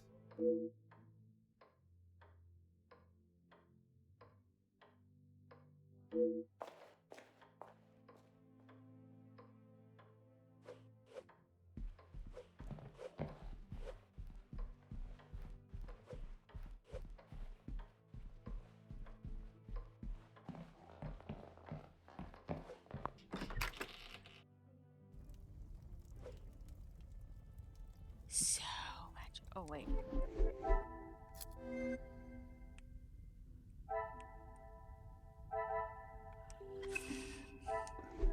Pardon-moi.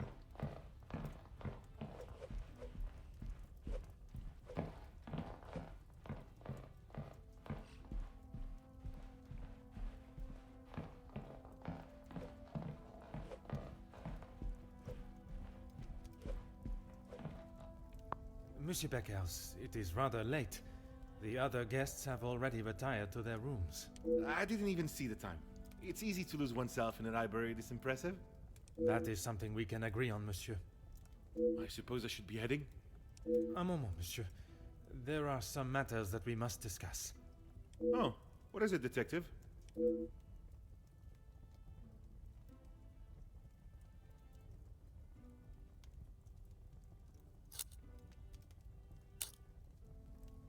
I'm not sure what you mean. Her proposal to make you somewhat of a star, a figurehead for the working man. What would you call that? There was certainly no talk of making me a star. That is not the type of man I am. She wanted to write a piece on my work with the union, and I was happy to oblige.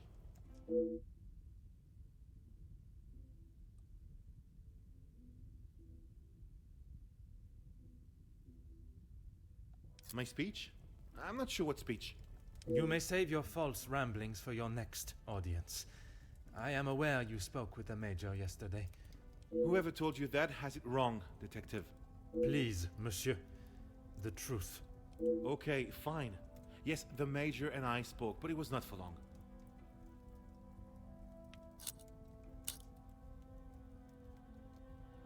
I was trying to convince him to speak with Ernesto. It's time we brought the strikes to an end. And that was best approached by a shouting match? He wouldn't listen to what I said. I spent so long preparing how I was going to convince him, but men like him are only swayed by one thing: money.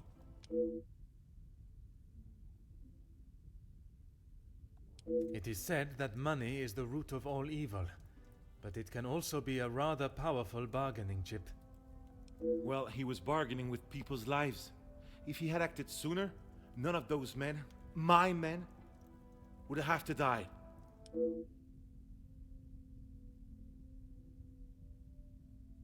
A deal? It was an insult. And that is why you did not sign it? I didn't sign it because the workers deserve so much more, not his pathetic attempts to get them back to work. Did you think there was a chance for a better deal to be made? I know there was. He's a pompous swine that cares for only himself and filling his pockets.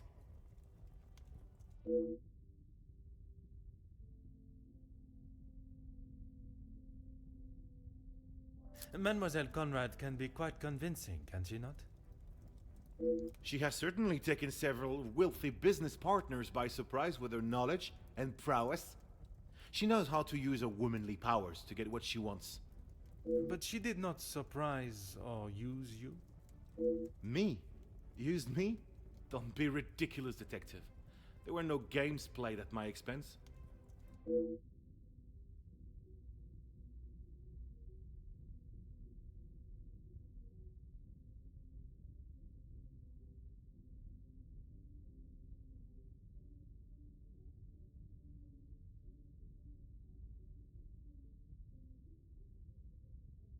No, she just reminded me of what I was fighting for.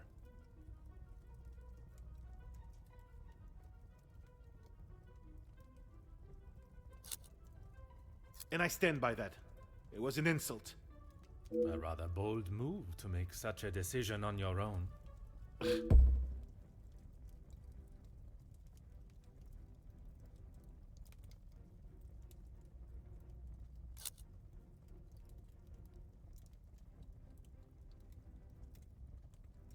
I may not be perfect, but I've done everything I can. Your efforts fell short in every respect. You claim to be the voice of the people, but you care about no one's voice or benefits but your own. It's not as easy as just signing a piece of paper, detective. It is a heavy weight to bear on one's shoulders. I consulted with others. You yourself spoke of Mademoiselle Conrad's cunning in business. And I told you, I was not one of her targets. Tell me then, what was it she reminded you of? The acclaimed man of the people you would be known as if you pushed the factory owners for more? It wasn't like that at all. From where I am standing, it was she that was manipulating the terms of the deal, and you in the process. You were merely her pawn. Okay, yes, I know. I shouldn't have listened to her. But what else could I do? Remain an unknown my whole life? I didn't mean for anyone to get hurt. It may not have been your intention, but we both know the result. You rolled the dice with those men's lives for fame, and you lost. What does that have to do with anything? I have often wondered about the competition siblings face in a large family. When you're young, it is the best feeling to know you have family that will stand by you, without even being asked. It is not until everyone starts carving their own path that you realize you're walking yours solo, and those that were beside you are now miles away. My older brothers were the athletes of the family. They both played soccer, and were the infatuation of every teenage girl. I'm sure you have seen the type. Oui, monsieur, but I can assure you that was not I. Then there was me. Quiet, timid, a shadow of the Becker brothers. My voice and very presence was forgotten and ignored. Nothing I could say or do would ever reach the bar they had set. But I always knew I was destined for great things. Years passed, and now that I no longer stood in the colossal ombre of my brothers, I could become my own man. When the position of union leader was posted, it was my chance to finally be heard. You hear politicians speak of the little or the common man? Well, that was me. And I knew what we wanted and what we needed. When I spoke, others listened. I held their gaze with a sense of pride, a sense that what I was doing was for the greater good. It was supposed to be my crowning achievement. Lead the men to victory over the money-grabbing oppressors. But instead, all I did was lead them to their deaths. Monsieur, it was not at your hands that these men died. The blame cannot lie solely on your shoulders. Those responsible will be punished for their crimes. That you must trust.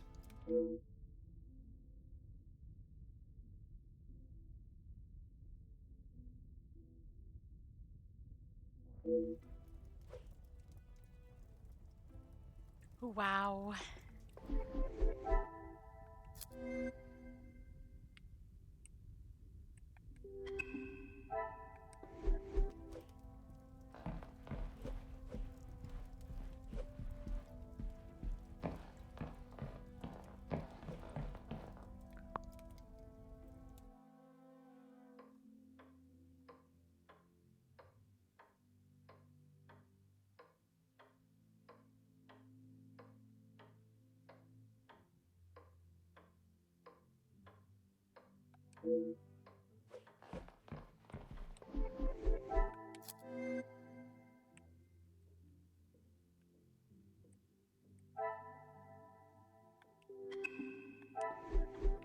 I don't know if the staff quarter was up this way.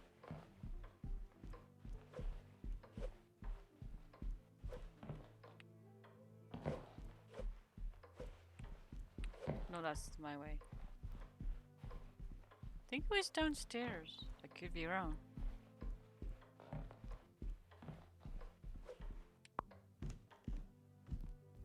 It looked like he was climbing up.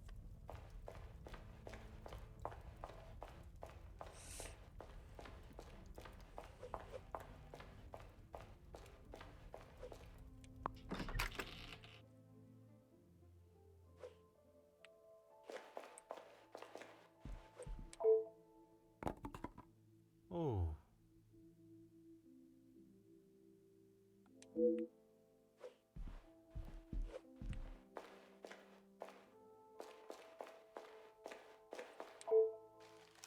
Hmm.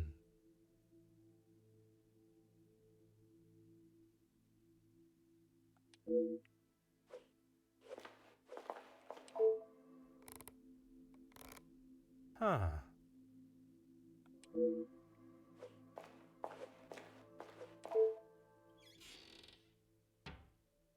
Hmm.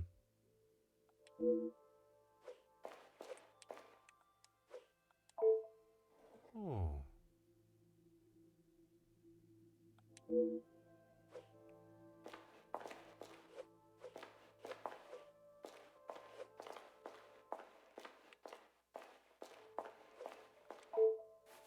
Hmm.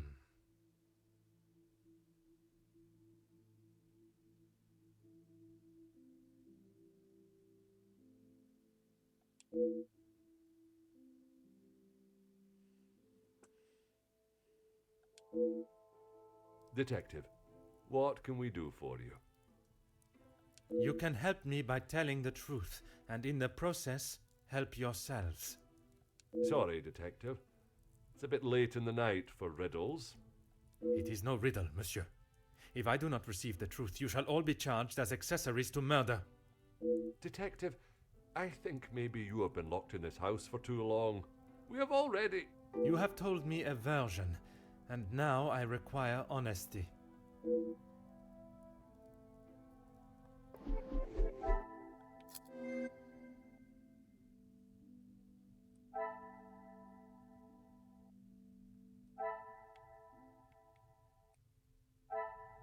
I wonder if this one and this one. I must act on thought.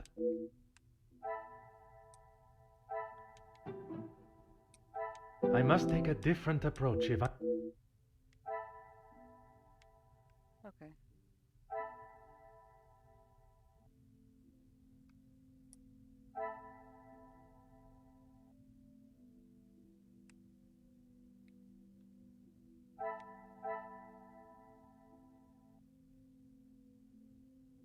Ooh, how about these two? Order and method. No. That is the way to solve the problem.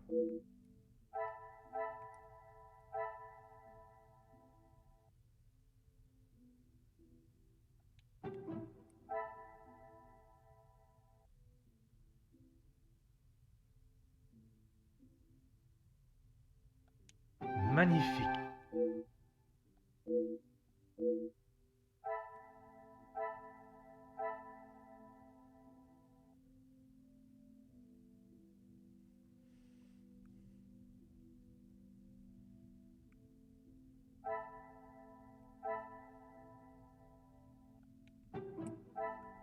I must act on thought and...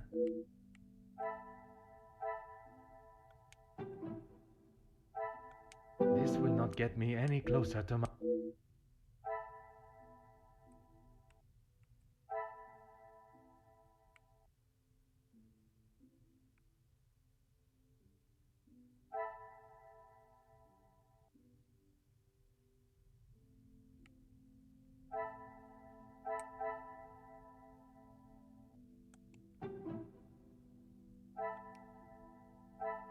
I cannot see the logic in this. Oh, these two? Okay. What a revelation!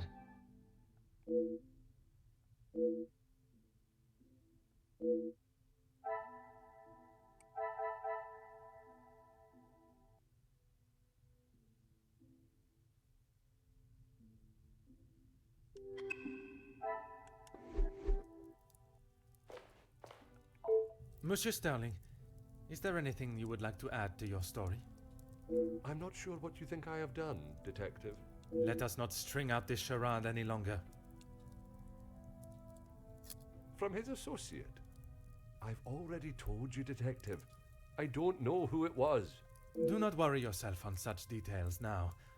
I suppose they were lucky to have called when they did. Otherwise, they may not have gotten through at all, with the telephone lines being down as of yesterday. Aye, Detective. Lucky, I guess.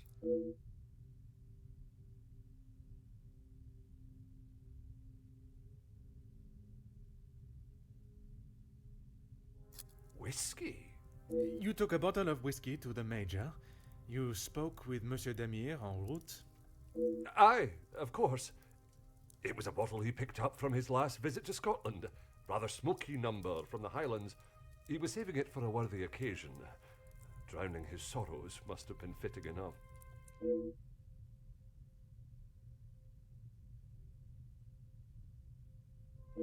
Or was it the one from the West Coast? You'll have to excuse my memory, Detective. It's not what it used to be.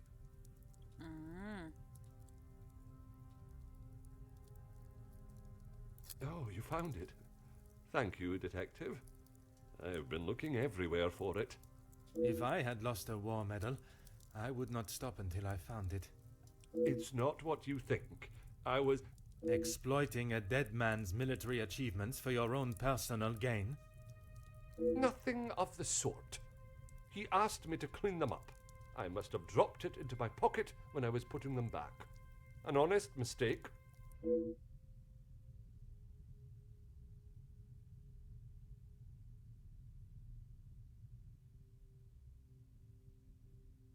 I wouldn't know. Probably. Your father was in the military for many years. That is what you told me. He was. And your family still keep his medals? They were sold. And why was that, monsieur? Is my family on trial now, Detective? Only you, monsieur. And I repeat my question. Because we needed money. Voila.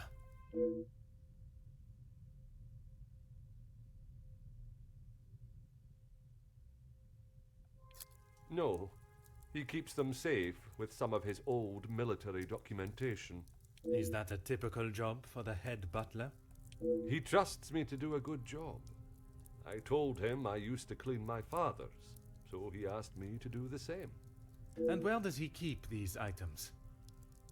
In the storage room. I know where everything is, so it's just easier if I fetch them for him as and when he needs them.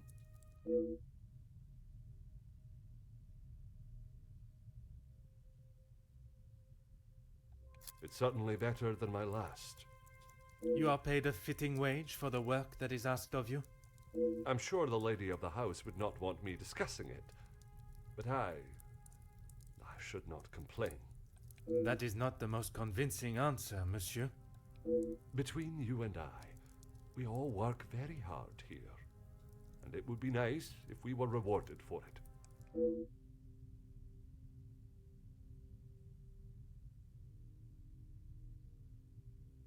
Please don't go anywhere. If I require more information, I shall call on you again. Mademoiselle, I shall keep my questions brief. I don't know what else I can tell you. You have been honest with me so far. All I request is that you continue to do so. Oui, detective.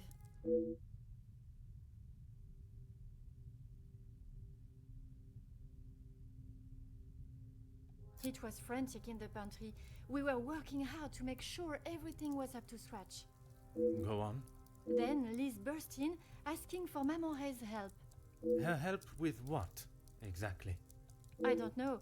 She took Liz to one side, and I was needed in the salon. We spoke just after that in the pantry. You did not question what she needed help with? I was too busy.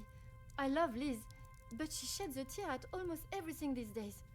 Although, I have never seen her look so pale.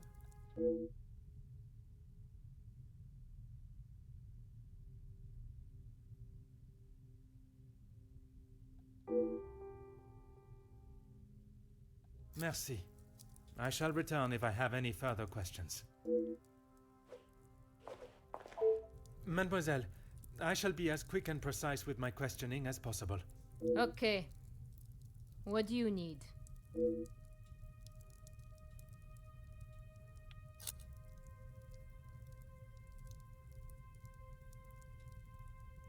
Yes.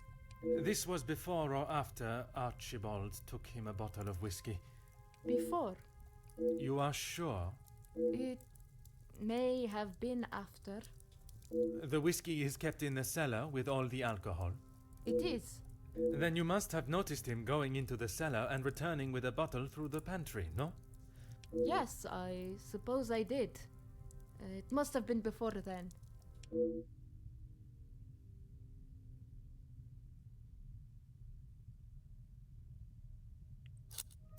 What is there to say? Being locked away in the pantry, I don't see her for most of the day. That may be, but she came looking for your help before dinner was served, did she not? She wasn't feeling well, that's all. And she came to you? I told you, we are a family here. The girls come to Mama Reh if they have a problem, and I fix it. When I saw her earlier, I must admit she was not looking herself. Perhaps I should check on her. No! Just leave the poor girl. She'll be fine after another bowl of my homemade soup. She just needs her rest.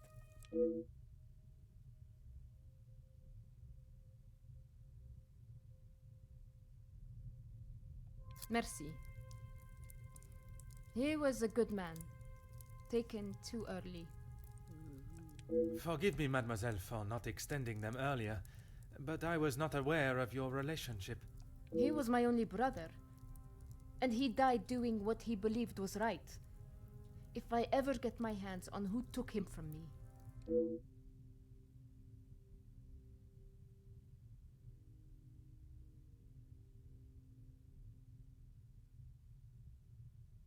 You say the riots, but it was the strike he was part of. They started the riots, not the workers. By they, you are referring to the security forces. Security, huh? They were brought in to make an example of them. It was all peaceful until they arrived. Why would they need to make an example? So that the workers would stop rallying. No one is going to go on strike if they think they'll get killed. The security you talk of were armed and ready. The workers were pigs to the slaughter. What chance did they have?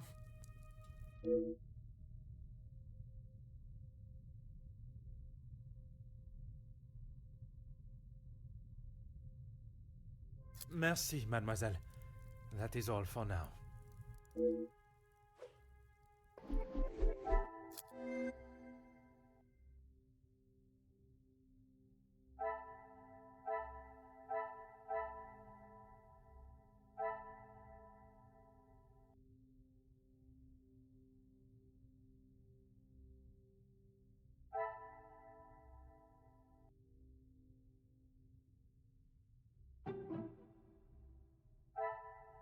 Is there something?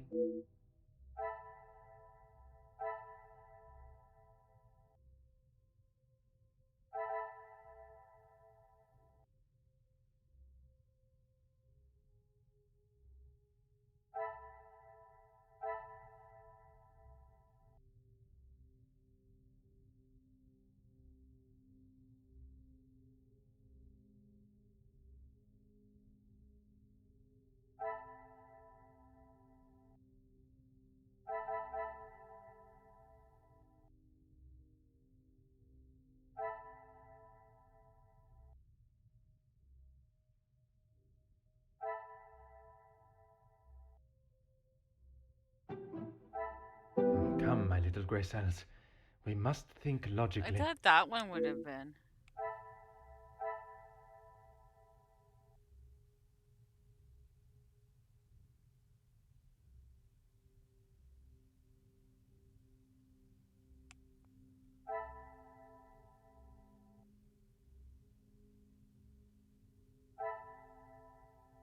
Did I try this one and this one?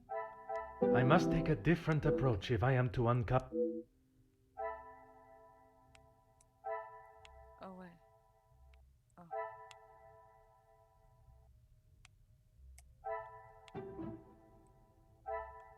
I should not be surprised by my own skills of deduction.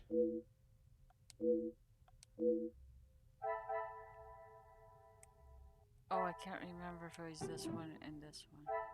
This will not get me any closer to order and method. That Can't is the way remember to the solve. ones. I cannot see the logic in this.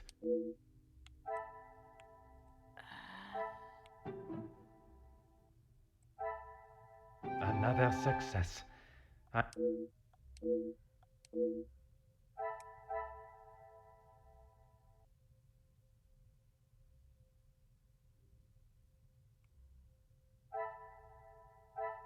Is it this one and this one? Come, my little grey cells. Oh, wait.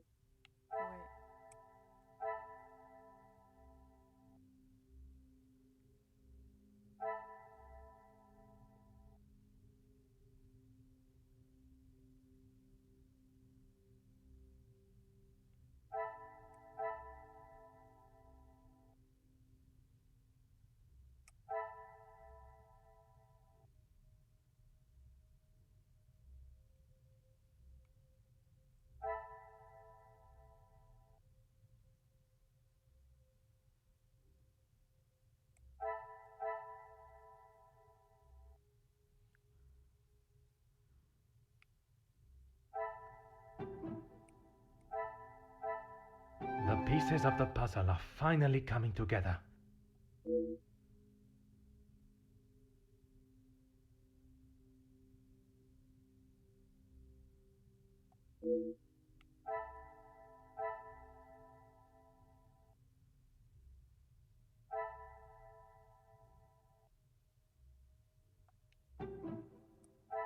I must act on thought and... I must take a different approach if I am to uncover...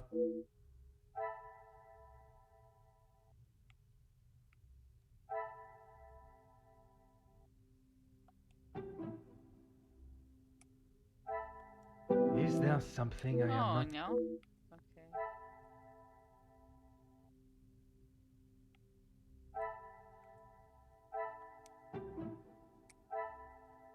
Some would say a lucky guess.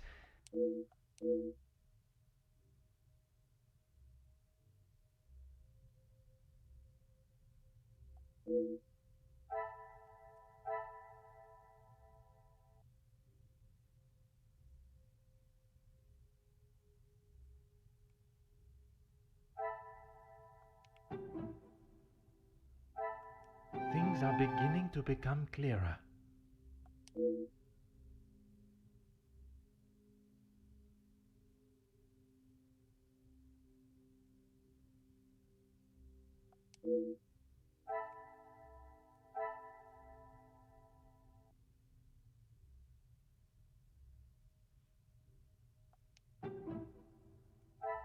I must take a different approach. Magnifique.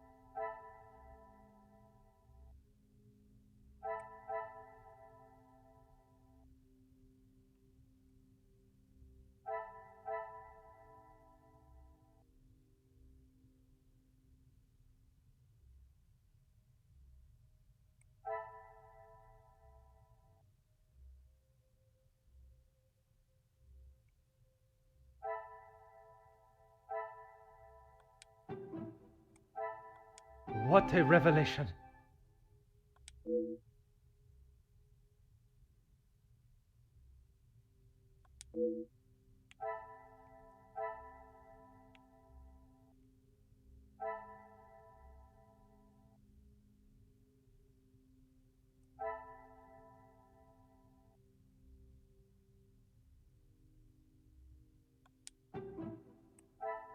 I cannot see the logic in this.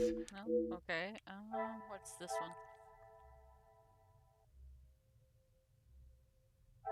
Are these two connected? Come, my little grey cells. This will not get me any close.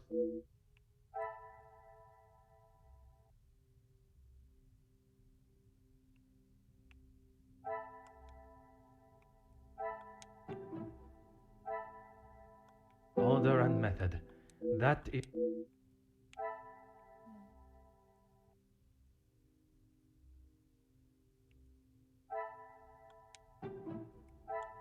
The pieces of the puzzle are finally coming together.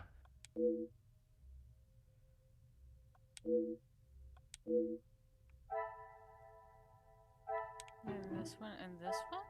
Another success. I never doubted myself.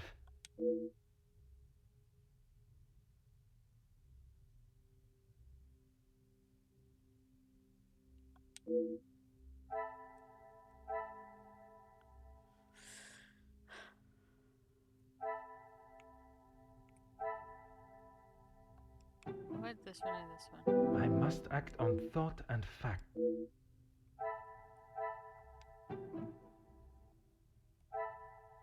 Magnifique.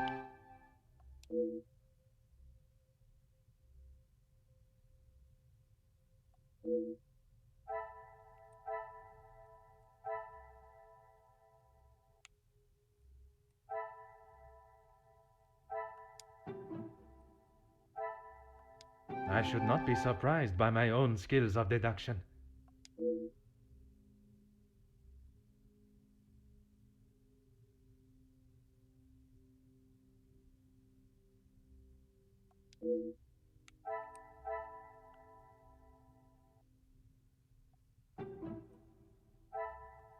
Is there something?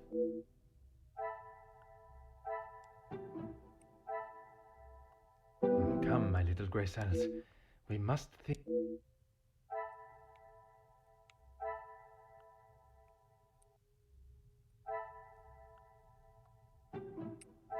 I must act on thought and fact. Oh, okay, this one and this one. Yeah. Some would say a lucky guess. I would say a moment of genius. Oh.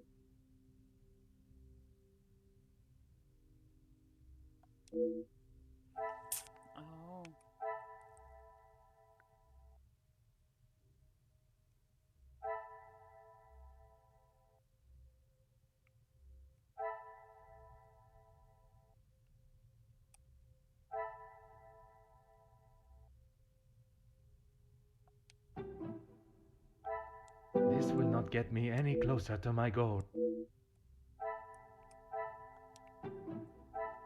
Things are beginning to become clearer.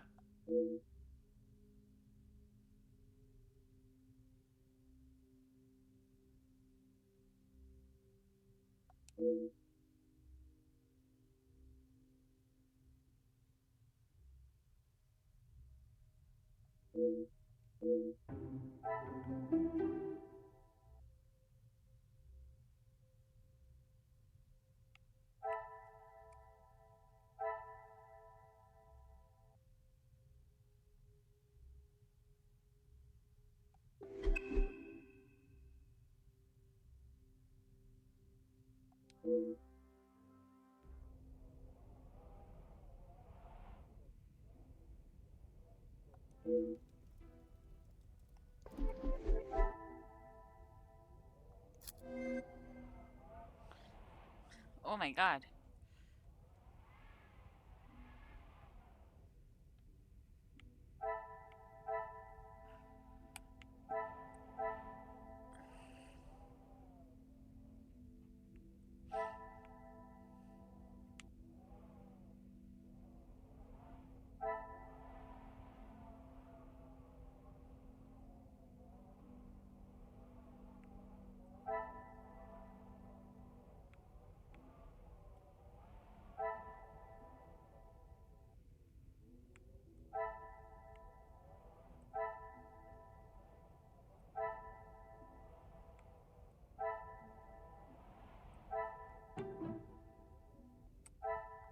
I must take a different approach if I...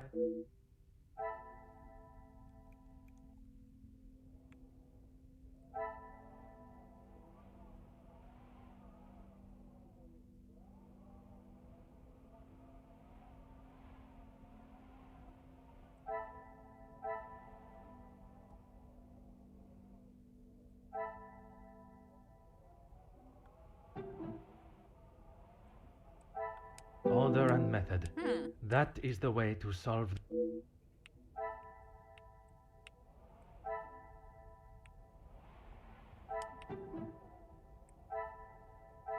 I cannot see the logic in this. Perhaps... Oh, it's these two? What a revelation! Ooh.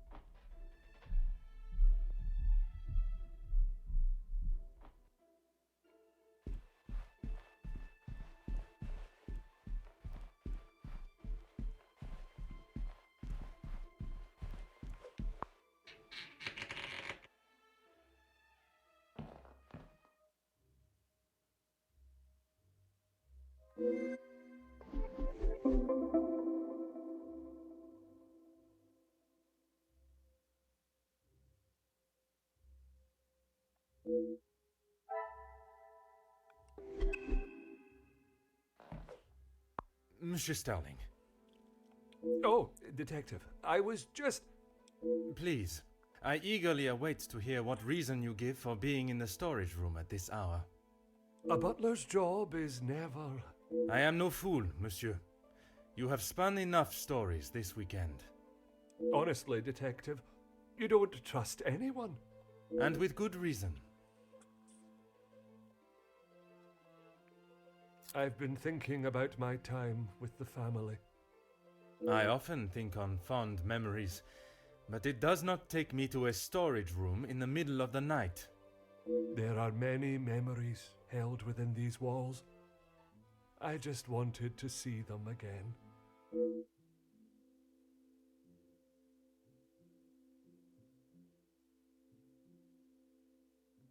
I didn't realize the noise I was making. Obviously. Were you preoccupied looking for another of the Major's medals? Of course not. I already explained. No, monsieur. You attempted to dupe me again into believing one of your stories. Please, Detective. I know you know how it ended up in my possession. I was just trying to get some extra money together to send home. I can't lose this job. If Lady Van den Bosch found out... Theft of a medal would be the very least of your problems. Deceive? I'm sorry that I lied to you about the medal.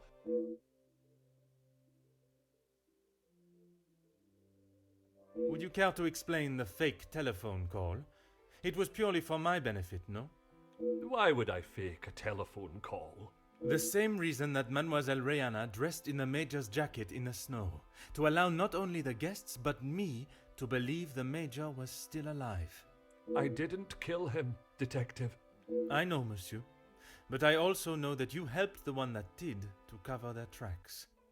It wasn't like that. We were just trying to help. She had no part in it. You never let on. How long have you known it was her? Monsieur, I am Detective Hercule Poirot. I only show my hand when I deem it necessary. You will be taking her away then. She will stand trial for what she has done. But you don't know the full story. She is just a servant in this house. If she is arrested, that will be the end for her. If Mademoiselle was only protecting herself, as you both have claimed, she will surely be found innocent. The Major's military storage box. The one that stored his medals. Amongst other things, yes. And those other things are? I had to protect her. If you found it when searching the study, you would have carted her off then and there. Whatever it is you have hidden, it will not remain that way for much longer.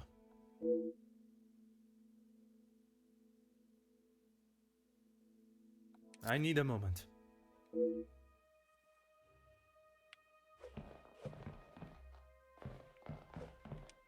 Huh.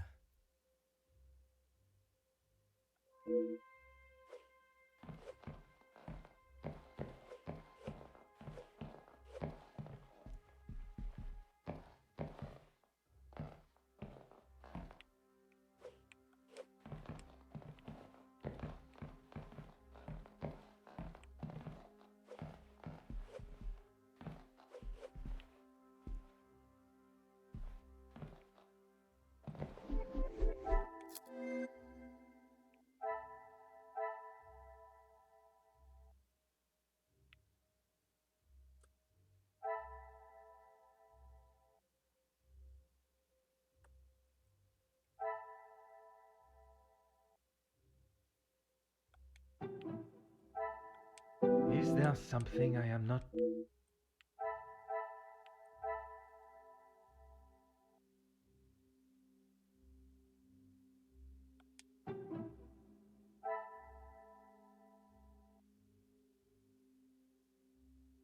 I must act on thought and...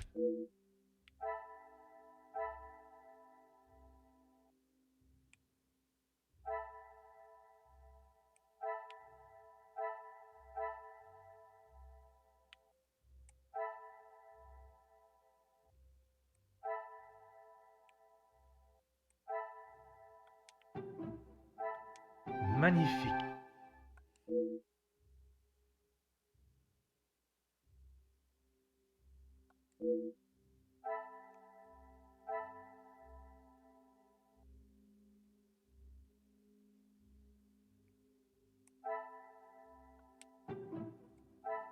Some would say a lucky guess.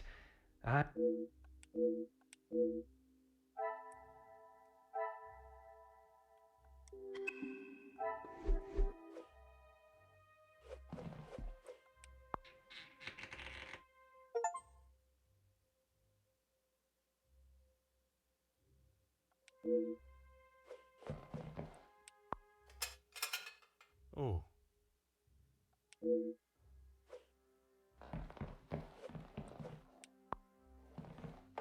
Aha.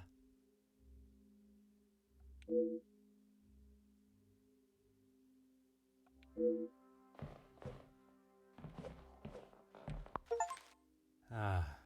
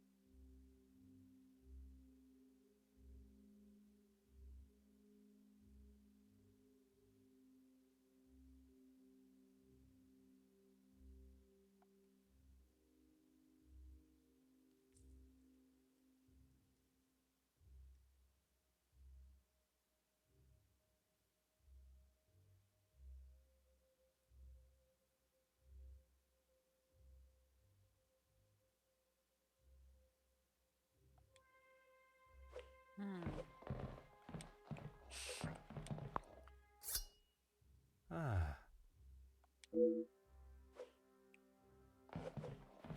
Anything else? Anything else?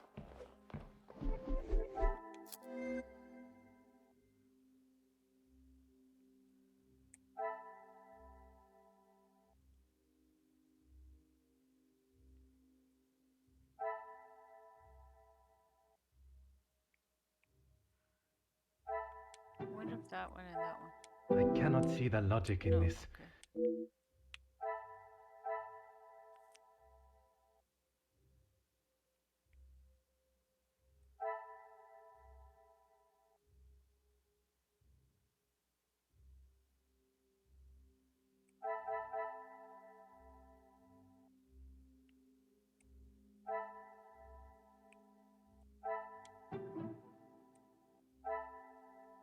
Come, my little grey cells. Okay. What's this? The pieces of the puzzle are finally coming together.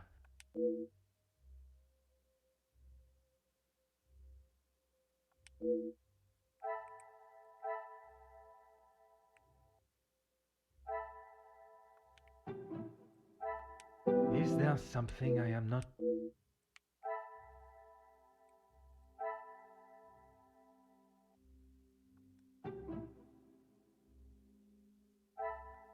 What a revelation!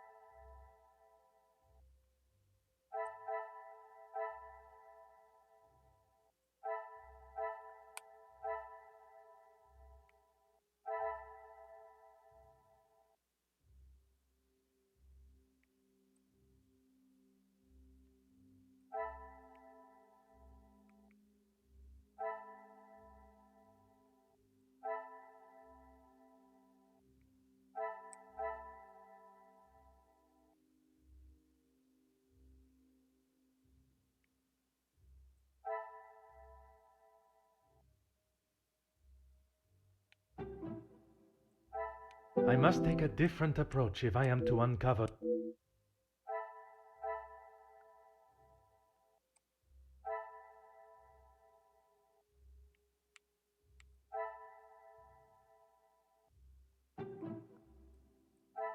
This will not get me any. Oh, wait, no!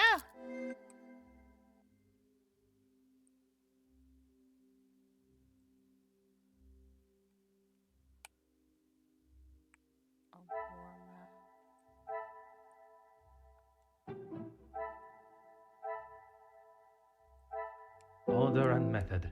That is the way.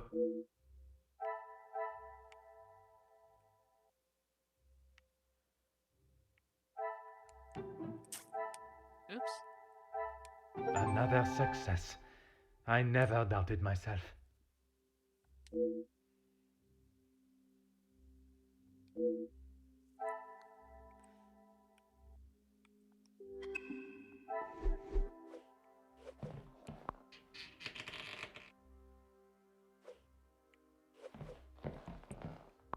There is no use lying anymore.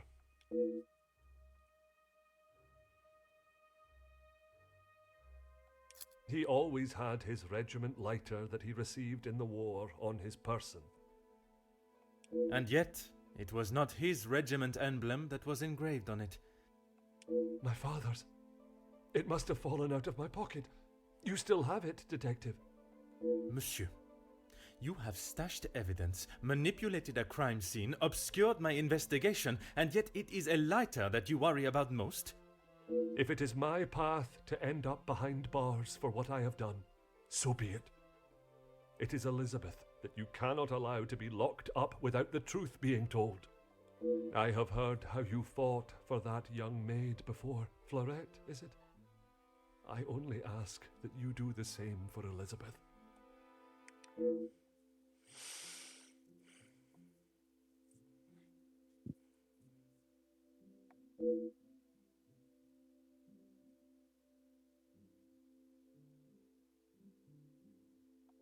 You found it. Even the secret area that has been created here is not concealed enough to stop Detective Hercule Poirot. I couldn't just leave it at the scene for you to find. The Major was killed by his own knife. The knife that protected his life during the war would eventually be the one that ended it. It was in his holster when he attacked her. He had hold of her arm. What else was she meant to use to get him off of her?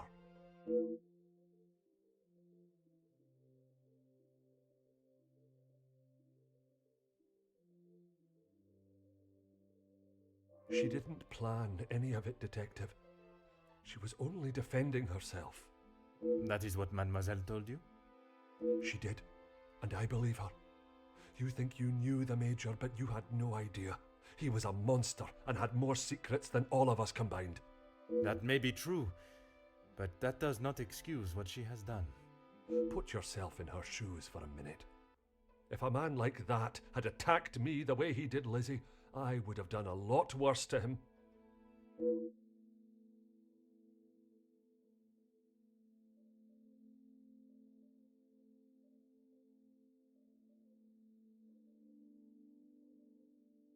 I need a moment. You need a moment?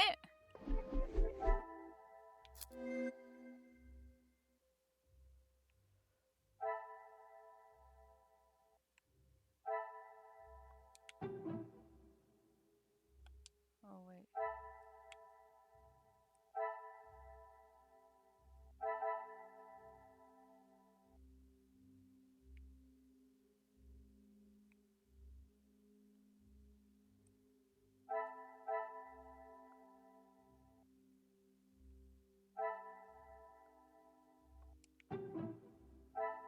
Order and method. That is the way to solve the...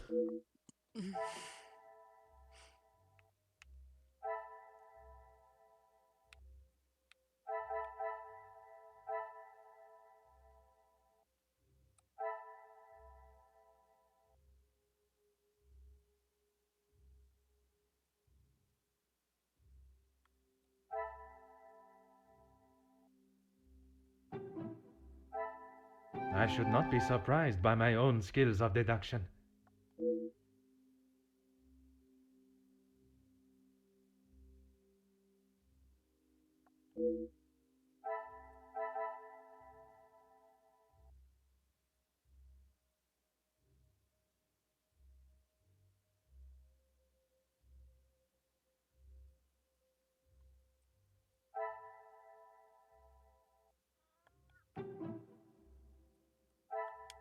Is there something I am not seeing?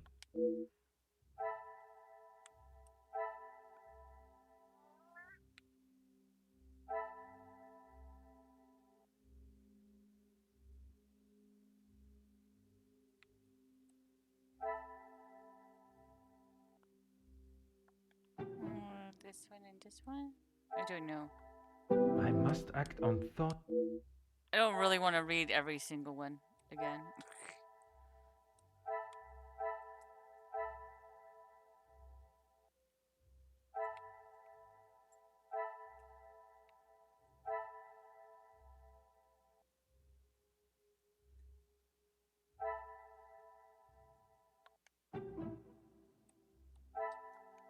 Come, my little grey cells. Oh, I was close. What? Didn't I do that? Oh, maybe I did that one. Things are beginning to become clearer.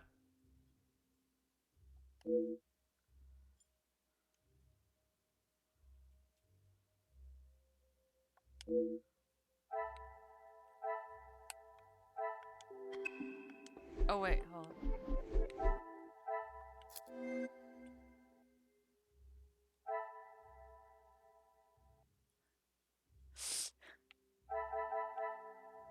It is. It is. It is.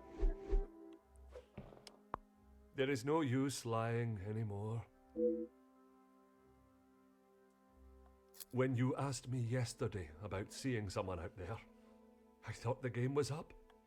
That does not explain what you were doing out there. When Lizzie took me to the study, the knife was still in the Major's chest, and I knew I had to get rid of it. I dropped it out of the window, knowing no one would be going outside. It was fine for the time being, but I couldn't risk it being found when the snow melted. So you collected it under the cover of darkness and stowed it away in here where you thought no one would find it. After your questioning in the pantry, I knew you were onto something, and I couldn't leave it here. And where did you plan on moving it to? Honestly, I don't know.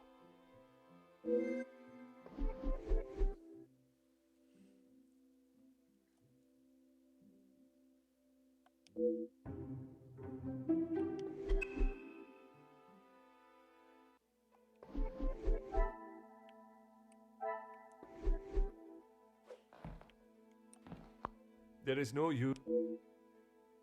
Why what? Why I would risk everything to help Lizzie? Exactement. Because she is family. If you were in that position, you would do the same. I can assure you, monsieur, that I would not. Then perhaps that says something about you, Detective. I would do anything for her, for any of my staff. Even if it means crossing the boundaries of the law? Without question.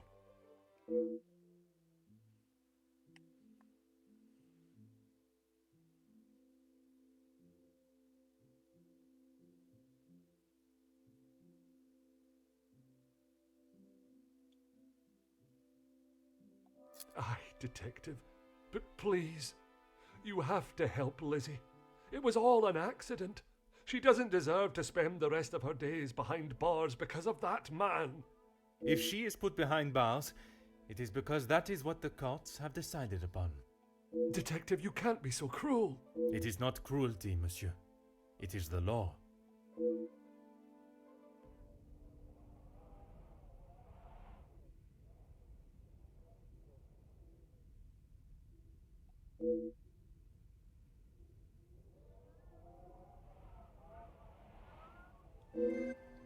What?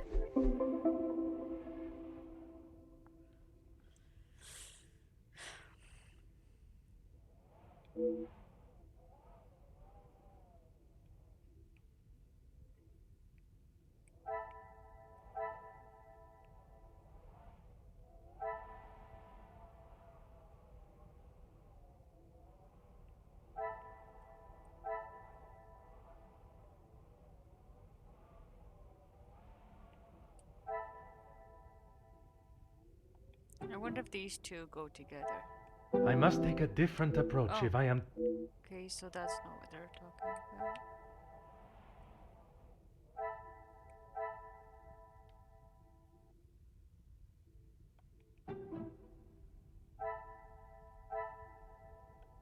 This will not get me any closer to. Okay.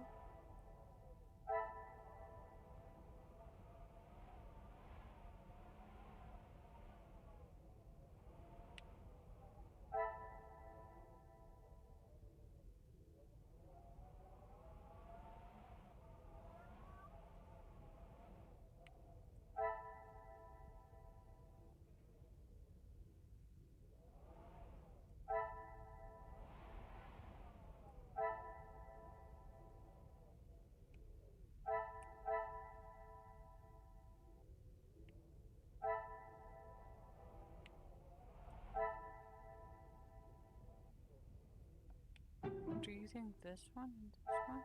I cannot see the logic in this. What, baby?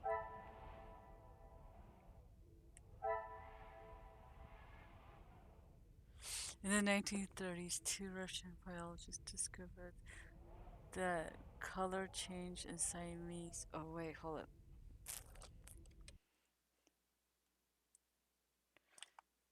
Kittens depend on their body temperature. Siamese cats carry albino genes that work only when the body temperature is above 98 Fahrenheit. If these kittens are left in a very, very warm room, their points won't darken and they will stay a creamy way. Oh, that's so cute! Okay, okay, let's see if it's this one and this one. Another success. I never doubted myself.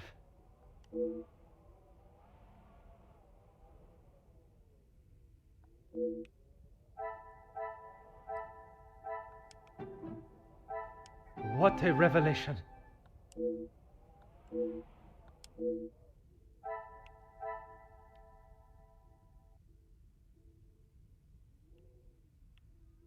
What patches?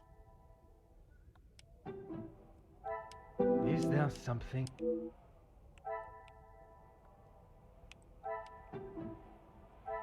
I cannot see the logic in this. Perhaps.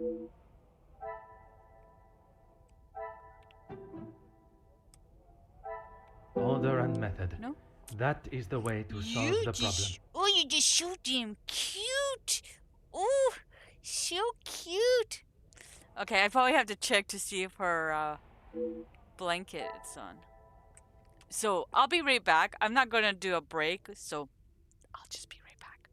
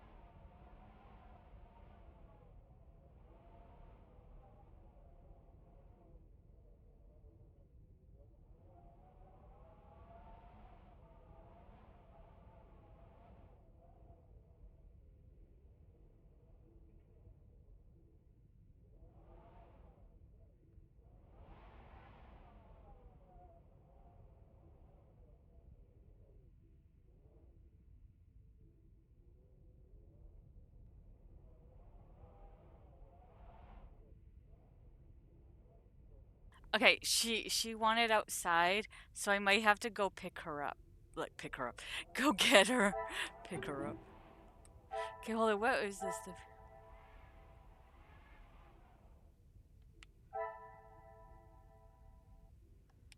Magnifique.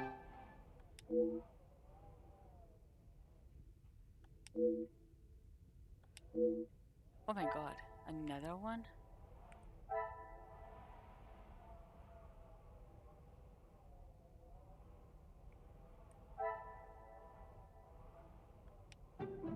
I don't know. Come, my little grey cells.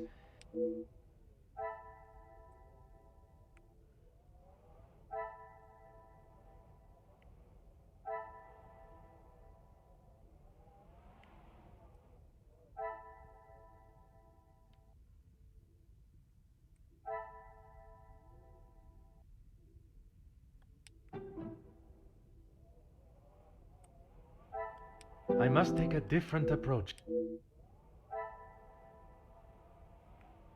See, I don't know.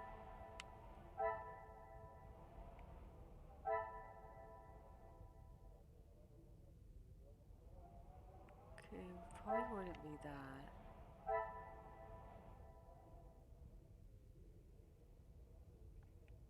Maybe.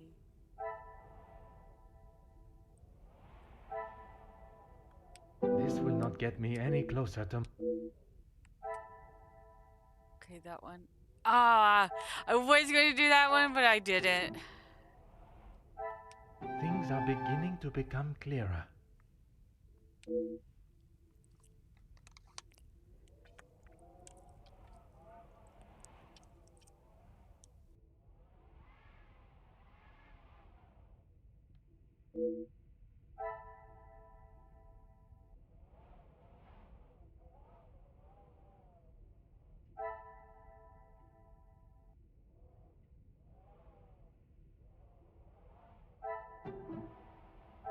I should not be surprised by my own skills of deduction.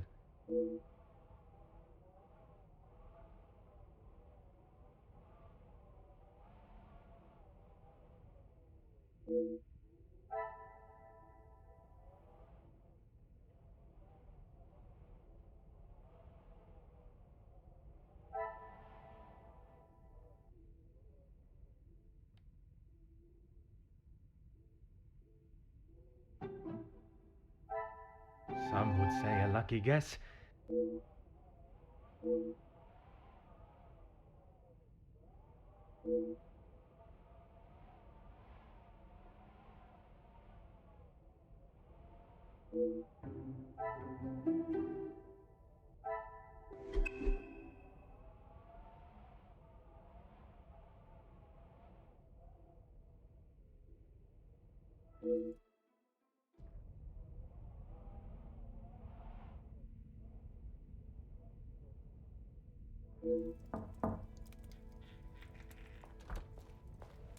Detective Poirot, I'm glad you're awake.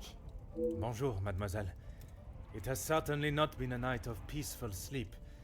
There is something that we must discuss. Please, Detective, I'm not sure I can take any more surprises like last night. I'm afraid this may be the most upsetting of them all. You have found Felix's killer, haven't you? I have. And the guilty party will certainly come as a shock. Detective, please. It was Mademoiselle Elizabeth that was behind the Major's death. You must be mistaken. Elizabeth could not do such a thing. I assure you I am not. It is something I spent much of last night deliberating. When you spoke of the telephone lines being out of order, it made me question the conversation I thought I had heard Monsieur Sterling make with the Major before connecting the call to him. But it hasn't been working all weekend. Exactement, mademoiselle. That is when I knew I had once again been lied to.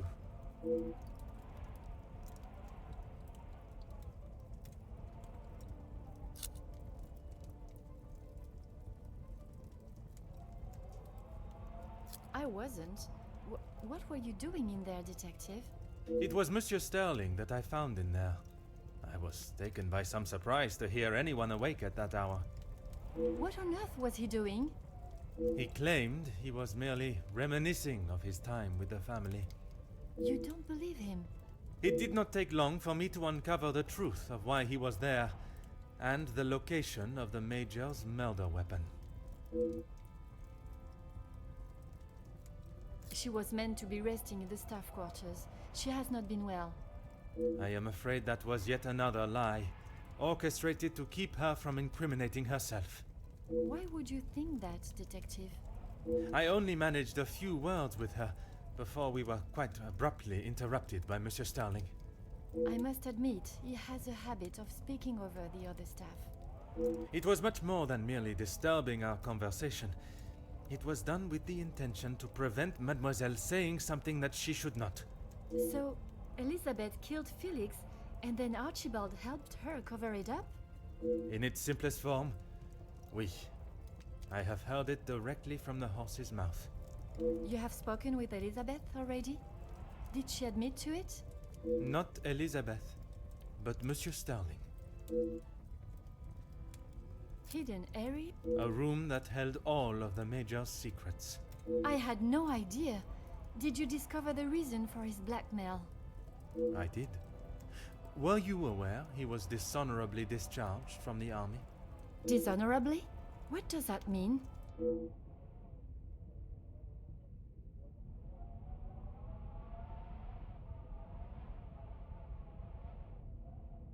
Yes, Gideon told me about the conversation you had.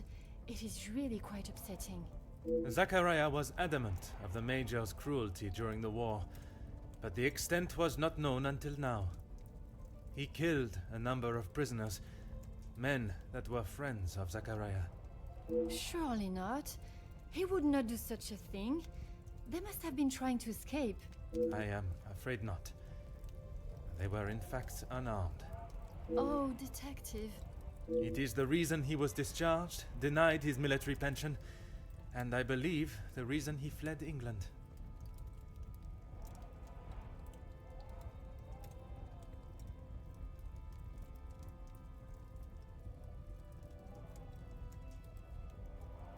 He had been such an important part of my life for so long, but I feel like I hardly knew him.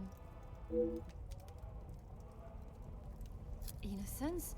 You said it was she that killed him. It was her hand that held the knife, but he was quite insistent it happened in self-defense.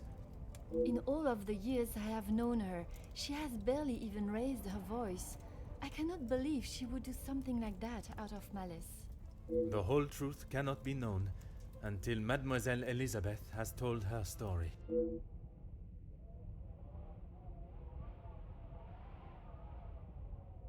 Will you allow me to be present? I think that is an excellent idea. I hope your presence will calm her and will perhaps allow her to speak more freely. Please, Detective. I know she has done a terrible thing, but I beg of you to give her the time to explain herself. I will offer Mademoiselle Elizabeth the fair trial that she deserves, as I would with any suspect. Thank you, Detective Poirot. Would you bring Mademoiselle Elizabeth to the study, where we will not be disturbed? Of course, I'll find her immediately.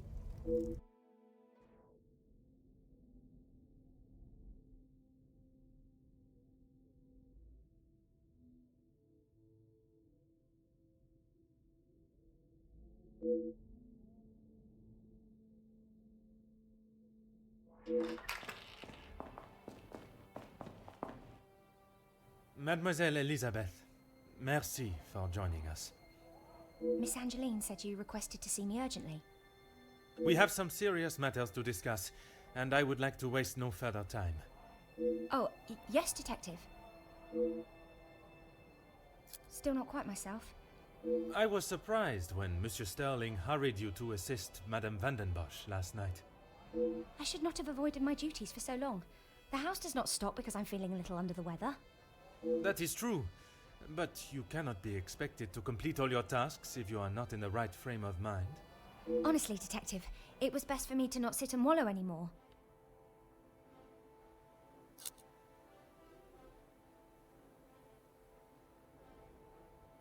Yes, that is where he spent his last moments. Standing shoulder to shoulder with his fellow workers. The resulting riots were a terrible tragedy, one that I hope we will not have to see or experience again. Something that could have been avoided had the Major and his team done what was required of them. Nobody deserved to die that day. Not my Luke. Have you been able to uncover who the blackmailer is? The blackmailer's identity has been established, and they will pay the price for their crimes. Wonderful news, Detective. You can put it all behind you now. You must be thrilled. I would not say thrilled, knowing that such a close friend has betrayed us. Mademoiselle is correct. What I have learned over this weekend is that people are not always as they appear. While they may give an impression of being a friend or ally, they can in fact be something completely different. And, what of the Major's killer? Well, mademoiselle, that is why I have asked you here now. I'm not quite sure what you want me to say, Detective. Your honest opinion is all I ask, and, s'il te plaît, do not hold back. No one else felt it necessary. We only spoke when there was something in the house to be done. We did not speak of interests or pastimes. You knew of his work with Monsieur de Silva? I only know what is required of me to know, and that is very little. But you were aware of his work as security at Monsieur de Silva's factory. I was. The factory your beloved Luke worked at before he was cruelly taken from this world. Yes, Detective.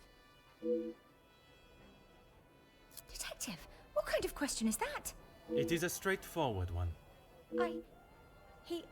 Mademoiselle, if there is something you wish to tell me, now is that time. I'm sorry, Detective, I just don't know how to answer it. Let us consider what we know of the Major. He fronted the militia that attacked the workers at the strike. You were aware of this? You finally had someone to blame for Luke's death. Someone conveniently located in the same house, alone in his study. No, Detective. It wasn't like that. Tell me what happened with the Major on the evening of his death. I was only in here trying to prove what I heard Mr. Beckers say. I was going to report him, I swear. Miss Angeline, you believe me, don't you? I want to. I am still trying to understand it all myself. Why don't you start from the beginning? I was delivering Miss Angeline's dress to her room when I heard Mr. Beckers arguing with the Major in his study. They were ever so loud. I thought the whole house would have been listening to what they were saying. Mr. Beckers was talking about the factory strikes and how it was the Major's fault. He told him that if he didn't own up to his crimes, he would go to the newspapers. I cannot imagine the Major would have taken kindly to Monsieur Becker's threat. He didn't. He called him some rather uncouth names before Mr. Beckers left and went downstairs. I made sure to keep out of sight. After the altercation between the Major and Master Gideon, you went to speak with him outside, and I thought I could look around his study without anyone knowing. I had to know for sure. If it was true, he deserved to be held accountable. And did you find the proof you are looking for? I found a payment from Mr. De Silva, but there was nothing incriminating about that. I was so nervous. I felt like my heart was beating out of my chest. And then you saw the blackmail note. I recognized the writing on the envelope. I couldn't believe it. How could he do such a thing to Angeline? To the family that had taken him in? Common sense would determine the Major was another victim of the blackmailer. If I'd have used common sense, I wouldn't have been snooping around alone in his study in the first place. I heard the footsteps in the hall, and before I could move, the Major was standing in front of me, demanding to know why I was going through his belongings without permission. I tried to come up with an excuse, but nothing came out, and when he saw the letter in my hand, it was like Dr. Jekyll turning into Mr. Hyde. I tried to move around him towards the door, but he hurled something towards me, and it crashed against the wall. That would explain the damage to the wall. I froze. I have never been so scared in all my life. I thought he was going to kill me there and then. And you thought you would beat him to it? Oh, Detective, you make it sound as though I had it all planned. He lunged forward and grabbed me by the arm. I tried to push him away, but he was too strong. His grip just got tighter and tighter. If only you had seen the look in his eyes, I dared not even scream. I saw the sheath on his belt. I didn't know what else to do. I didn't want to hurt him, but he wouldn't let go of me. So you took your opportunity to put an end to it all. I just wanted to get him off me. I didn't want to hurt him. I reached for it and I jabbed it at him. His grip instantly loosened and I ran straight out the door and didn't look back. You did not even look to see what state you had left him in? She had just been attacked, Detective. Oui, please. Continue. I ran down to the pantry looking for Rahana. She took one look at me and knew something was wrong. I explained to her what had happened and she went to find Archie. She said he would know what to do. We went back to the study and he was still lying there, motionless. Archie said that no one would believe me. That if someone like me killed someone like him, I would be sent straight to the gallows. He left the letter so you would find it. He said that if people knew what the Major was really like, then they wouldn't care what happened to him. So I am to believe that it was Monsieur Sterling and Mademoiselle Rihanna that cleaned the scene and orchestrated a plan that included a fake telephone call and dressing as the Major so that he may be seen. You had nothing to do with that. I swear I had no idea that is what they had done. Archie just told me to stay out of sight. I am no master criminal. Then Monsieur Sterling and Mademoiselle Rihanna will be charged for obstruction of justice and impeding my investigation. Please, Detective, they were only trying to help me. If they wished to help you, they should have brought all of this to my attention immediately instead of committing more illegal acts. Surely you haven't forgotten what happened with Florette. She was only accused of stealing a bracelet. I killed a man. It is a day I have not forgotten, mademoiselle. Even for a moment. Without your help, I don't stand a chance. Please, Detective Poirot, you are the only one that can help me. Oh, Elizabeth, why didn't you come to me? I didn't think you would believe me. I felt so guilty. And when it was announced yesterday that he was a victim of the blackmailer, I wanted to tell you everything. I came to find you last night, Detective, but Archie stopped me. I'm sorry.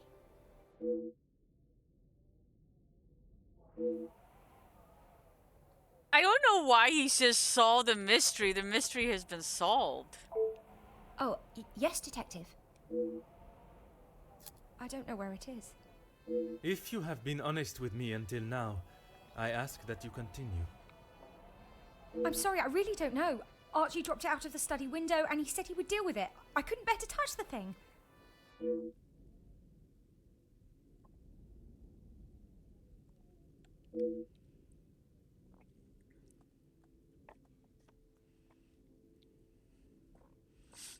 I need a moment.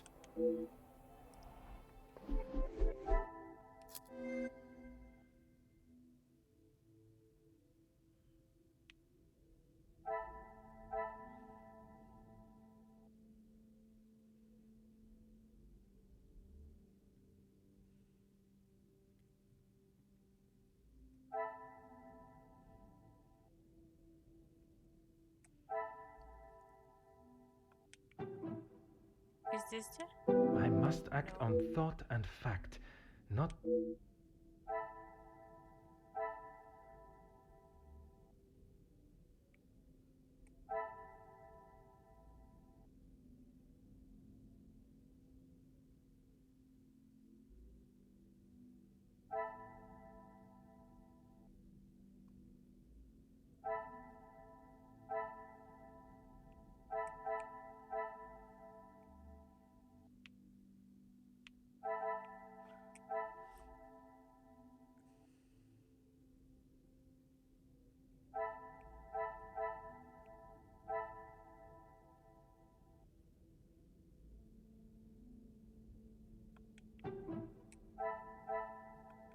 The pieces of the puzzle are finally coming together.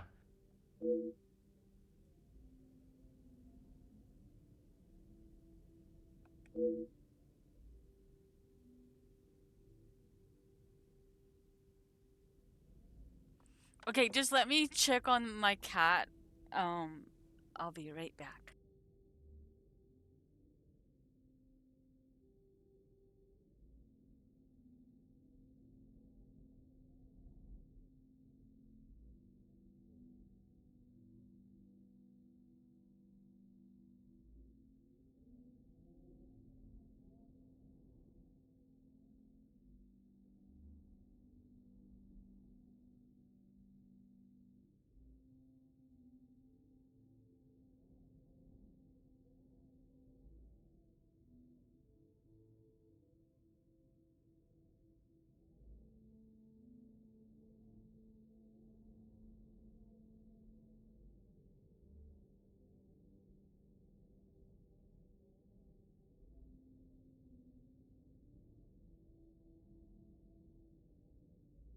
Okay, she's back in now. I don't have to worry about her.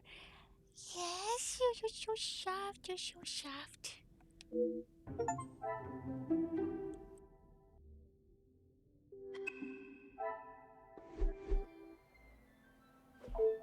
Oh, yes, Detective.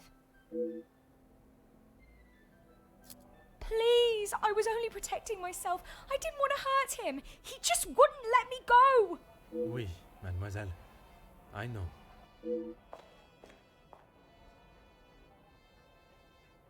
Mademoiselle tells quite the harrowing story. I cannot imagine the Major acting in such a way. But Elizabeth could not make up such a story. After learning what I have about the Major's character this weekend, I would not question the lengths he would go to in order to keep his secret hidden. I know that you share a close bond with Mademoiselle Elizabeth, but you cannot allow your personal feelings to taint your belief of what took place. She has committed a terrible crime, but she will live with that for the rest of her life. She is not a cold-blooded killer. If what she says of the Major's attack is true, she acted in self-defense, and in the law's eyes, a crime has not been committed. I will do everything I can to make sure her story is heard and a fair trial is conducted.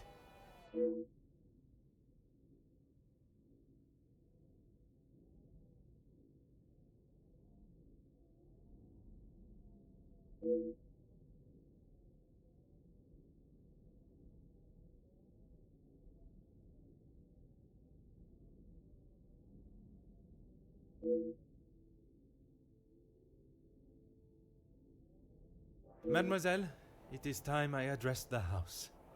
Are you sure? What will you say? What if they do not listen? I can assure you, they will. Elizabeth was right, though. She's just a servant. What if they... Mademoiselle, when Detective Poirot speaks, they will listen. Would you ask the guests to convene in the library? Of course. And what of the staff? I have told Monsieur Sterling to remain in the staff quarters with the others. When the authorities arrive, they shall be dealt with. You have been of great help to me throughout my investigation, and now that it is over, I have one final request. You only need to ask. While I am speaking with the guests in the library, would you watch over Mademoiselle Elizabeth in my room? You don't think she will try and escape, do you? In her position, I do not know what she might try. But I trust with you there, any potential ideas of such a thing will be squashed.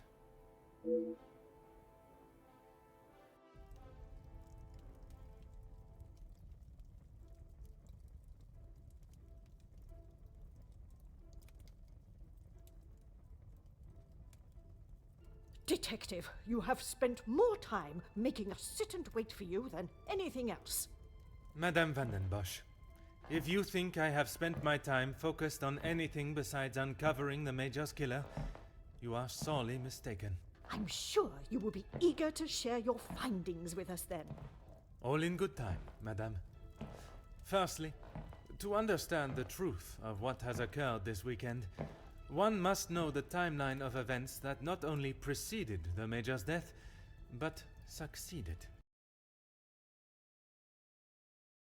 Oh my god. What the hell? You are only aware of what the guilty parties wanted you to believe. But now I shall the reason for us all being here, you know. The altercation between Monsieur Demire and the Major, you know. The body of... But what was kept from us all was that his body lay on the study floor for far longer than was thought. Why was it skipping like that?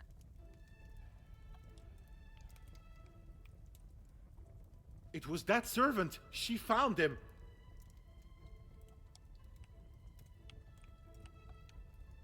S'il te plaît, monsieur. It was indeed young Inga that found the Major's body. So it was her. Monsieur, I will not... Oh, what the hell's... I on? returned to the Major's...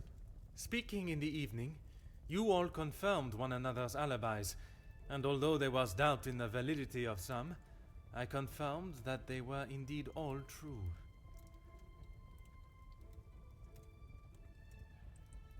What I could not understand was how a man came to be found dead, and every guest accounted for at the time of death.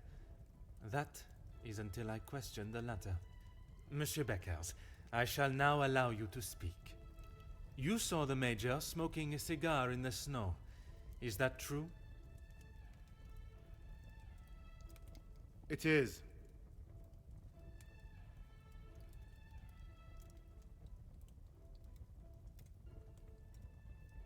False. Monsieur da Silva, on the afternoon of the Major's death, do you recall hearing a telephone ring?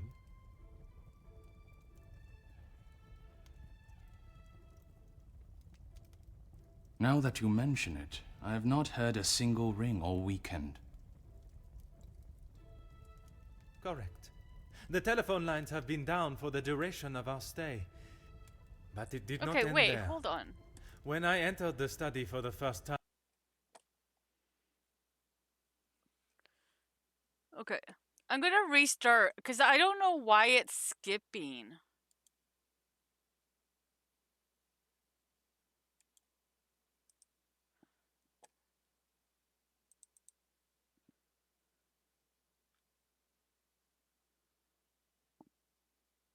Like, it's just skipping, like, whole, like, things.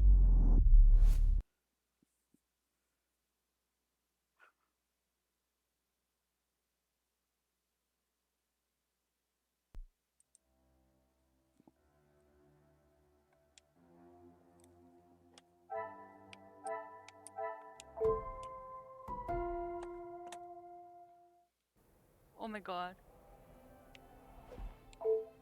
Oh, yes, Oui.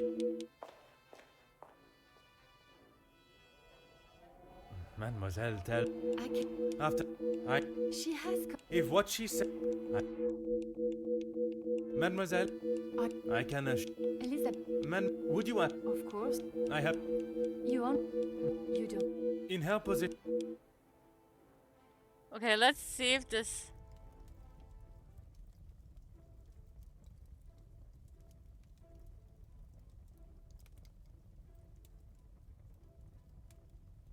Detective, you have spent more time making us sit and wait for you than anything else. Madame Vandenbosch, if you think I have spent my time focused on anything besides uncovering the Major's killer, you are sorely mistaken.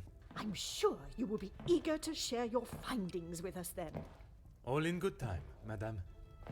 Firstly, to understand the truth of what has occurred this weekend, one must know the timeline of events that not only preceded the Major's death, but succeeded. We are all well aware of what happened before, Detective. You can save your breath. You are only aware of what the guilty parties wanted you to believe. But now I shall apprise you to the true events.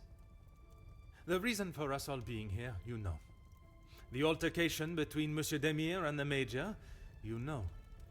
The body of Monsieur Hagen was found while we were all sat enjoying a most delicious meal. That you also know. But what was kept from us all was that his body lay on the study floor for far longer than was thought. It was that servant. She found him. S'il te plaît, monsieur. It was indeed young Inga that found the Major's body lying lifeless in the study. So it was her. Monsieur, I will not allow for any further interruptions. I return to the Major's body. If we are to believe the scene that we were presented with, the Major must have been killed during the first course of our meal, a meal that none of you left, even for a moment. Speaking in the evening, you all confirmed one another's alibis, and although there was doubt in the validity of some, I confirmed that they were indeed all true. What I could not understand was how a man came to be found dead, and every guest accounted for at the time of death. That is until I question the latter. Monsieur Beckers, I shall now allow you to speak. You saw the Major smoking a cigar in the snow. Is that true? It is. False. You saw what you were meant to see. Someone in the Major's coat standing outside, giving the illusion that the Major was still very much alive. Monsieur da Silva, on the afternoon of the Major's death, do you recall hearing a telephone ring?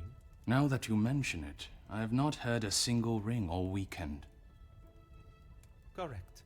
The telephone lines have been down for the duration of our stay, meaning the telephone call that was received and promptly directed to the Major's study was yet another act of trickery and deceit. But it did not end there. When I entered the study for the first time, it was obvious someone had already been there and falsified the scene to stage a burglary and clear away important evidence, including the murder weapon. What followed was an investigation that had already been hindered. But even those lengths were not enough to derail me for long. I think we have all had enough of your self-praise, Detective. Perhaps you would like to tell us who killed him now? Madame, as I'm sure you would expect, it is not as simple as that. What many of you do not know is the discussion that was had between the Major and Monsieur Beckers earlier that day. What has that got to do with anything? I told you I didn't kill him. That I know to be true. What you do not know is that it was not only his ears that heard your spoken words. I hope you are not implying I had something to do with it. No, madame, there was another. Mademoiselle Elizabeth. You are all aware that the Major was hired by Monsieur de Silva to front the security during the workers' strikes. What very few of you know is that it was the Major's order that instigated the vicious attacks on those unarmed men and resulted in numerous deaths, including Mademoiselle Elizabeth's fiancé, Luc. Monsieur Beckers confronted the Major, declaring that he was to hand himself in. That is what Mademoiselle Elizabeth overheard. Now, knowing the truth, she waited until the Major was away from his study. After he stepped outside following the confrontation with Monsieur Demir's fist, it looked to be the perfect opportunity, or so she thought. The Major returned and found her looking for the proof she required to hand him over to the authorities. If the maid bumped him off, why hasn't she been arrested? The events that followed in the study are not those of a cold-blooded murder, but one of a young girl that had no other option but to protect her own life. Sounds to me, Detective, like you have taken a shine to this young girl and would rather protest her innocence than arrest her for murder, the crime she has committed. Jeez, this is gonna make for a juicy story. Mademoiselle, I ask you this. You have seen the Major's anger before, oui? What if I have? How do you think he would have reacted if someone was to find proof that he had committed a terrible act, and that if made public, would surely result in his incarceration? Exactement. It is quite the story you have told, Detective, but all I have heard is that Elizabeth overheard a conversation blaming the Major for her fiancé's death, and she murdered him in revenge. A servant killing a man that is as revered as he was. She will face the noose. I am not denying that a man has lost his life, but it is not the crime of murder that you all believe. While the Major did not deserve to die in such a way, it was his actions towards Mademoiselle Elizabeth that drove her to defend herself in any way she could. Mademoiselle Elizabeth will be punished, but we will let the law decide the severity of her punishment. She has played you like a fiddle, Detective, acting the innocent victim. She will be arrested and hanged for her crime, like every other cold-blooded killer. Hear, hear. Give her what she deserves. The girl has got to pay for what she's done.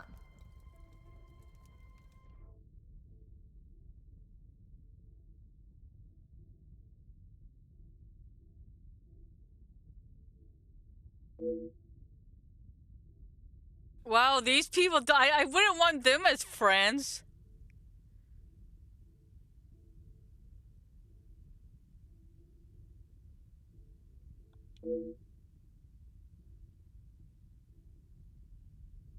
Those of you that are calling for the hanging of Mademoiselle Elizabeth, have you forgotten the roles you played? Your actions have been far from innocent. Look, Detective, I see where you are going with this, but it's not going to work.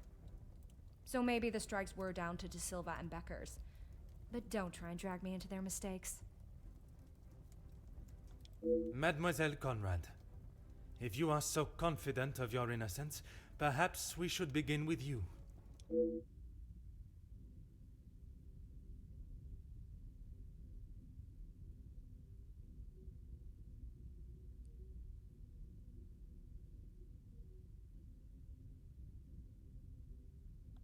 To uncover truths. To show the world what it is really like out there. Why then do you go to such lengths to concoct and fabricate stories? Listen, Poirot, I am not going to stand here and be accused of something like that. You know how damaging that can be to one's reputation. You knew the situation surrounding the strikes, and only sought to swell the anger in people and create further chaos. Mademoiselle, you so often have something to say. Now is not the time for silence. You really are delusional. Maybe you should just keep your theories and claims to yourself.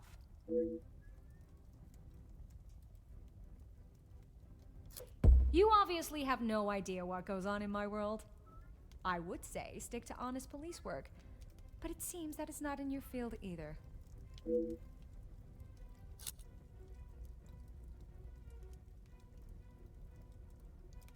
Look, it's... Mademoiselle, I do not have time for your excuses. Do you wish to state your direct involvement, or should I? It's not... Okay, fine. Yes, the story was going nowhere. There was a deal on the table, and it was going to be done and dusted. Everything you said is true. I wanted the story. The scoop that would have blown the others out of the water. I never wanted anyone to get hurt. But I can see what I did wasn't right. I didn't think you had this side in you. I can see now why Angeline asked for you personally. You're not like other cops. It's clear it's the law and doing the right thing through and through with you.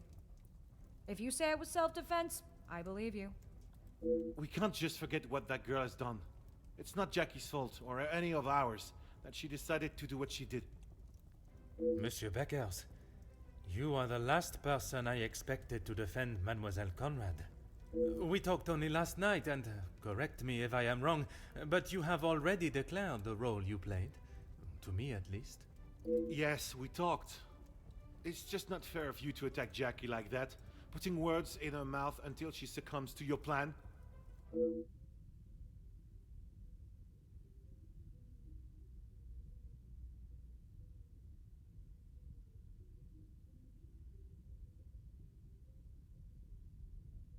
This is ridiculous. It was a peaceful strike.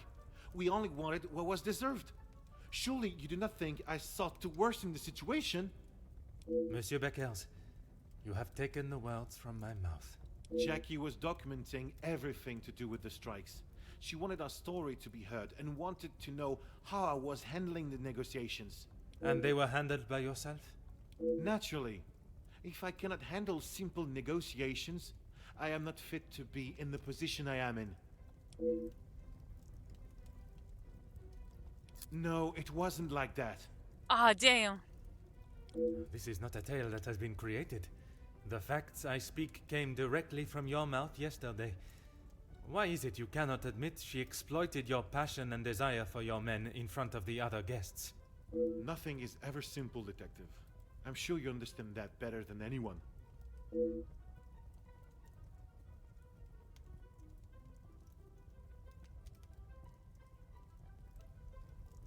You're right, Detective. I have tried so hard to deny my part, but I know only too well that my decisions led to the death of those men. I know I cannot excuse what I've done. I just want you all to know that I am not a hateful or malicious man. I only wanted to prove that I was the right man. I have lived in other shadows for so long.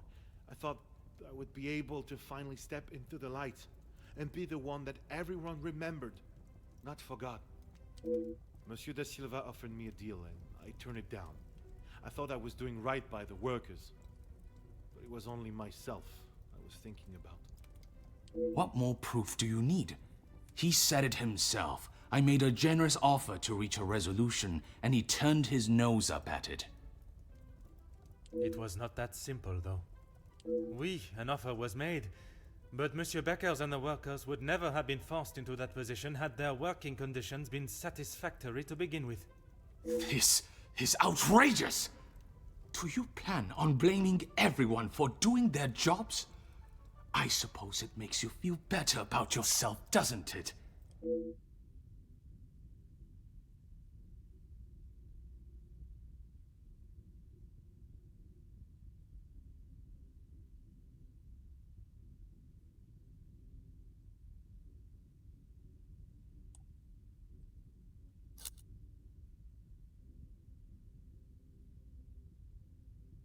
Me and my decisions.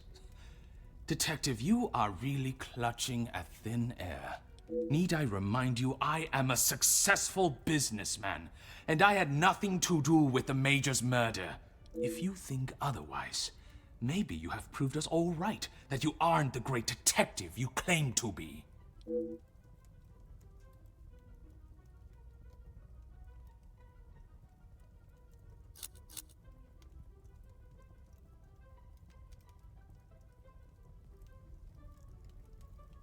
You said it. Anonymous.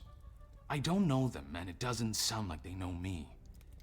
When you have something people want, money, they will do anything, including constructing lies to get their hands on it. Monsieur da Silva, you seem to have forgotten our previous conversations. I recall them just fine, thank you. A police officer trying to manipulate facts to fit his own agenda. Shocking.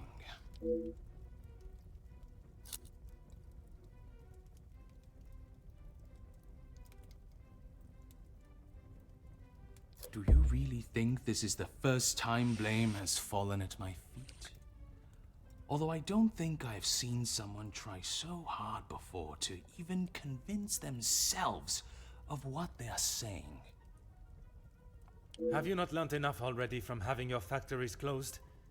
If you have any hope to return to normality, you must admit your faults and accept the repercussions. Apparently anyone can become a detective now. I really don't know how you gained your title. Through order and... Order? There's no order in beating down who you consider suspects until they have no other option but to admit something, guilty or not. Monsieur da Silva, you have stood steadfast, and your opinion on your involvement has not wavered. Detective, you would do well not to anger my friend. It was not my intention. I only want those responsible to be held accountable for their actions. The Major's death does not fall on one person alone. Does your position on Mademoiselle Elizabeth's guilt remain the same? Even after all your attempts, Detective, Felix was still murdered. Self-defense or not, she chose to hide what she had done because she knew what she had done was wrong. And she will be punished for it. It was not choice to hide anything, madame. If in her position, I ask, what would you have done? The Major has already furiously thrown an object at you, barely missing your head, and now has hold of your arm. But I wouldn't have driven a knife into him, that I can tell you for sure. She is no fool. She intended to kill, not to defend.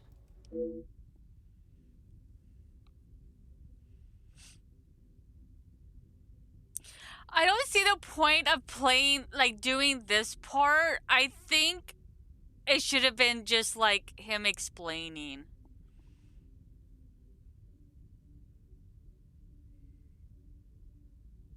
Quite presumptuous of you to assume violence is in his nature. Putting my own feelings towards the Major aside, he was not an honorable man, at least at some time in his life. He must have been for you to allow him in your house for so many years. So, even you confirm he had a history of aggression.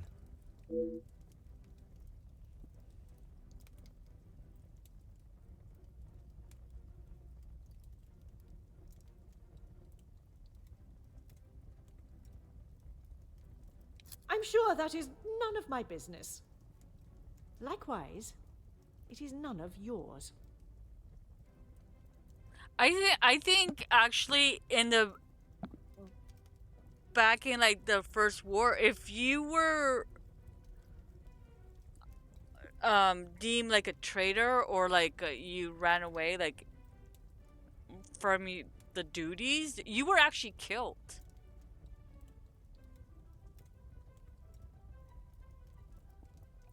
The Major shot and killed a number of unarmed prisoners as they were bound and terrified, posing no threat. His actions are unforgivable and should not be defended by anyone. You judge him so harshly, but I return the question.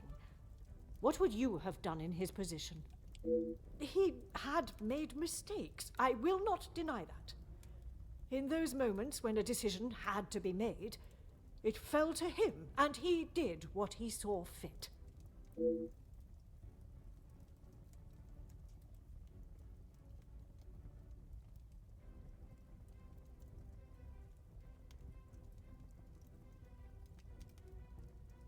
You do not know what he had been through. S'il te plaît, madame. I ask that you consider everything you know of the Major carefully. My friend has been murdered in cold blood, and you have the gall to I will see to it that your superiors know of your crooked tendencies and wavering morals. Elizabeth will hang for this. There is no more a fitting punishment for her crime. I knew that you had a cold heart, but never would I have expected to see you turn on a young girl so cruelly. Excuse me? She may have been the one that held the knife, but look at the monster that stood before her. It could not be clearer the type of man. No, I shall refrain from offending men everywhere. The type of creature that he was. He bribed, he extorted, he murdered. And yet when he attacks a young girl and she does us a favor and stops him for good, she is punished. I'm sorry, Margot, but I am struggling to understand why you have involved yourself in this affair. Because that girl does not deserve your judgment. You should be ashamed of yourself. You all should be for allowing this to happen. Countess, I have talked at length of the Major's death, but not the reason for my invitation in the first place. When I last gathered you all together, I spoke of a blackmail ring that was rife in the area, and then of the letter that the Major had received. Mademoiselle Angeline requested my help personally after she received such a letter threatening her family name. She felt I was the only one that could uncover the truth. And uncover the truth I have. Get on with it, detective. Who dared try and extort my family and then have the gall to allow me to welcome them into my home? If it was not for the honesty of a young servant, I would perhaps still be looking for the For goodness sake, it was me. Margot, how could you? While it looked as though the Countess was helping the young women at the shelter, she was in fact only finding them positions of employment in wealthy homes to gather information on them and learn secrets that she would ultimately be able to use against them. Monsieur da Silva fell victim to her network of moles and was in turn blackmailed. It was quite the prosperous setup you had, knowing that they would not be prepared to lose their social standing if a secret was to find its way from where it had been hidden for so long. That cannot be true, Margot. How could you do such a cruel thing? That is rich, coming from you. You are one of my oldest friends. High and mighty Madame van den Bosch.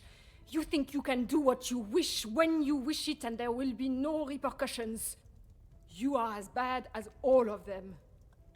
If I do not get a straight answer out of you, I will march you to the police station myself. I'm surprised it took the Major this long to start living with you. He must have been on the edge for some time. How dare you speak to me like that? In my own home. A home you share with the father of your daughter for so many years, and she still remains none the wiser. You have no right. Maman! Angeline? Have you heard what she has admitted to? She is merely trying to make herself... Is what she says true?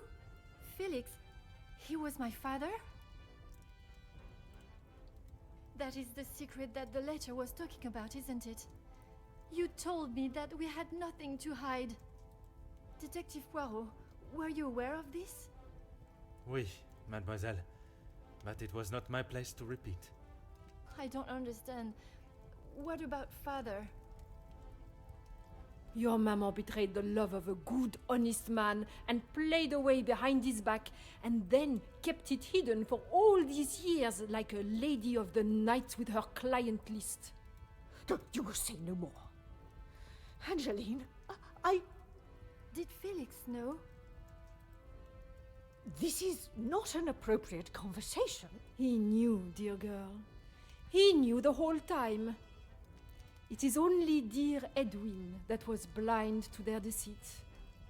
You will not talk of him like that. You will not talk of him at all. If I don't, who will? You never deserved him. You don't even deserve the memory of him. Countess, there is something that you still have not explained. What more is there for her to say? How long were you in love with the Viscount for? Margot? Is that true? We were destined to be together. And then you turned up. And I was all but forgotten about. But you were nothing more than friends. And you made sure of that, didn't you? From the day you arrived, it was all about what you wanted and what you had to do to get it. You didn't consider Edwin at all. He was just a purse to you. I loved my husband, and I miss him every day. Loved him enough to stray? Both of you, no more! Please, Angeline, let me explain. Maman, I do not wish to hear anything else from you. Not even your own daughter wants to hear your lies anymore. Cassandra Van den Bosch, all alone. How dare you!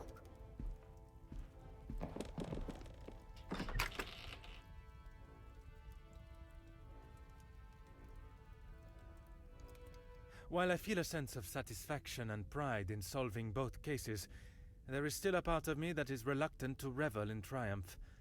I am content with the unmasking of Comtesse de Vos as the blackmailer, and knowing that she will pay for her crimes. But it is the justice for Mademoiselle Elizabeth that worries me. She will stand in a court of law, and I can only hope that they can see she acted in self-defense. I must trust that our legal system and justice will prevail, and a fair sentencing will be given.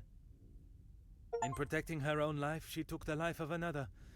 Perhaps the guilt she must live with is a greater punishment than any sentence she can receive.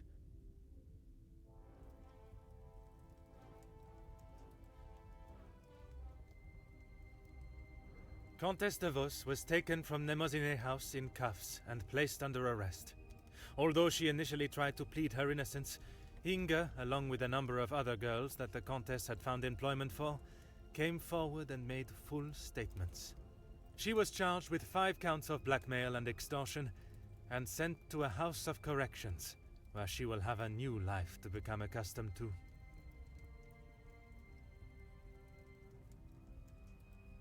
Monsieur Sterling and Mademoiselle Rihanna were also reprimanded for their participation. While they may not be facing time in prison, tampering with a crime scene and obstruction of a police investigation are certainly not something that houses and new employers will look positively on. Mademoiselle Angeline finally became Madame Demire, and together they took up residence in England, where Monsieur Demire continues to support and fight for fairness and equality in London. I am happy to say that we have remained in contact, and Madame Demire has become a regular correspondent of mine, and the latest joyous news is that they are expecting a child of their own. After Madame Vandenbosch's secret was revealed to the world, her position in the social hierarchy was no more, disappearing in a moment. While she still resides in Belgium, I believe she has had to adapt to a far more modest way of life. A humbling experience for her, I am sure. Madame Demir has not mentioned her maman in a single letter. After the discovery of her real father and how she had been lied to for so many years, I am not surprised if her departure from Belgium was somewhat an act of separation from her maman.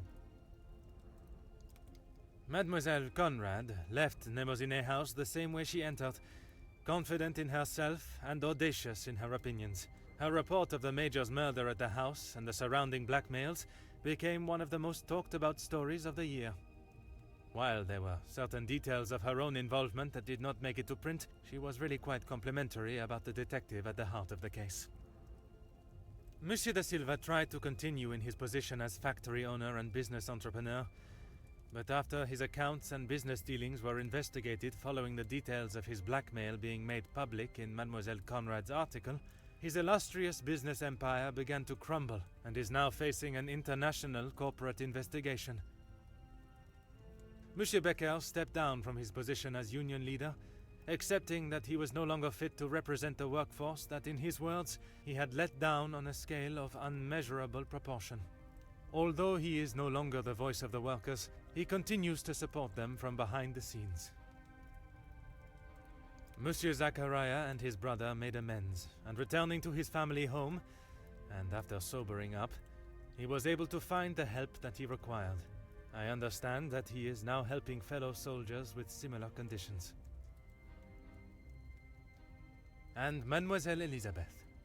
She stood before a court and was found guilty of second-degree murder. She was sentenced to time in a female correctional house on the outskirts of the city.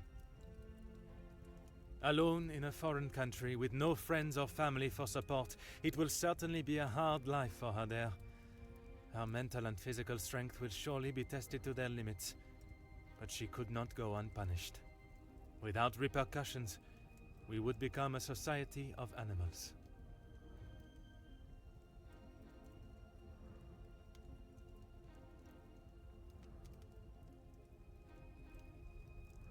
The death of Elizabeth's beloved Luc has been at the center of everything.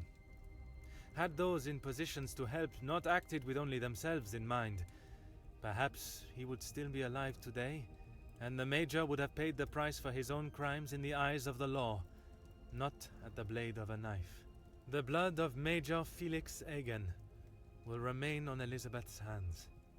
A stain that wherever she is and whatever she may do, she will never be able to wash clean. However, it will remain as a reminder to not only her, but all of us, of what we as human beings are capable of to protect ourselves. We all have something that may be considered shameful or sinful, and it is how we deal with it that shows our true character. Those involved in the riots, the workers' deaths, and the Major's killing believed themselves to be untouchable. Whether it was from their social standing or their confidence in themselves, they learned that everyone is accountable for their actions. There is no exemption because of the suit you wear or the money in your bank account. There is no price to a man's life. It cannot be bought or traded or discarded. No man is better than another, including Detective Hercule Poirot.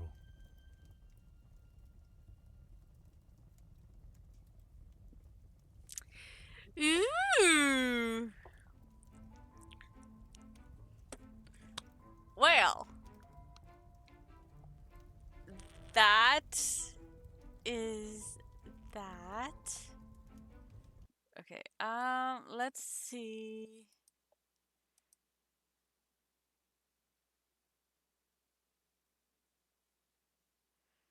Okay. We're gonna go raid Sergeant Warpath. I don't know if he's gonna be on for much longer, but yeah, we'll raid him anyways. Anyways, thank you, wherever you are in the world. Have a good day, good afternoon, and a good evening, and a good night. And I would like to thank Sergeant Warpath for the biddies, and of course, everybody for stopping by. So, later, taters.